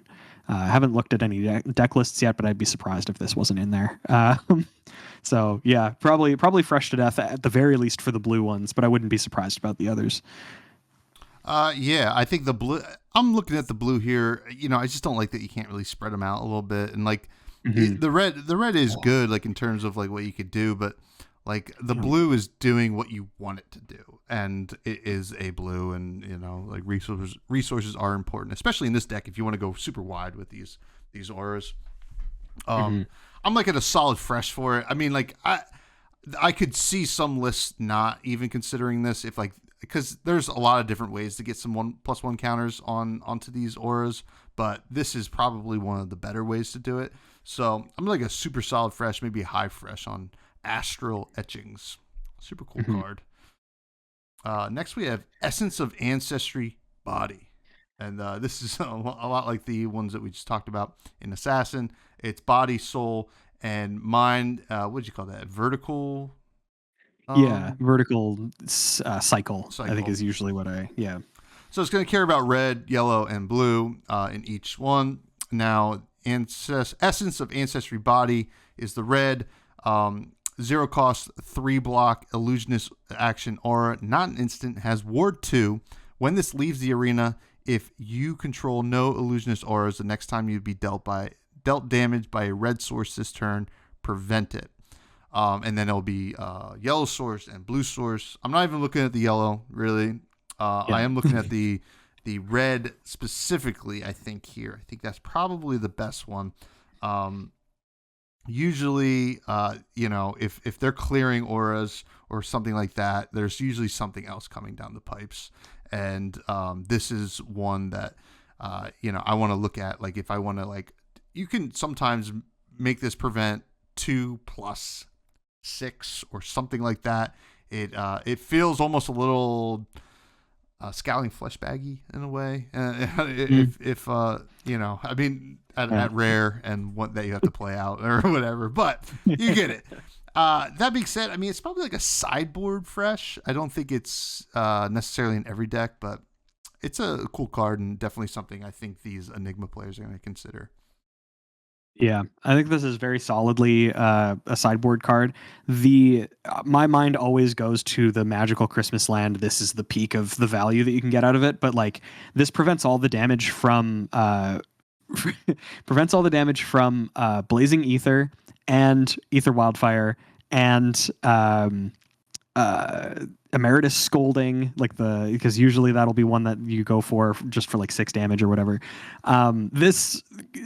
This like messes with Kano so hard, especially on like a turn where they're setting up to do stuff. It's like, oh, I'm gonna Blazing Ether you for game shot, and it's like, okay, well, before, like on the one before I know you're gonna do that, I'm gonna flash this in, and then this is gonna die, and then if you Blazing Ether me, it just gets prevented. Yep. I don't know how much that happens because they play at instant speed anyway. So if you're trying to like use your boots to flash this in and be all tricky and whatever, it probably doesn't line up. So this probably doesn't hose Kano as much as I think it will, because in my mind that's just what comes to mind. But yeah, I like Essence of Ancestry Body. It prevents damage from like CNCs and Enlightened Strikes and a bunch of red cards. Tiger Swipe is going to be a relevant one, I think, if you're playing against Zen. This can get popped by a Crouching Tiger, and then the next time you would be dealt damage by a red source, which is Tiger Swipe, you just don't instead, and that's pretty good too. So yeah, I think the red one is really good. Sideboard probably fresh as well. The yellow one doesn't exist, and the blue one's like maybe fine against other Mystic heroes, but maybe not. Yeah. I mean, at worst, it's something with Ward that you can attack with, but yeah. What does Haunting Spectre do? So Haunting Spectre is another illusionist action aura. It comes in all 3 colors, costs 2, blocks for 2, has ward 4, 3, and 2. And then when this leaves the arena, create a Spectral Shield token. Then if you control no other illusionist auras, put a +1 counter on it. So honestly, like, not bad. It's a little pricey for what it is, but I mean, it's like, especially the red is a 2 for 4. And I feel like the ward 4 stat line is going to be pretty decent. If it happens to be like the only thing that you're doing, then you get a buffed up Spectral Shield that can attack with Go again on the next turn. It gives you a +1 counter for your Restless Coalescence or your 10,000 Year Reunion. It seems like a fine role player in the deck, because it gives you a Spectral Shield regardless of what happens. If it leaves you it just floats into a Spectral Shield, which I think is pretty good too. I'm kind of feeling honestly, maybe the blue one is fine too, as like just more of a defensive setup card.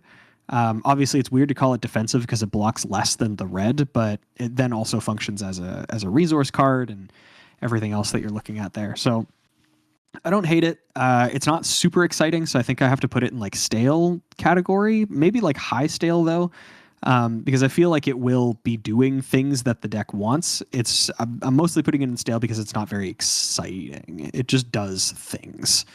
It just does like the things that the deck is assumed to do. Yeah. I think I'm a little higher on it. I think I'm like probably in the low fresh range, like not terribly higher, but like I'm looking at the red here. I like all of them, I guess, in a certain way, but the red I'm looking at, I think just like kind of spitting out a Spectral Shield after it goes away is pretty good. And Ward 4 is pretty good as well. That is the break point, right? And, I just feel, I mean, I played like a lot, like when I played Magic, I played a lot of token decks, and like anything that like created a token after it died, I love those cards. So like this is something that I think the red's probably it, just because it has that nice breakpoint of 4. And then with the, if it goes away, you get a little extra juice, which is nice. So I think that one will see the most play, if anything. But yeah, really cool card. Next, we have Sigil of Solitude, and this one is a 0 cost, comes in all 3 colors, and it's ward 4, 3, and 2. At the start of your turn, it's an illusionist action, or it's not instant, it blocks 2, sorry.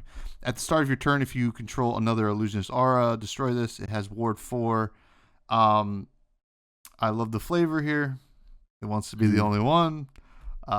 Unfortunately, at that, I don't think it's really what Enigma wants to be doing, because I feel like you want to be building out a lot of auras, I would assume, unless you're kind of on the defensive plan. So that being said, I have to give this a rotten, like pretty out the gate, out the Sigil of Solitude. I don't know, but yeah. What are your thoughts here? I mean, like it's the rate's good. 0 for 4 is awesome, right? But you gotta stick around with just that.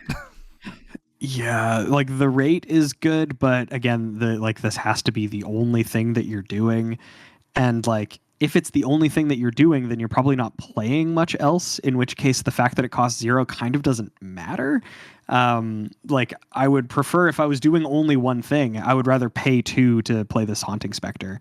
I guess unless I specifically only have, like I have no permanence in play and only Sigil of Solitude in my hand, and that's the only thing I'm doing with my turn, then like sure, it's like fine. But I think outside of that, I would just play Haunting Spectre instead. So yeah, I think this is pretty rotten. But again, I like the flavor. The stat line is cool. 0 for 4 is like interesting, but yeah, I don't think it gets there. There's a world, and I know the deck will be built. It's like either Prism or Enigma or somebody with Cosmo as the weapon is going to play Sigil Solitude and just play like all the etchings and just load it up with +1 counters and just like block so it doesn't die, and then just like I'm swinging it with one big old Sigil of Solitude. Will be very cool, not very competitively viable, I don't think. Yeah, probably not. You like hard lose to Vincent. Yeah, I mean that's hilarious. I mean, I hope somebody does it. Honestly, me too. Single-minded determination do? Single-minded determination is another thing that if I'm only doing one thing, I'd prefer it to be this. It's another cycle, so it comes in all 3 colors. Attacks for it's an illusionist action aura, so it doesn't inherently attack for anything. Blocks for 3, costs 2. And it has ward 2 across all 3 colors. And then when this enters the arena, if you control no other illusionist auras, put 3 +1 counters on this, or 2 if it's the yellow, 1 if it's the blue. So kind of an interesting proposition. Again, like this one, I think the ones that care about having no auras in play at a singular point instead of like constantly checking, kind of like the Haunting Spectre, because like whenever it dies, could be any time really. Sigil of Solitude is just like at the beginning of your turn, it's checking to see if you have this. For this, it's just the one time when you play it. If you don't have anything, then you get the bonus, and then if you have more later on, it doesn't matter as much. I'm more interested in that sort of play style, because then, you can, if your opponent clears out all of your auras on one turn, you can like start your turn with this and then follow it up with maybe a couple others if you have like more action points, or if you're playing them as instants. This also starts the game relatively well as like a turn 1 thing, but not like the most exciting thing, but I like it better than Sigil of Solitude, which is not saying a whole hell of a lot. But the fact that it gives itself a +1 counter to give itself go again as well is like pretty good. So I'm going to call this one like a low, mid stale. I'll go mid stale on this one. I think it's fine. Yeah, I'm not super excited with this one either. I think it might be a little bit better than the Solitude, but I'm still like low stale on it. I think it's just like not efficient enough for the deck, and like, you know, I think it's great in like limited, right? Because there's going to be a lot of like turns where your auras are cleared. But I think when you're in the classic constructed or like blitz mindset, you really want to be just building them out and hopefully not having them cleared. So I just don't really love the idea of planning for failure, you know. And that's true. yeah. So, but you know, turn one, it's pretty good. You know, you just go boom, and then like you're off to the races. You already have something that can go again on the following turn. So, pretty neat. Next is Solitary Companion. We're on the solitary train right now. This one's a 0 cost illusionist action aura. Blocks for 2 and comes in all 3 colors. And it has ward 3, 2, and 1. And when this enters the arena, if you control no other illusionist auras, create a spectral shield token. So this one I'm a little bit more into, right? Because at the red, probably, right? Like you get a nice little 0 for 3, and then with the added bonus of sometimes getting the spectral shield. Like this one doesn't feel as much like planning for failure. It's more like if things went poorly or you got this early, you're actually getting rewarded. Right. So that being said, it's maybe like a high stale. I don't know if it's necessarily going to be like a real role filler, but there's a world where it actually like is doing some serious work. Yeah, I think it's funny comparing this to Sigil of Solitude, where this like Sigil of Solitude gets one more ward across all 3 and has like a pretty massive downside, whereas this is just like if you don't have anything at this one check, like I was saying previously, when this enters the arena, if you happen to have nothing else, you get a bonus, and if not, it's still just a 0 for 3. Instead of a 0 for 4, which I think is like fine. Obviously, that's like a break point that matters, but you're putting +1 counters on your auras anyway, so that I don't think is too much of a thing to worry about. Yeah, I like this one better. I think this one's closer to a high stale. Definitely, if you're thinking about playing Sigil of Solitude, like just play Solitary Companion instead, because it won't just explode. Here's a question: what if you have 2 Sigil of Solitudes out? Does one check first and then the other? So like you just pop the. I think they would both trigger at the start of your turn, and they would resolve layer by layer. So I think one would see that you have the other one and destroy itself, and then when the other one goes to resolve, it sees that it's alone and it doesn't explode. I'm pretty sure that's how that works. Okay, yeah, just. Now I'm like, you know, thinking about my Sigil of Solitude deck. It'd be so funny though if they just both exploded. Yeah. Oh no. What does Spectral Manifestations do? Spectral Manifestations is another beautiful piece of art by Carlos Cruchaga, so big shout out there. It's an illusionist action that comes in all 3 colors, costs 2, blocks for 2. Create a spectral shield token. Then if you control no other illusionist auras, put 3 +1 counters on it, or 2 if it's the yellow, or 1 if it's the blue. And then this has go again. I am not feeling this card. I think that this is most of the time going to be just 2 resources make a spectral shield outside of like a limited environment like you were saying previously. Otherwise, if you're playing something like this, I would much prefer to play what's it called? It's like Prismatic Shield from Monarch. That one's an instant. It costs 1 more, but at the red you just get 3 spectral shield tokens. So I think that's better. It can also be played like at instant speed, so it can be played on turn 0 if your opponent's going first, and is just like a free 3 spectral shields. Like comparing it to this card, I think that this card is like not playable. I think this card's pretty rotten. The only upside is if you have no other illusionist auras, you get like a 2. You probably play the blue, so you'd get like a 2 attack weapon. I'm not feeling it. Rotten.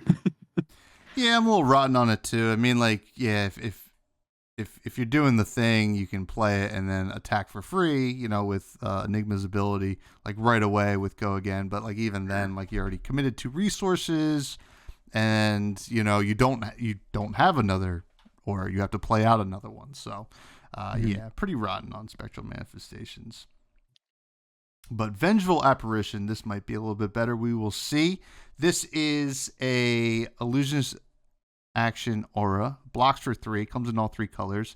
It costs 0, and when this leaves the arena, if you control no illusionist auras, you may play your next aura with cost 2 or less this turn as though it were an instant. If you do, it enters the arena with a +1 counter. And then what's the difference between the cost? So it's cost 2 or less, cost 1 or less, or cost 0, based on what's going on here. I think there's a world where you can play this. It's not super efficient, I don't think.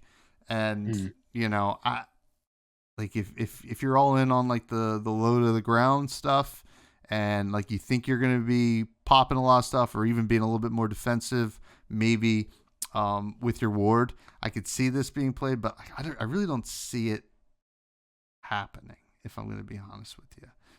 So I'm pretty like low stale on this card. Yeah, I'm about the same. The only exciting part about it is that, I think the blue one is the most playable because then it allows you to play, the Everfest blue 0 auras at instant speed. But outside of that, it's kind of like you were saying previously. It's almost planning for failure, because while you can choose to have this be the last ward permanent that you end up sacrificing. It still has to line up with you having one of those in your hand, which then means you kind of want to play the red one, but the red one is still just a 0 for ward 1. So it kind of sucks as a weapon too. It's almost good, but not quite in a few different ways. So, I'm pretty low stale on it. If there was a reliable way to sacrifice your own permanence, if you were able to, if there was just a thing where you could sacrifice a permanent with ward to do something, then I think this card becomes really cool. It becomes like an engine almost. Yeah. But not quite. Yeah, and so that's the end of Illusionist, and we are on to Ye Old Ninja. And we finally see the weapon for this bad boy as well.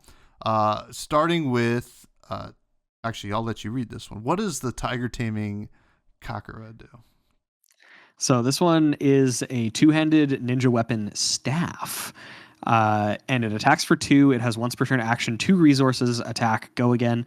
So not the most exciting stat line. But when it attacks, the next crouching tiger you play this combat chain gets +1 attack, which is not nothing. That kind of means that this is a 2 for 3 with go again. And it helps you scale your crouching tiger shenanigans that you're already doing. This is the weapon that I'm going to be playing when I play Zen, because I want to do a more sort of focused crouching tiger build. And to that end, I think it's pretty good. You're going to be wanting to play a lot of blues so that you can transcend, but I don't think you're actually going to have that much to spend the resources on. A lot of the cards in the deck that it really cares about usually cost 1 or 0. So the fact that this costs 2 is not super relevant.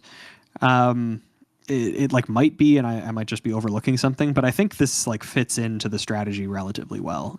So I'm into it. It's going to be a fresh to death for me again, because this is the one that I want to play if I'm playing Zen. I don't think you play this in any of the other strategies, although I could maybe see Benji playing this in Blitz if you really wanted to do Crouching Tiger Benji. But I feel if you're playing Crouching Tiger, you just want to play Zen. Zen just makes it so much easier. Yeah. Well, it's not for nothing that all the other ninjas can play it. It's nice to at least have that option. And I think for that reason, I got to give it a fresh to death. I mean, obviously this is going to be a Zen card, but just being able to be played in a bunch of different ninjas that want to do the Crouching Tiger thing, which did exist prior to this set being released. So it is kind of already built to be able to play that way. So very cool card. Next we have Mask of Wizened Whiskers. One hell of a name there, folks. This is a ninja equipment head. It is Blade Break 1, and when this defends, put a card with combo from your graveyard on the bottom of your deck. Cool card. Definitely has its uses. We are in the world where Mask of Momentum, Mask of the Pouncing Links, and Crown of Providence, blah, blah, blah, blah, blah, blah, blah. Crown of Providence, Traverse the Universe, or whatever it's called. Like, there are a lot of better options. Unfortunately, it's probably gonna get like a low stale. It's a really cool card, and it makes a lot of sense for limited. Maybe even have some blitz applications, but I think that it's a limited card, and so like a low stale for me. Yeah, I like the effect. Like you're saying, like this is not a bad effect. It's just in a bad spot. It's in a bad equipment slot. Because like putting a card with combo back into your deck is relevant for Zen because he's able to search out cards with combo. Even if you're playing this because this is just a ninja equipment, if you wanted to play this in Katsu, he searches out cards with combo. Like it's a relevant thing to do, and it's not a bad effect. But like you're saying, like if you're playing this over Mask of Momentum or Mask of the Pouncing Links or literally most other things, you're probably doing something wrong, which sucks because I think this card is cool. I think it is well designed. But yeah, I'm going to have to give it low stale, and that's probably being kept up a little bit by the fact that I personally think that it's cool. Banished to the commoner zone, which is not bad. What does Chase the Tail do? Chase the Tail is our first majestic ninja attack action that we're going to look at. It costs 1. It comes in red. Attacks for 4 and blocks for 3. So, like, not a bad stat line. And it has combo. When this attacks, if Crouching Tiger was the last attack this combat chain, this gets go again. And the next Crouching Tiger you play this combat chain gets +3. Yeah. Pretty cool. Unfortunately, it doesn't make a Crouching Tiger itself. I think that would make it like way too strong though, because then it would be a one, like you make one Crouching Tiger off of literally anything, attack with this, trigger the combo, get another Crouching Tiger, and this is a 1 for 7, like maybe a 1 for 8, depending on what you're doing. So I think this is a really good thing to just like weave into your combo turn. It is a lot of damage. That is what this card does, is it deals damage. And I think that's fine because the deck does go wide, but sometimes going tall is what you need. It's a card with combo that you can search off of Zen. Yeah, I think it's good. Stat line's fine, and I like it. I'm gonna give this one a fresh. I think there's more of a ceiling to these cards that we're gonna look at, but I do think that this is gonna maybe high fresh. This is gonna see a decent amount of play, I think. Yeah, I like this card quite a bit. Probably like a high fresh or low fresh to death here, but I just like the math on it. Just even looking at the Kakura, pay 2 to attack with that, then you send your Crouching Tiger, hopefully you made or whatever, for 1, and then you do this, and then it can be in a lot of ways a 1 for 7 with go again. It takes a lot of work, but then again, all the combo lines do, right? That's just the nature of combo. So you got to make it work, but there's a lot of ways to make it work. So I really like this card, and it's certainly powerful. And like this is a Crouching Tiger payoff, right? So it's one of the better ones too. Now next card is Maul, which is where I used to like to hang out in high school. Now, this is a yellow 0-cost ninja attack reaction that blocks 3. It says choose one or both. Target attack action card with 1 or less base attack. It's +3. And you can also choose target Crouching Tiger gets. When this hits, create 2 Crouching Tigers in your banish zone. You may play them this turn. This card's really good. You can target your Crouching Tiger, right? That's like the whole point. Yes. Yeah. You target your Crouching Tiger at reaction speed. Like for all your opponent knows, and obviously they're gonna wisen up to the fact that Maul exists and it's in the deck. But for all your opponent knows is you're sending the Crouching Tiger to set up your combo, but then you're just like Maul. And then you're like, oh, and now they have 2 more. You have 2 more Crouching Tigers in your banish zone, and then you can go chase the tail, and then send another Crouching Tiger, and then boo boo boo boo boo boo boo. This is a really good card. Probably low fresh to death. I mean, it does have a ceiling like most of this. Well, actually, you know what? To be honest, like probably the bigger picture, right? The ceiling is like this crazy OTK, right? So maybe that is the ceiling, but like it itself is probably like only doing a certain amount of stuff here. But I think this card's quite good. I fully and wholeheartedly agree. One of the toughest things about the Crouching Tiger deck is just having enough ways to generate Crouching Tigers. Because I remember when I was playing it, like there were maybe like 4 or 5 cards in the deck that generated Crouching Tigers at all, and most of them were like pretty below rate. There was one that you played that literally the only thing that it did was make 3 Crouching Tigers, and this makes 1 less, but also is a pump. Is just like a free +3 to the Crouching Tiger that you're ostensibly attacking with. Which then maybe pushes it over if your opponent has either decided not to block or blocked it for not enough. That makes 2 more Crouching Tigers, which is potentially, depending on if this is your setup turn, where you have like Roar of the Tiger or Art of War or Head Leads the Tail out. This could be like, if you have all 3 of those, that's an additional 6 damage just from this one card, which means that this is a 0 for 9. Is that going to be the use case every time? Probably not. That's like probably the ceiling, but even if this is a 0 for 6, I think that's pretty good. So yeah, I think this is like one of the best, if not the best attack reaction in the Crouching Tiger deck. It is very good. So yeah, this is going to be a fresh to death for me. Oof. What about Territorial Domain? Territorial Domain is a ninja defense reaction. It's a blue 0, which is relevant for ninja cards. Defense reaction, it blocks 2. And while this is defending, if you've created a Crouching Tiger this turn, this gets +3 defense. So it becomes a 0 for 5. It's going to be interesting to see how many options there are for creating Crouching Tigers on your opponent's turn. That's like a pretty relevant piece for this, because a lot of these are, when this attacks, create a Crouching Tiger. When like attack reaction, get Crouching Tigers. At the start of your turn, break this, get Crouching Tigers. So making Crouching Tigers on your opponent's turn is less consistent. You can do it with Zen's hero ability, which is not for nothing, but then that is locked behind a blue card, and specifically a chi.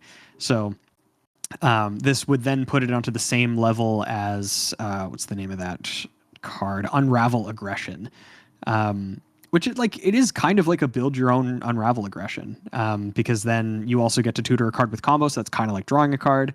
It's really funny how those are like almost the same card. I do like it though. Like the upside of having a 0 for 5, if you're able to line it up, is good. 0 for 5 that draws a card is even better, like we were talking about with that other card. So I like this. I think it's more of a sideboard card, but I think it's still probably going to see some play. I'm going to put it at like solid fresh. I like it. It's an interesting design, and I think it is potentially quite powerful. Yeah, I think this is one of the cards I look at that I'm like, you know what? This is meant for the kind of super defensive Zen, right? That like trying to like, ward off the attacks and then like set up for one big turn. And the cool thing is you play the Territorial Domain, then you play one of your cards that transcend. It checks that you did a blue. You transcend, you pay the chi into your Zen, you get your Crouching Tiger, and all of a sudden this is a 0 for 5 and you have a chi. And then you have whatever combo card you grabbed, right? Plus the Crouching Tiger in your hand. So there's a lot good going on here, and I really like this card. And it's a blue 0 cost. There's a lot to love about this card. I'm a huge fan of this. I think it's still a solid fresh, but like I love this card. Like everything about it, actually. The art, the name, and what it does is very, very cool. Next, we have the aspects for Ninja, which is going to be body, soul, and mind. Red, yellow, blue. These are Ninja attack actions. They cost 0, so they'll attack for 3, 2, and 1. correct? Yeah, 3, 2, and 1, and it does the vertical thing too. And it has combo. When this attacks, if a red attack action card was the last attack this combat chain, this gets go again and create a crouching tiger in your banish zone. You may play it this turn, and then the other two are if it was a yellow, if it was a blue. I think this is pretty good, to be honest. Like I like the blue a lot, to be honest, because like blues matter, and then the red's probably going to be better in things like Katsu, who might be doing the crouching tiger thing. This is yet another way to kind of create crouching tigers, which I think is pretty important. So I would say this is like probably like a low fresh, like at the red and blue. Yeah, I randomly again I'm thinking of like Crouching Tiger, Benji, and Blitz. The blue one is like the card that this deck wanted the whole time. The blue is insane in Crouching Tiger, Benji specifically, because all of the attacks that you're playing are the really dinky ones that are blue anyway, like Ride the Tailwind and a bunch of the other things. So they're all blue. So this is like always triggered. It always has go again and always makes a Crouching Tiger. In specifically that deck, this card is great. And I do think that in Zen and stuff, like this card is not irrelevant. It's a 0 for 3 with go again that makes a Crouching Tiger. And the deck does need like a critical mass of those to function, especially in the style that I'm thinking of, which is more of the sort of OTK variety. Not even necessarily OTK. If you want to go wide like a couple of times, you need just like a critical mass of things that allow you to create Crouching Tigers. So yeah, I think Aspect of Tiger is great. I think it's a good support card. So I'm gonna give that like, I'm gonna give it like a fresh. I think it's good. I think the yellow is probably not worth looking at, but I think the others are quite good. Yeah. Yellow feels like in a weird spot in this set. Yeah. Now the next card's Key Unleashed. I believe this is a reprint. Yes. We'll just read it real quick. 2 cost, 3 attack, 3 block, comes in all 3 colors, has combo. If Crouching Tiger is the last attack this combat chain, this gets +4. We've reviewed these cards. Blessing of Key is also a reprint, which is an aura. At the start of your turn, destroy this, then create a Crouching Tiger in your banish zone. It gets +3. You may play it this turn. We reviewed that. Biting Breeze. Is that a reprint? This one's new. This one is new. What do you want to tell us what this one does? Yeah, so this is the first of the commons that we're going to be talking about. These are ninja attack actions that cost 0, come in all 3 colors, so they attack for 3, 2, and then 1. When this hits, create a Crouching Tiger in your banish zone. You may play it this turn, and then it has go again. Randomly with this, when it comes to cards like these, I actually really like them in like as resource cards. So like these as like playing the blues of this is great, because then if your opponent decides to block this, like you're laughing. They've used an entire card to block your 1 cost thing or your 0 cost thing that only attacks for 1. Like it prevents you from getting the Crouching Tiger, but it's like more just more of a flexible card that way. And the difference between attacking for 3 and attacking for 1 when your opponent is blocking with a card from hand is usually it's the same. So yeah, randomly I really like the blues, and I think they could be used in the deck pretty reliably. So yeah, I'm gonna give these like a low fresh. They're definitely not like super exciting, but I love the concept of attacking your opponent with little dinky attacks that they feel like they have to block. Yeah. Yeah, the blue is definitely one that I would consider as well. And it's a 0 cost blue for Kodachis if you're on that plan. And yeah, yet another way to at least threaten to create a Crouching Tiger. And the cool thing is when they decide to block this, not only are you laughing that they blocked a 1 attack, 0 cost attack, but they gave up a card for you to follow it up with something that's even more important. Yeah. Then they're like, you know what? I should just let that stupid thing hit. And, it is what it is. Yeah. So. And especially with the existence of Mask of Momentum, like they almost want to block this. And that still feels great. Oh, yeah. Especially if you send this the first attack of the turn, right? Like that feels like the worst time to ever do the Mask of Momentum thing. So, or to play around Mask of Momentum. So, like low fresh for me as well. Breed Anger is new. Yes. This is another ninja attack action. Comes in all 3 colors. Is at common. Costs 1 and attacks for 4, 3, and 2. And it blocks for 3. And it says combo. When this attacks, if Crouching Tiger was the last attack this combat chain, this gets go again and create a Crouching Tiger in your banish zone. You may play it this turn. So this is yet another kind of like weave in and out of the Crouching Tiger thing that we've seen. It's not the most efficient that we've seen. It blocks for 2 and 1 for 4. And it doesn't even have go again if you didn't do it. So like if you're in a rough spot, I don't really love this card. It's probably like a stale. I think you have a lot better options here. And it's probably going to live in that like stale range where like if you're really desperate for this card, I think you play it, but I don't think it's like an automatic include. Yeah, I think if this does get played, it gets played as the red specifically. The thing that's nice is that it's not on hit. It is just when it attacks, you create a Crouching Tiger, which is like not for nothing. But it doesn't buff the Crouching Tiger. It goes directly into your banished zone. There are a couple cards that we've seen already that care about you having them in your hand. So if this like put it into your hand, I'd be a little bit more excited about it. But yeah, as it stands right now, I think there's just better support cards that exist for the deck. Although I do think it's funny that like it does support this like weaving, like going Crouching Tiger, real attack, Crouching Tiger, real attack, with something like Chase the Tail. But yeah, I think that it's not a necessary thing for the deck to need.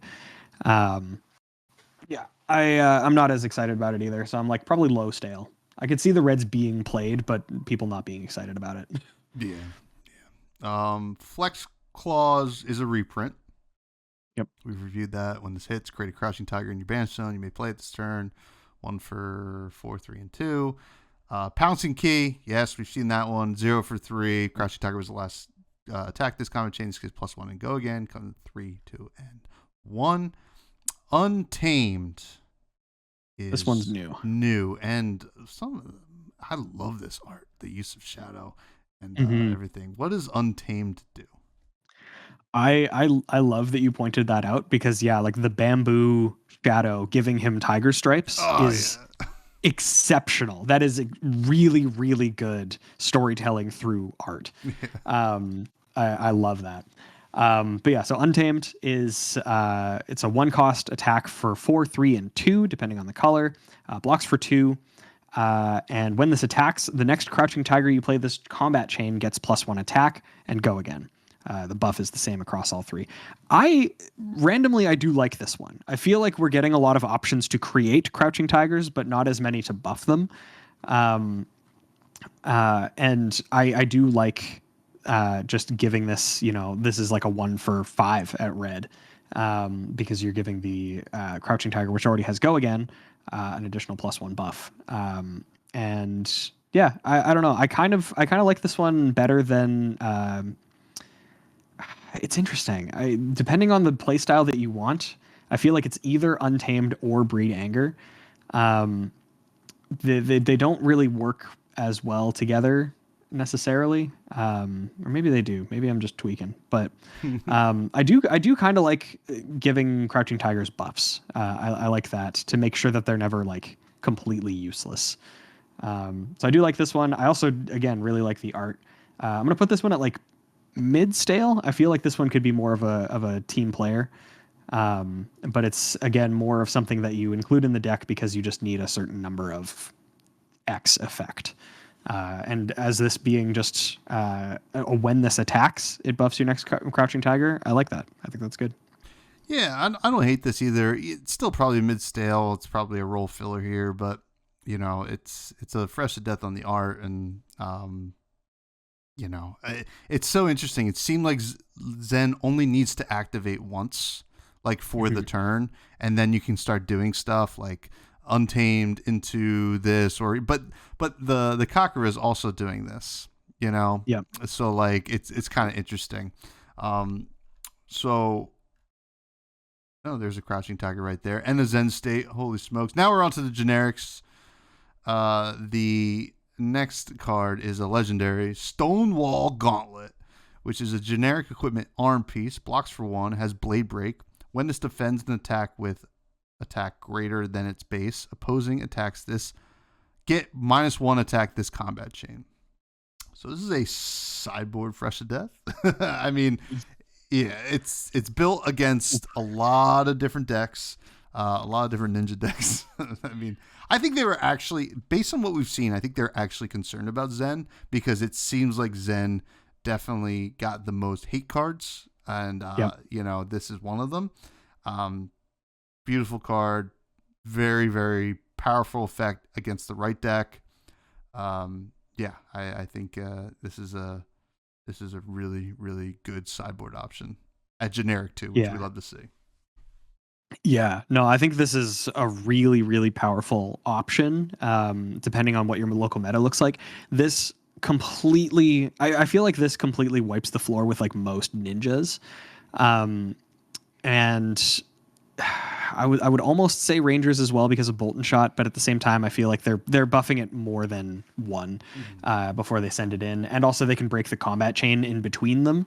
So yeah, like specifically for ninjas, Stonewall Gauntlet is disgusting because they want the combat chain to continue to be. They have the option of breaking it, but then all of their stuff gets way worse. So this could, even though it only has Blade Break 1, this could read as like gain 5 life sometimes, which is insane because there's also the Gauntlets of Iron Will from heavy hitters that function pretty similarly as like this blocks for a lot.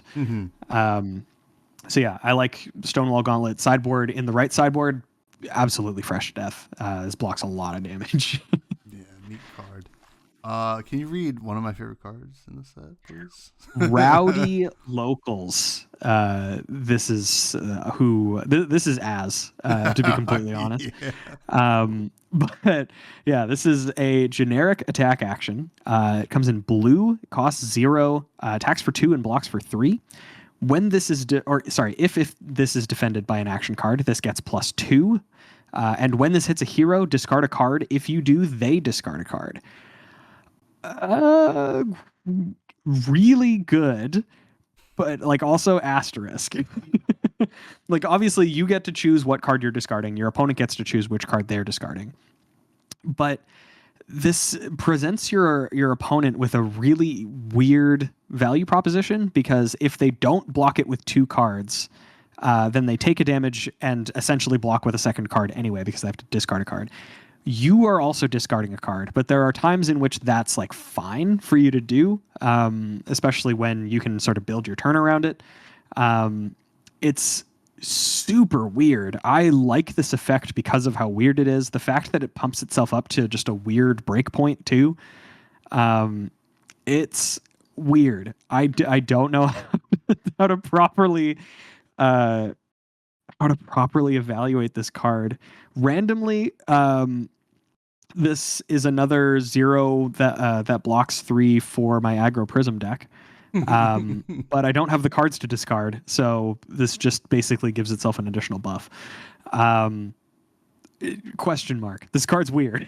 What do you think? I love this card. I don't know how good it's gonna be, but I will say this. It's a Fresh to Death for me, well, based on how weird it is. But also, I like it. It's a generic, right? So you can kind of mess around with this in a lot of different decks, right? And threat of activation is a real thing. Your opponent sometimes will have to be like, do they care about that card in their hand? Mm-hmm. And then they're going to have to make a decision. Now, in terms of the real uses for this card, Rhinar has a lot of ways to create agility tokens. You start off your turn with Rhinar and Rowdy Locals with Go Again. They're like, okay, well, I definitely can't let this hit. I might have to give up 2 cards here if I only have action cards. If I do let this hit, they can discard a 6 and intimidate and then throw something else at me. Oh.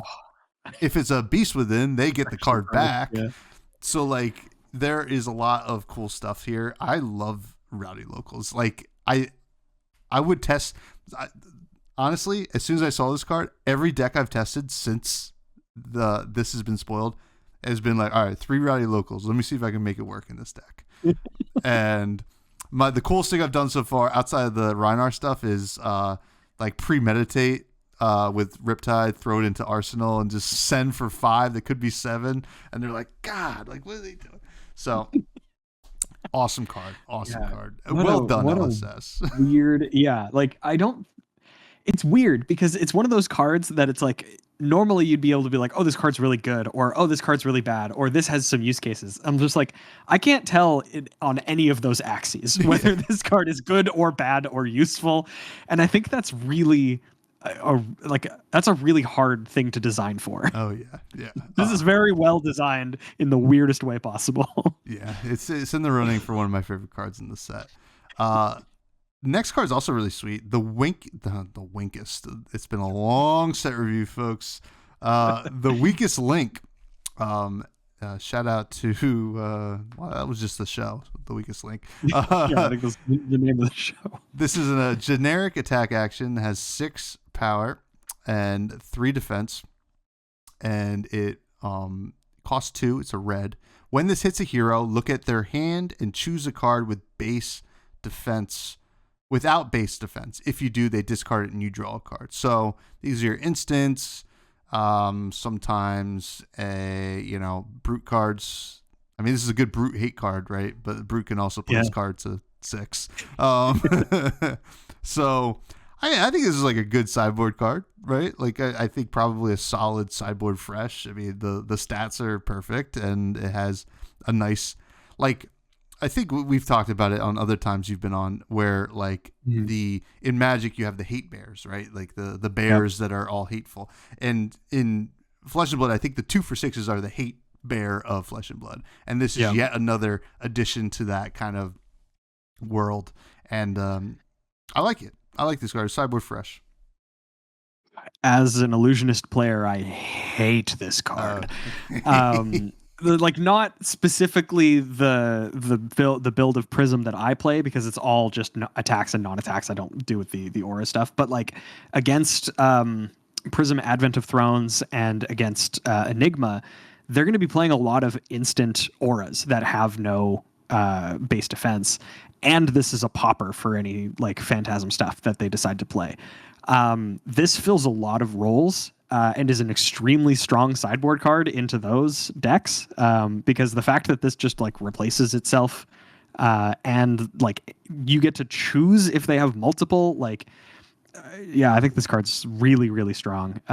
It's like it's the Command and Conquer stat line on a non-Command and Conquer effect, but against certain decks, I think this might like feel more oppressive than Command and Conquer. As weird as that is, because like they can't block with it to prevent you from getting its effect off anyway, because it has no base defense, so it stays in hand. You discard it with the effect and you get to basically ponder. I think this card's like very strong in a way that's near and dear to my heart, but in the opposite way. It predates on my heart. It's so, like sideboard very high fresh. Yeah, you better play your instants when you see this, just in case you don't want to get pummeled or anything like that. I mean, it's like how everybody was like. I remember when we first were looking at Down and Dirty. We were just like, "What's the point of this card? You can block with it from your arsenal, and it blocks for 2." Like, okay, but it's like, oh, it's actually sick against illusionists. Yeah. It's actually so good. So good. What does Prismatic Leyline do? God, what doesn't it do? This is a yellow generic action. Blocks for 3, costs 0. It reads, your next red attack this turn gets +1. Your next yellow gets +2, and your next blue gets +3. The templating on this card is a little bit weird. I think they should have just said your next red attack, yellow attack, blue attack, because the first question that popped up in our Discord when this was revealed was like, does this buff, does this give attack values to non-attack cards? It's like, no, they just kind of condensed it, and it's a little weird. But realistically, in a deck that can play this is a 0 for 6. And it does it in a way that potentially makes blocking breakpoints really awkward. Is there a deck that currently gets the max value out of this? No, I don't believe so. Aside from like maybe Katsu, because you can search for things, and like through a full combo line, this is like a ton of value. Oh my god, if you do the Find Center combo, because Find Center's a blue, uh, you can go like red into yellow into Find Center that has +3 and then also is hard to block and whatever. Hilarious. Probably never happening, but hilarious. This card's super weird. I think maybe the way that I should evaluate this is that you're only getting 2 out of the 3 buffs. And even then, if you get like, if this is you're buffing a red and a blue, this is a 0 for 4. That again makes blocking weird. I don't know. This is another question mark. This card's weird. It's like maybe bad, but it's weird, and that means that I like it. So you know what? I'm gonna slap a fresh on this and toss it over to you.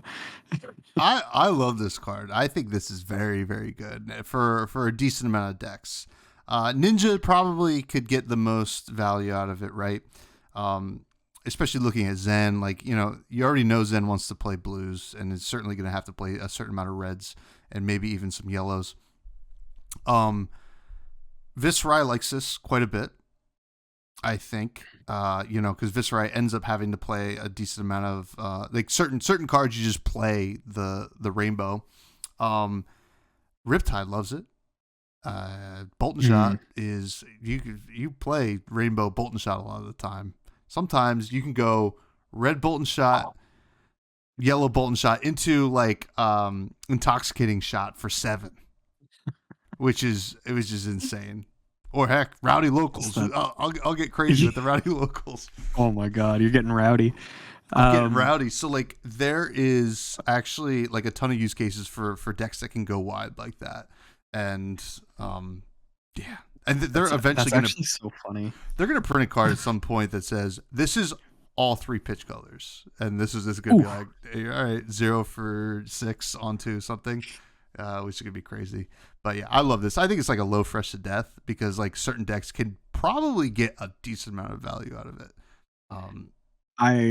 The first thing, as soon as you said Bolt and Shot, I was like, if you just have all 3 colors of Bolt and Shot, this is just 15 damage, all with go again. Yeah, it's insane. And then you're like, all right, I did all 3. Codex of Frailty. No.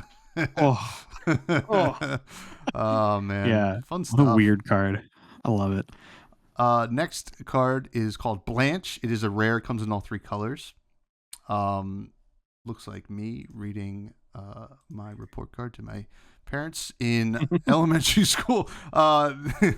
This is a 3 for 7, 6, and 5, depending on the colors, and blocks for 2. It's a generic attack action, and it says when this hits a hero, cards they own lose all colors until end of their next turn.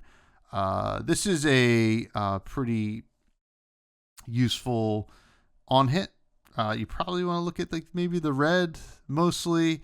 Sideboard, like low fresh, I think. I mean, it's still kind of cost like heavy, and but if it turns off a lot of things, especially for all the 3 new heroes, and even some of the other heroes out there. So I would say this is probably like a sideboard low fresh. Yeah, I agree, and I think the red is where you want to be, because it's that awkward breakpoint of 7, to make your opponent have to commit a bunch of cards for you to not get this on hit. Really good specifically against the Mystic heroes, because then they can't transcend for a turn, because the blue card that they play isn't blue anymore. So yeah, like we've seen this sort of hate card getting printed like usually once a set, and it's something to proactively play against the set mechanic, and this fits in right alongside those, and I think the design of it is totally fine. So yeah, I think like sideboard fresh for the red pretty solidly. I think the yellow and the blue are not worth playing probably, They don't quite do enough, and the fact that they block 2 means you just want to attack with this anyway. Yeah. So, the red is like a solid fresh sideboard. Good against Prism too. I forgot about that. Yeah. The old yellow matters. What does Emissary of Moon do? Yeah, a couple different. So emissaries. we have the same like cycle of moon, tides, and wind. And we'll start with Emissary of Moon. This is a rare generic attack action. It's a 0 for 4 that blocks for 2. When this attacks, you may put a card from your hand on the bottom of your deck. If you do, draw a card. And you know what? Actually, it's kind of funny because these are just the modes of Enlightened Strike again, split over 3 cards. But yeah, like putting a card from your hand on the bottom of your deck to draw a card on a card that doesn't have Go Again. I mean, usually Enlightened Strike won't have Go Again either, but it attacks for 5. It's not a cost to play it, so this is at its base just a 0 for 4. You don't have to bottom a card to play this. So it's like not irrelevant. This is kind of just a ponder. It's hand fixing a little bit if you want to like filter into something. I don't know. I don't feel too great about this one. I like the non-attack action versions of these effects the most. These feel like okay, but not anything exciting. I don't know if they end up making the cut. I think for this draw card one, I think I'm going to give it like a low stale. I could see it being useful, but I don't know exactly where off the top of my head. Do you want to just talk about the other two since we're already on them because they all do the same thing? Yeah, I might as well. Yeah. There's also Emissary of Tides, which is the same stat line, and when this attacks, you may put a card from your hand on the bottom of your deck. If you do, this gets +2. And then Emissary of Wind is the same thing, except it gets Go Again. So again, it's all 3 modes of Enlightened Strike split over 3 cards on 0 for 4s that block for 2. Of the ones that I think might see play, I think maybe Emissary of Wind, just giving Go Again is like fine. But again, it's like 2 cards to attack for 4 with Go Again when you could just play something like Scar for a Scar. I don't know. These feel interesting, and they're cool in the broad scheme of the entire set. When you take the entire set into context, that we have these like moon, tides, and wind across every class, and then also generic is like kind of cool. But like I said, I think the non-attack mystic versions of these effects I think are going to be the more impactful ones, and I don't think these quite make the cut as 0 for 4s without inherent Go Again. Yeah, this is kind of interesting. I do like that it's a May, unlike Enlightened Strike, but I think I still want to play Enlightened Strike over all 3 of them. Mm-hmm. We already kind of have Emissary of Wind in that card from Monarch. That was also an Outsiders that you put on top. To play it. Yeah, putting it on top is much better in my opinion. Because, well, I mean, I guess sometimes, in some cases it's not better. Because sometimes you don't want to redraw it. Sometimes you do. I don't know. It's a little bit weird. I'm trying to remember what that card's called. I used to play it. Yeah, it's been a long day. But I don't know. These are probably like stale. I don't know. There could be a world like a 0 for 6 ain't bad on the Emissary of Tides. Like, you know, if you're like redlining it, like a 1 for 6 in a way. But like also you can just play standing order. I mean, like it's a different kind of thing. Like different kind of cost. You need to remove a card from your arsenal. But I don't know, mid stale for all of them. Next card's kind of cool. Gravekeeping, which is a rare. It comes in all 3 colors. It is a generic attack action. It attacks for 5, blocks 2, costs 1, and then attacks for 4 and 3. When this attacks a hero, you may banish a card from their graveyard. This is something that is probably a decent sideboard option. Let's say 5 becomes the juice again. You want to get rid of that Phoenix Flame pretty reliably. This is like just straight up banish it. And, Levia, like, has some things in their maybe you remove a 6 or something like that. Like, okay, yeah, you can't do anything with that. So I like it as a sideboard option. I don't know if it's like 5 is whatever, or maybe you just play the yellows, or you just play the blues just to attack with it. But I guess like a sideboard, like stale, I think. Yeah, I think sideboard stale too. I don't know how much you really need this effect to play just a completely basically vanilla 1 for 5. The stat line is like fine, but it blocks for 2, doesn't have or get go again. And it's not like relevant against most decks. Like there are decks that it does play okay into, but yeah, this feels like a pretty narrow sideboard option. I could see in certain matchups like maybe this reaching like a high stale sideboard, but I feel like you could just play better cards. You Yeah. could just things that kill your opponent a little more efficiently. Yeah. I mean, like really, I do think like Phi, it would be like enough to temper them, so their turns are just like pretty hampered for the rest of the game. But like then they can just get another Phoenix Flame, but hopefully you play more Gravekeeping. I don't know. What does Battlefront Bastions do? This is something we saw pretty early. Yeah, we saw this one early. The extended art of this card is awesome. It's like straight out of Dark Souls. It's so cool. But yeah, it's this is a common generic attack action. Comes in all 3 colors, costs 3, attacks for 7, 6, and 5, and blocks for 2, but only sort of. Because when this defends alone, you prevent the next 1 damage that would be dealt to you this turn. So in the same vein as something like Fiendl's Fighting Spirit, very similar to that card, in fact. This is an interesting card because it only triggers if you block with it alone. So it blocks for 3, like sort of, but only if you are only committing this card. So if your opponent's attacking you for 2 and you block with this, then at least you get the damage prevention for the rest of the turn, because it doesn't just like get eaten up by it, but it also blocks a 3 on its own. Randomly, it blocks like 3 attack dominates really well. As random as that is, but yeah, I don't know. I think I would prefer to play Fiendl's Fighting Spirit if I'm looking for a 3 attack or a 3 cost 7 attack card with 2 block.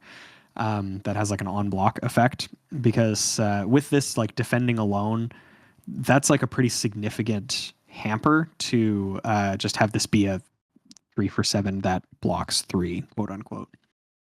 So I don't know. I'm not, unless I'm missing something. I'm gonna put this around like probably low stale.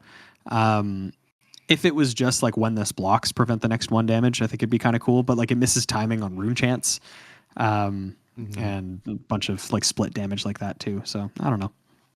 Yeah, this is an interesting one. How does it work with defense reactions? Does it already trigger the prevention before you throw the defense reaction on there?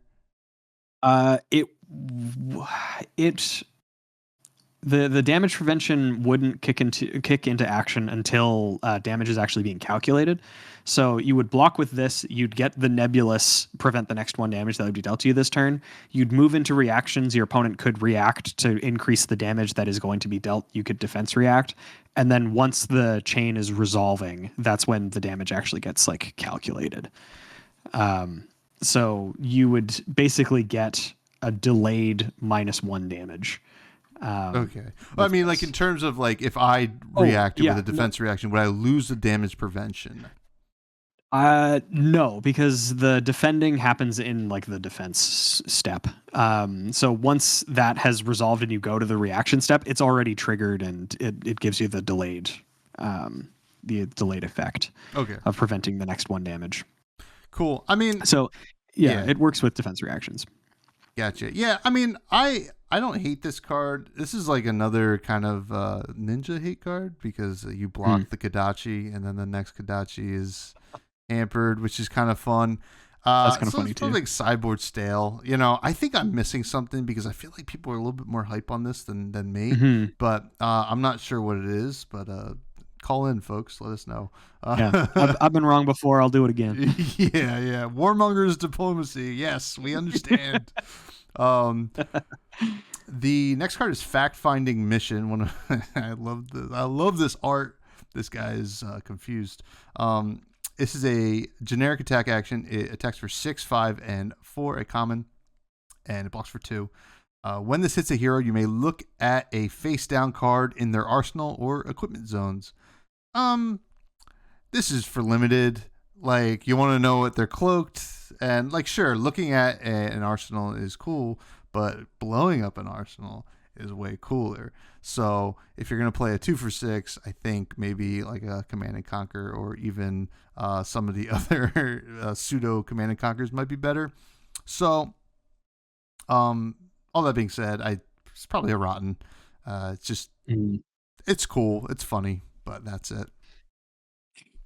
Yeah, it's definitely just made for limited, so that you can like take a peek at what your opponent's what's even the keyword? Shroud. Cloaked. What their cloaked cards are, so that you know like what arm piece you're playing around or whatever. But yeah, I don't think this sees play outside of specifically Part the Mistveil limited. Yeah.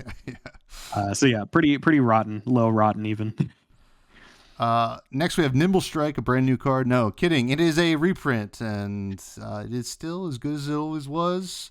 Water the Seeds. What does Water the Seeds do? Water the Seeds is interesting, actually. I don't think I've seen this card until right now.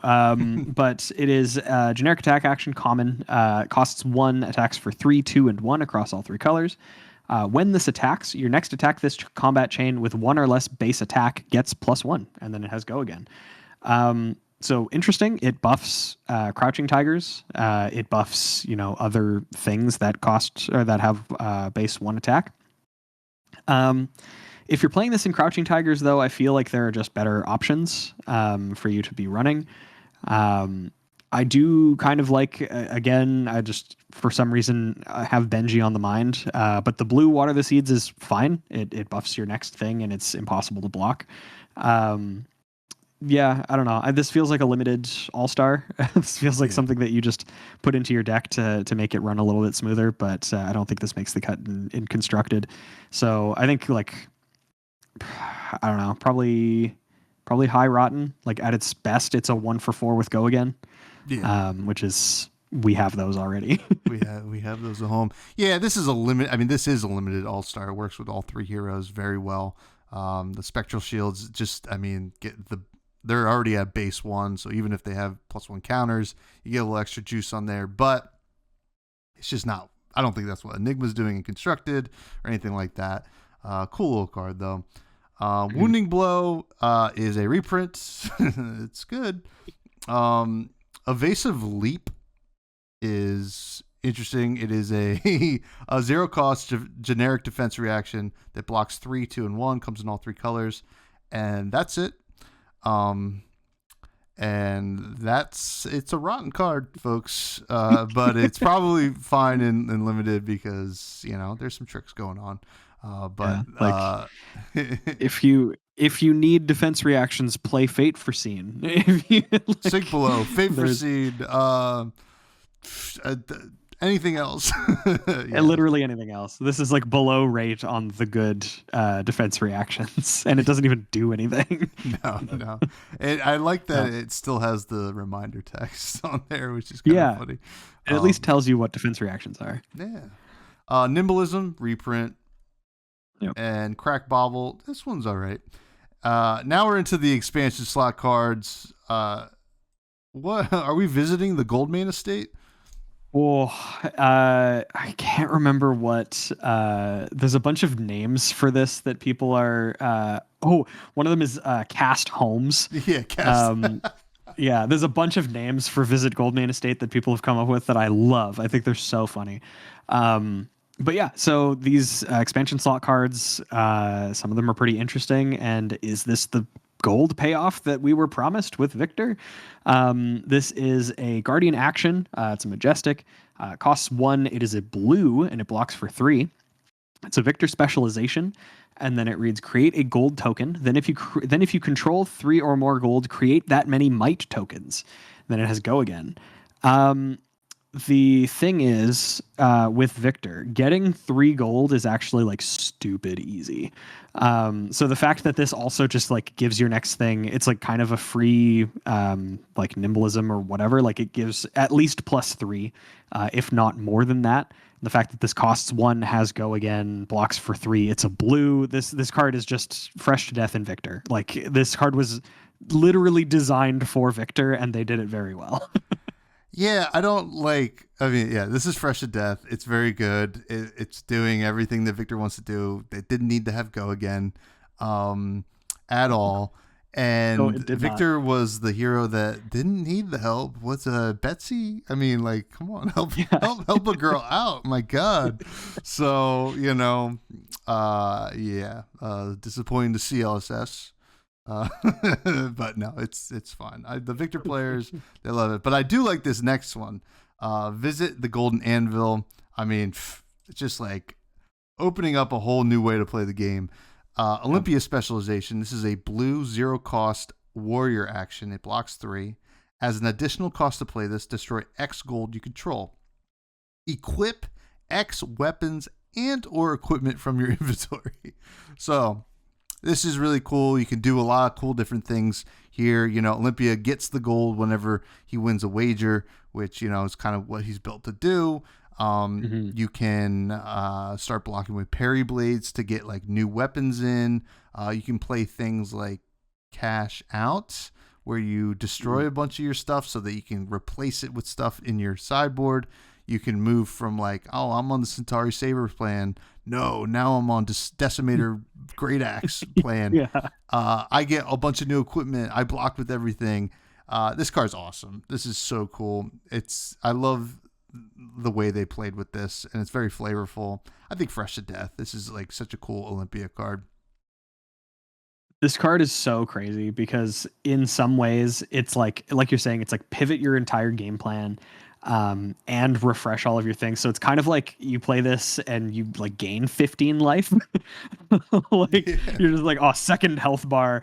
Yeah, this card is sick. There's going to be something really unique and creative that somebody does with this. And it's one of those cards that almost like rewards you for being prepared for different game plans, because you could, in theory, you could have a different plan for each of your matchups. Like you do play this, you get a specific set of equipment for somebody else, and then it's like, oh, against a different deck, you do a different set of equipment. And I think that that's really cool that this is like that modular. Yeah, this card bangs. This card's real cool. So cool. If you're playing Olympia, you should play this card, I think. Otherwise, you're a coward. Yeah, come on. Like, at least, you can get at least one thing. It would be cool. Like, you don't even have to worry about the weapons. Just go get new equipment. That's kind of fun. Yeah. Yeah, just re-up on your chest piece. What does Supercell do? Oh, this card is exactly what I want to do with Construct Nitro Mechanoid decks. This is perfect. It is a Mechanologist action. It costs X, and it's a blue that blocks for 2. It reads, put X Steam counters on X target hyperdrivers you control. Also, create a hyperdriver token with X Steam counters on it. If X is 3 or greater, you may shuffle a Construct Nitro Mechanoid from your banished zone into your deck. So it just like, this is like a max card forever. Because you play this for like 3, you put 3 steam counters on 3 hyperdrivers, then make another hyperdriver with 3 steam counters on it. That's so much value. Yeah, it's insane. And then you're keeping them around long enough because you're rejuicing your hyperdrivers that you likely have them around still when you draw into this Nitro Mechanoid that you re-put in, that you like probably boosted away. Even if you don't banish, or even if you don't shuffle the construct, or even if you don't shuffle the Construct Nitro Mechanoid back into your deck, this card's still crazy. This is exactly what Max wants to do. This feels like a Max specialization. This card's really cool. It's really sweet. Does everything really well.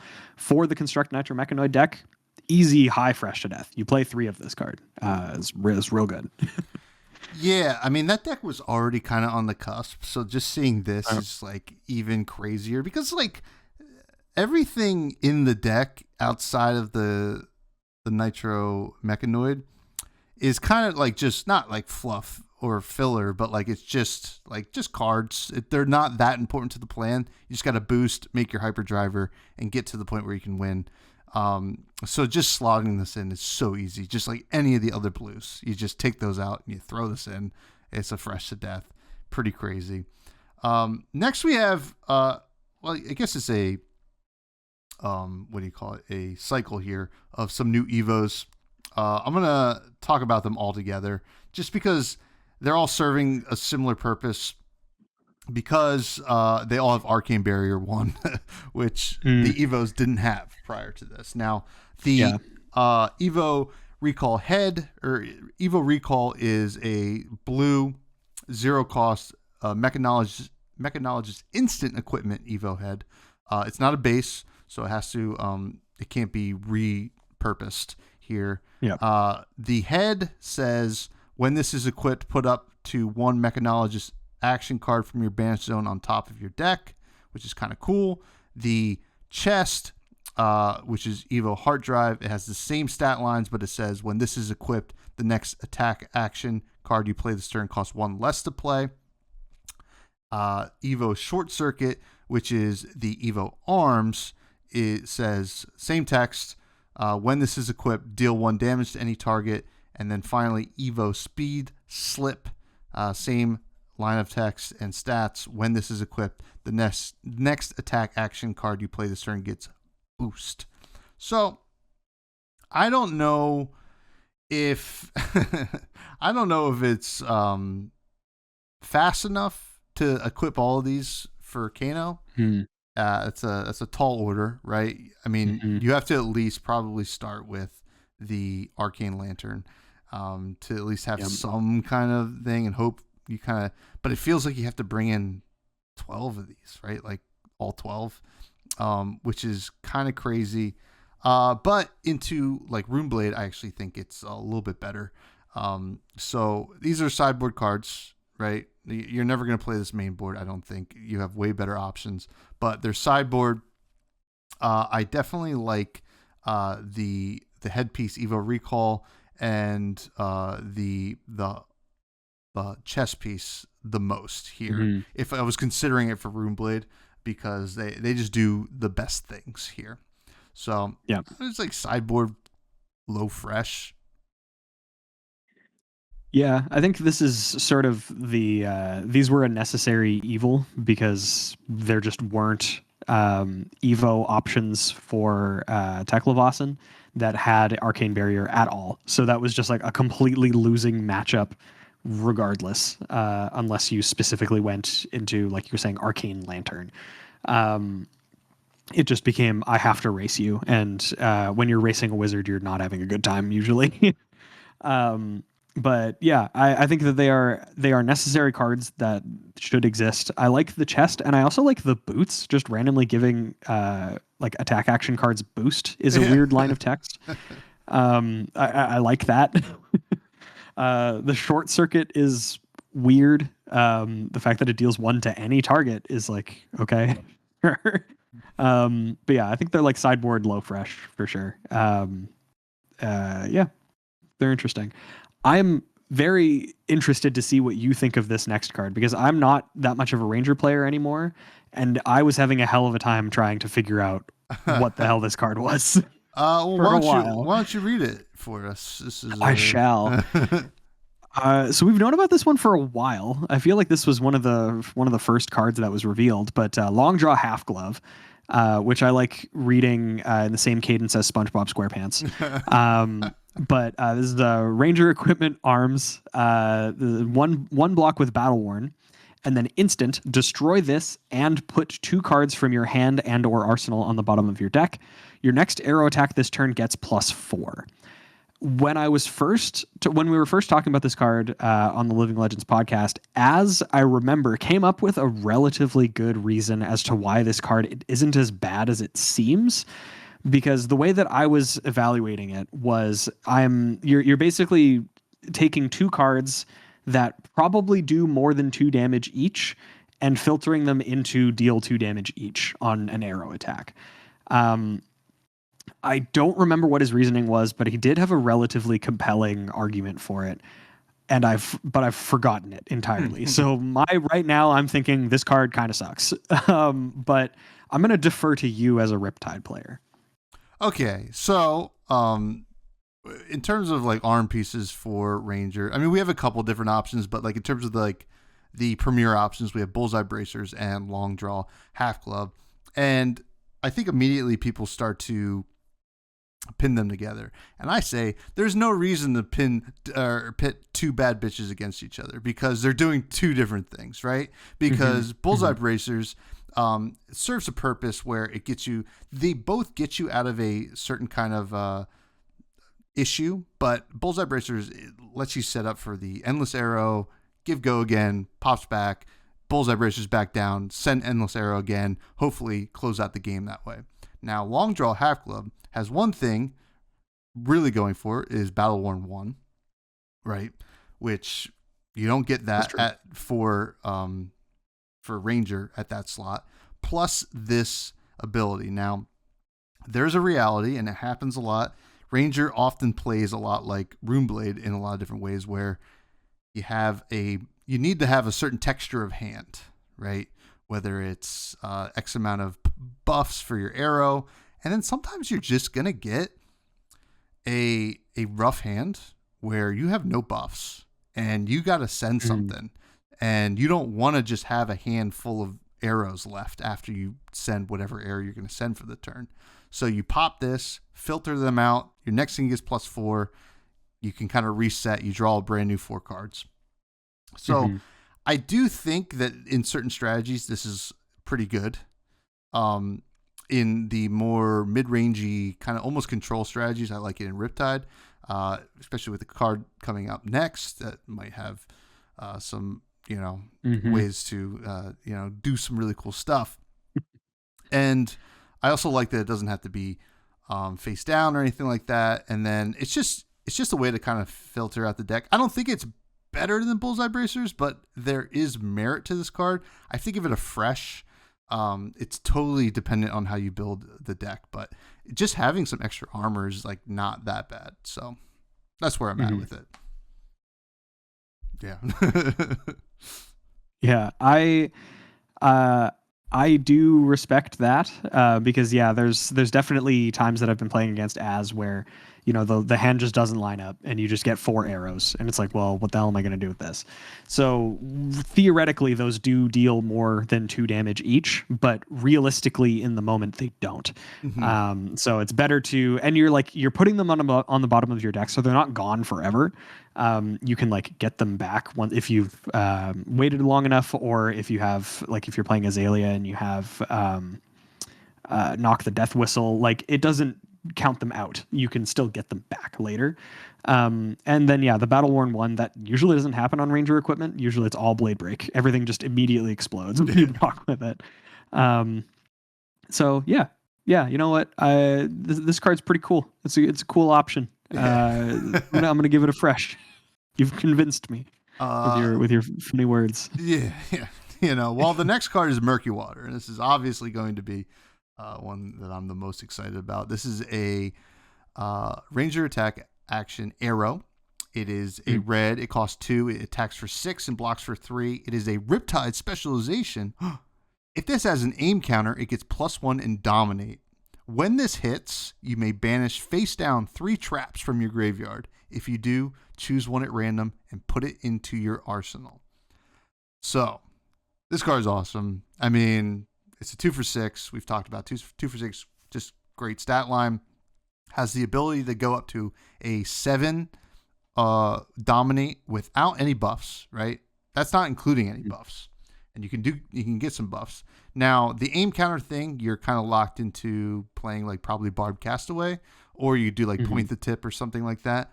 But all that being said, if you choose not to do the aim counter stuff, the on hit still happens. And the cool thing is, getting back traps happens to be pretty good. And you could just send this as your last attack, grab the trap, put it into arsenal.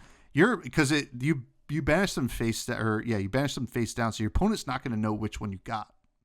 Yep. they're gonna know which 3 you picked, but they're not gonna know which one you got. So they're gonna have to be like, God, you can get all 3 of the legendary ones back. This is a fresh to death. Yeah. I love this card. I mean, it's just so cool. It's just cool. The fact that this becomes a 2 for 7 with Dominate, like, it already had a good stat line, but if you give it an aim counter, it makes it like such a crushing stat line. And then the on hit of being able to recur traps. I think for a while they ruled it that you didn't need 3 traps in your graveyard, but they have since reneged on that, and they've said that you do need at least 3 in order for this on hit to happen, which I think is totally fine. I think that if it was the other way and you could just be like, oh, I only have 1 trap in my graveyard, I get this back, that's way too strong.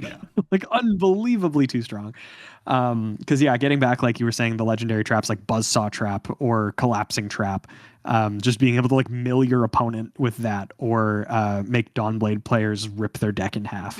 That would be unreal. But even like without an aim counter, with all of the shenanigans that Rangers have to buff arrows, like you might not need an aim counter, but with the aim counter, this card gets crazy. Deals a lot of damage and then gets you value back. This card's like easy fresh to death in Riptide. You would play 8 copies if you could. Oh yeah. It's so cool. Now, what about Kindle? Shout out Amazon. Actually, don't shout out Amazon. They make too much money. I rescind my shout out. Kindle is a wizard instant that isn't a zap, which I think was the first thing that was posted on Twitter. That they finally printed a wizard card that isn't just another printing of zap. This card's weird, and I love it a lot because of it. It is a wizard instant. It's a red, and it costs 0. And it has amp 1, which is a totally new keyword, which is just the next time you would deal arcane damage this turn, instead deal that much +1. This happens before prevention effects. The reason that this is worded so weirdly is because this now affects any instance of arcane damage. Relevantly, this works with something like Kraken's Ether Vein, which if your opponent doesn't prevent either of the damage, because now it comes in for 2, you draw 2 cards, which is cool and awesome, and I love it. And it also says if you have no cards in hand, draw a card. So if this is the last card that you have in your hand, it just replaces itself. It's just a free +1 damage effect. Very cool. The other interesting thing is they had to do, and I just pulled up the like Back Alley Oracle article because they did a ton of reworking of how like arcane damage works because of this amp keyword. With something like Forked Lightning, where it has 2 instances of arcane damage in a single card, amp will only affect the first of the instances, so it'll deal 3 damage, then 2 damage, instead of it affecting the entire thing, the entire event. This is a card that has a bunch of keywords and like rules baggage associated with it, which is weird because it's such a like condensed card. It doesn't have a lot on it, but I think it's really cool. And specifically with Kraken's Ether Vein, I love it. That's what I was hoping for. As soon as I saw Kraken's Ether Vein get spoiled, I was like, I want there to be ways to buff the weapon's damage itself. So cool. 10 out of 10. At least a fresh, neat card. Yeah, I mean, well, I think this is a fresh to death, actually, in a lot of ways, because you can do a bunch of stuff in terms of like pitch stacking Kano, and then you like do a bunch of Kindles, you amp up your Aether Wildfire, and then you do the Kano thing, and then your opponent's like, well, I'm playing Enigma GG anyway, and no, but yeah, I think it's a pretty great card. I mean, this is really cool, and it's definitely like hinting at things to come for probably what will become either the next set or the set after. Super cool, and I love that art. My God, so cool. The art is it's gonna look so nice in foil. That's gonna look beautiful. Let's talk about a card that too little too late. Dust from Stillwater Shrine, which is a Draconic Illusionist action Ash. It blocks for 3. It costs 0. It has material while this is under a permanent other than Mirror Guy. That permanent has Phantasm. it's as good as the other ones, if not better. Dromai's gone, so Dromai band. so I don't know. I mean, it will matter again down the line, and it will be as good as the other dusts that we've seen. Yep. Yeah, Miragai is a good dragon to take the Phantasm away from, because it's the one that also takes Phantasm away from your other dragons. So like randomly, this one's really good. So it's probably for the best that they waited this long to introduce it to the world. Now it's only legal in Living Legends. Yeah, I guess in Blitz too, right? Dromai's still in Blitz. Yeah, I guess she's still legal in Blitz. She's not that great in Blitz, but. No, you can't like set up your dragons very well in Blitz. The games are over way too fast. Yeah. You just get like 0 to 60, 0 to 60 zipper hit, max velocity like immediately. Yeah. What does Shadow Realm Horror do? It's unfortunate that this lined up because I wanted to hear you talk about this, but I will respect the cadence that we have. Shadow Realm Horror is not okay.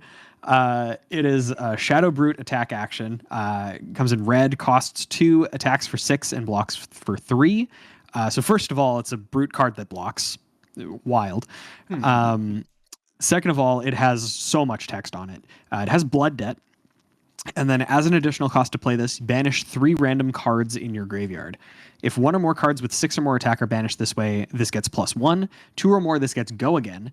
And then 3 or more, you may play a card banished this way this turn.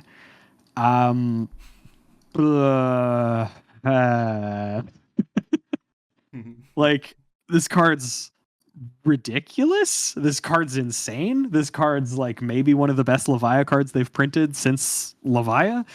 I'm going to say, without being somebody who plays the deck, that this is fresh to death.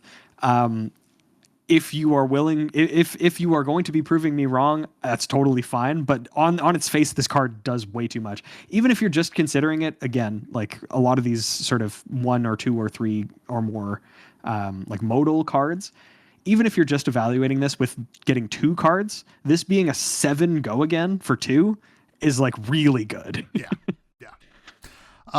Yeah, this is a fresh to death. I mean, this is insane. It's welcome. We'll take it. It's like there's so much you could do here, and it's just you just cut out one of the worst commons that you were playing, and you just slot this right in. It doesn't really mess with the math at all. It's 2. It's pretty awesome. This card is really sweet. I can't wait to play with it. It's so cool. Thank you, LSS. And I'm going to say thank you for the next one, too, because this one's really sweet as well. Eloquent Eulogy is a Shadow Runeblade attack action, which is red and costs 1. Attacks for 4, blocks 3, and it's Rune Gate, a 1-cost Rune Gate. When this combat chain closes, if a hero has lost life this turn, create an Eloquence token. Ooh, for those who don't know, Eloquence tokens like a quicken for, or like an instant for non-attacks. Speed. Yeah, for non-attacks. This is insane. I think Vincent's already kind of on the cusp of being in a good spot, and this card is really good. So you can like block 3 cards, banish this at the beginning of your turn, and then just send it, and you get the Eloquence token, hopefully. And there's a lot of cool stuff you can do with Eloquence tokens. Obviously, it's not like breaking new ground because they already had Spellbound Creepers, so it's just extra Spellbound Creepers stuff that you can do. This is a fresh to death. And honestly puts Vincent in a really great spot. Yeah, my buddy Jay, shout out Zen State Fab on YouTube, is big Vincent guy. He has an entire Discord about Vincent as well that he's just in the process of cultivating. But I was talking to him about this card, and he was like the most excited I've ever seen him in my life. Because like in Vincent, this allows you to have like the most defensive turn ever and still come in 0 for 5. This like makes your off turns still pretty threatening.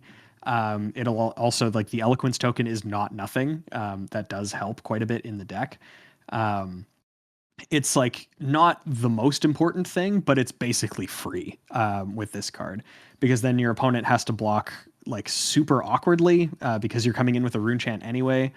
Um, yeah, like the fact that this is a rune gate 1, I think it kind of doesn't matter what the rest of the text on the card is. Like it's just really good.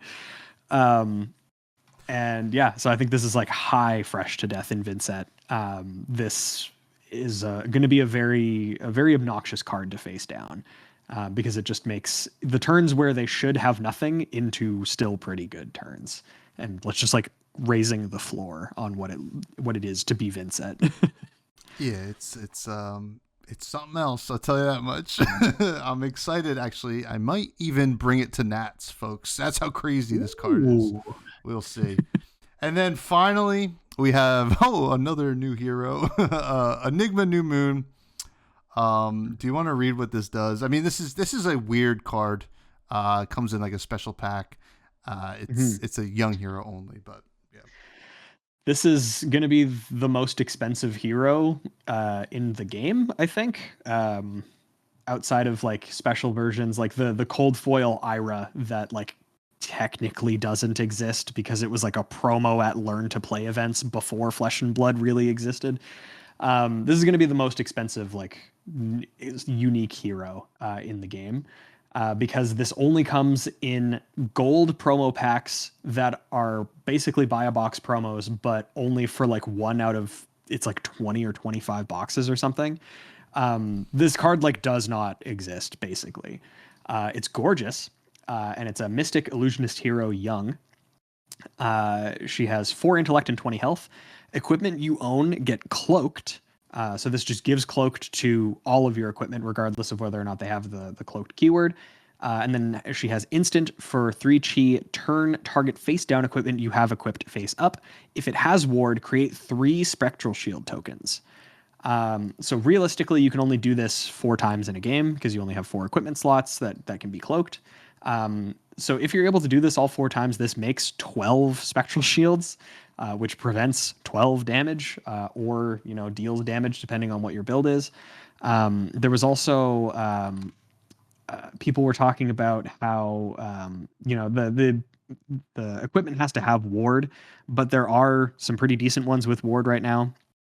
Like Diadem of Dream State went like I think skyrocketed in price because of Enigma. There's also things like Celestial Kimono and Wave of Reality, and then even just I guess the new shoes don't always have ward, so they technically don't count, but I think you still play them anyway. But yeah, she's just like such an interesting card design.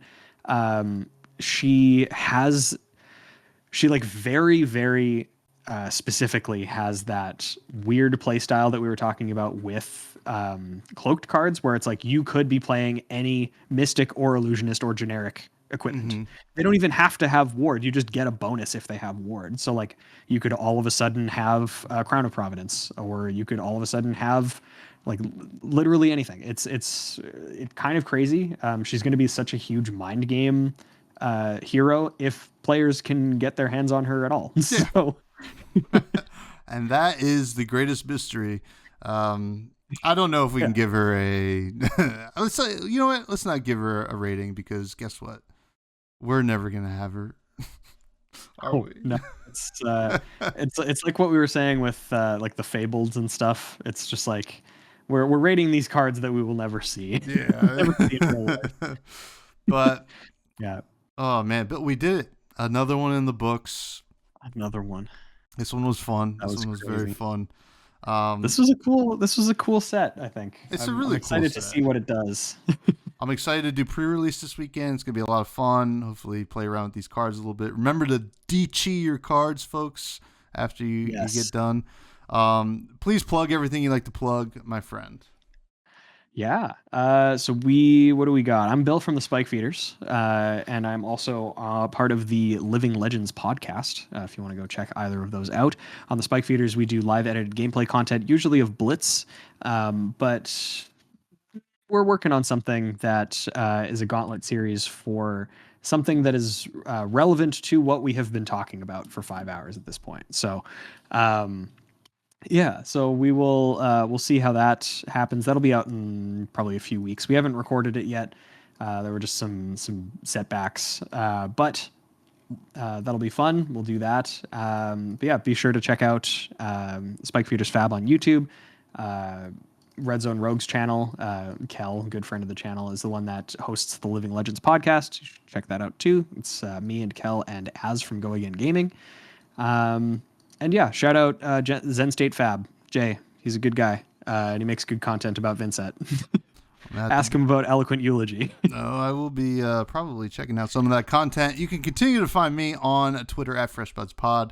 Check out the YouTube, like, comment, subscribe if you're on it already.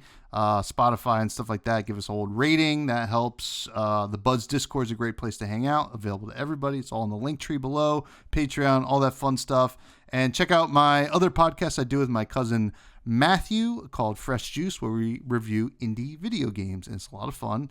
And we're cooking and having a great time over there. And do you have any food you want to talk about before we log off and say goodbye until the next set? I have a funny story actually about food from yesterday. I went to go play some Magic with some friends, and we ordered from Domino's just because it was like available and whatever. And got this. It was like a chicken Alfredo pizza and then a pep and mushroom. They sent the pep and mushroom, and then I guess either it was just a weird overlap with somebody else's order, or they just like completely misread the ticket. It was a pizza with onion, pineapple, green olives, and black olives. And I was like, I understand two parts of this pizza completely separately. Yeah. If you love olives, sure. If you love pineapple on pizza, sure. All of it together just feels like this is one person that would enjoy this pizza. And I'll tell you what, Bill, I am not that person. I do love olives. Yeah. Pineapple I can deal without, but yeah. It was just weird. So he ended up giving me that for free because my girlfriend does love olives, and I've basically convinced her at this point that both pineapple and onions belong on pizza at all times. Okay. That's my like hot take about pizza. Whoa. I like onions. Yeah. Pineapple. I love onions on pizza, man. It's so good. Yeah, I love. I mean, I think we go through about 12 onions a week in this household. Hell so yeah. We're onion people, but that sounds great. Well, I don't know if it does sound great, but Bill, thank you so much. We don't have time for Charmer because we just talked about cards for a zillion years. Thank you all. Enjoy the set, and we love you.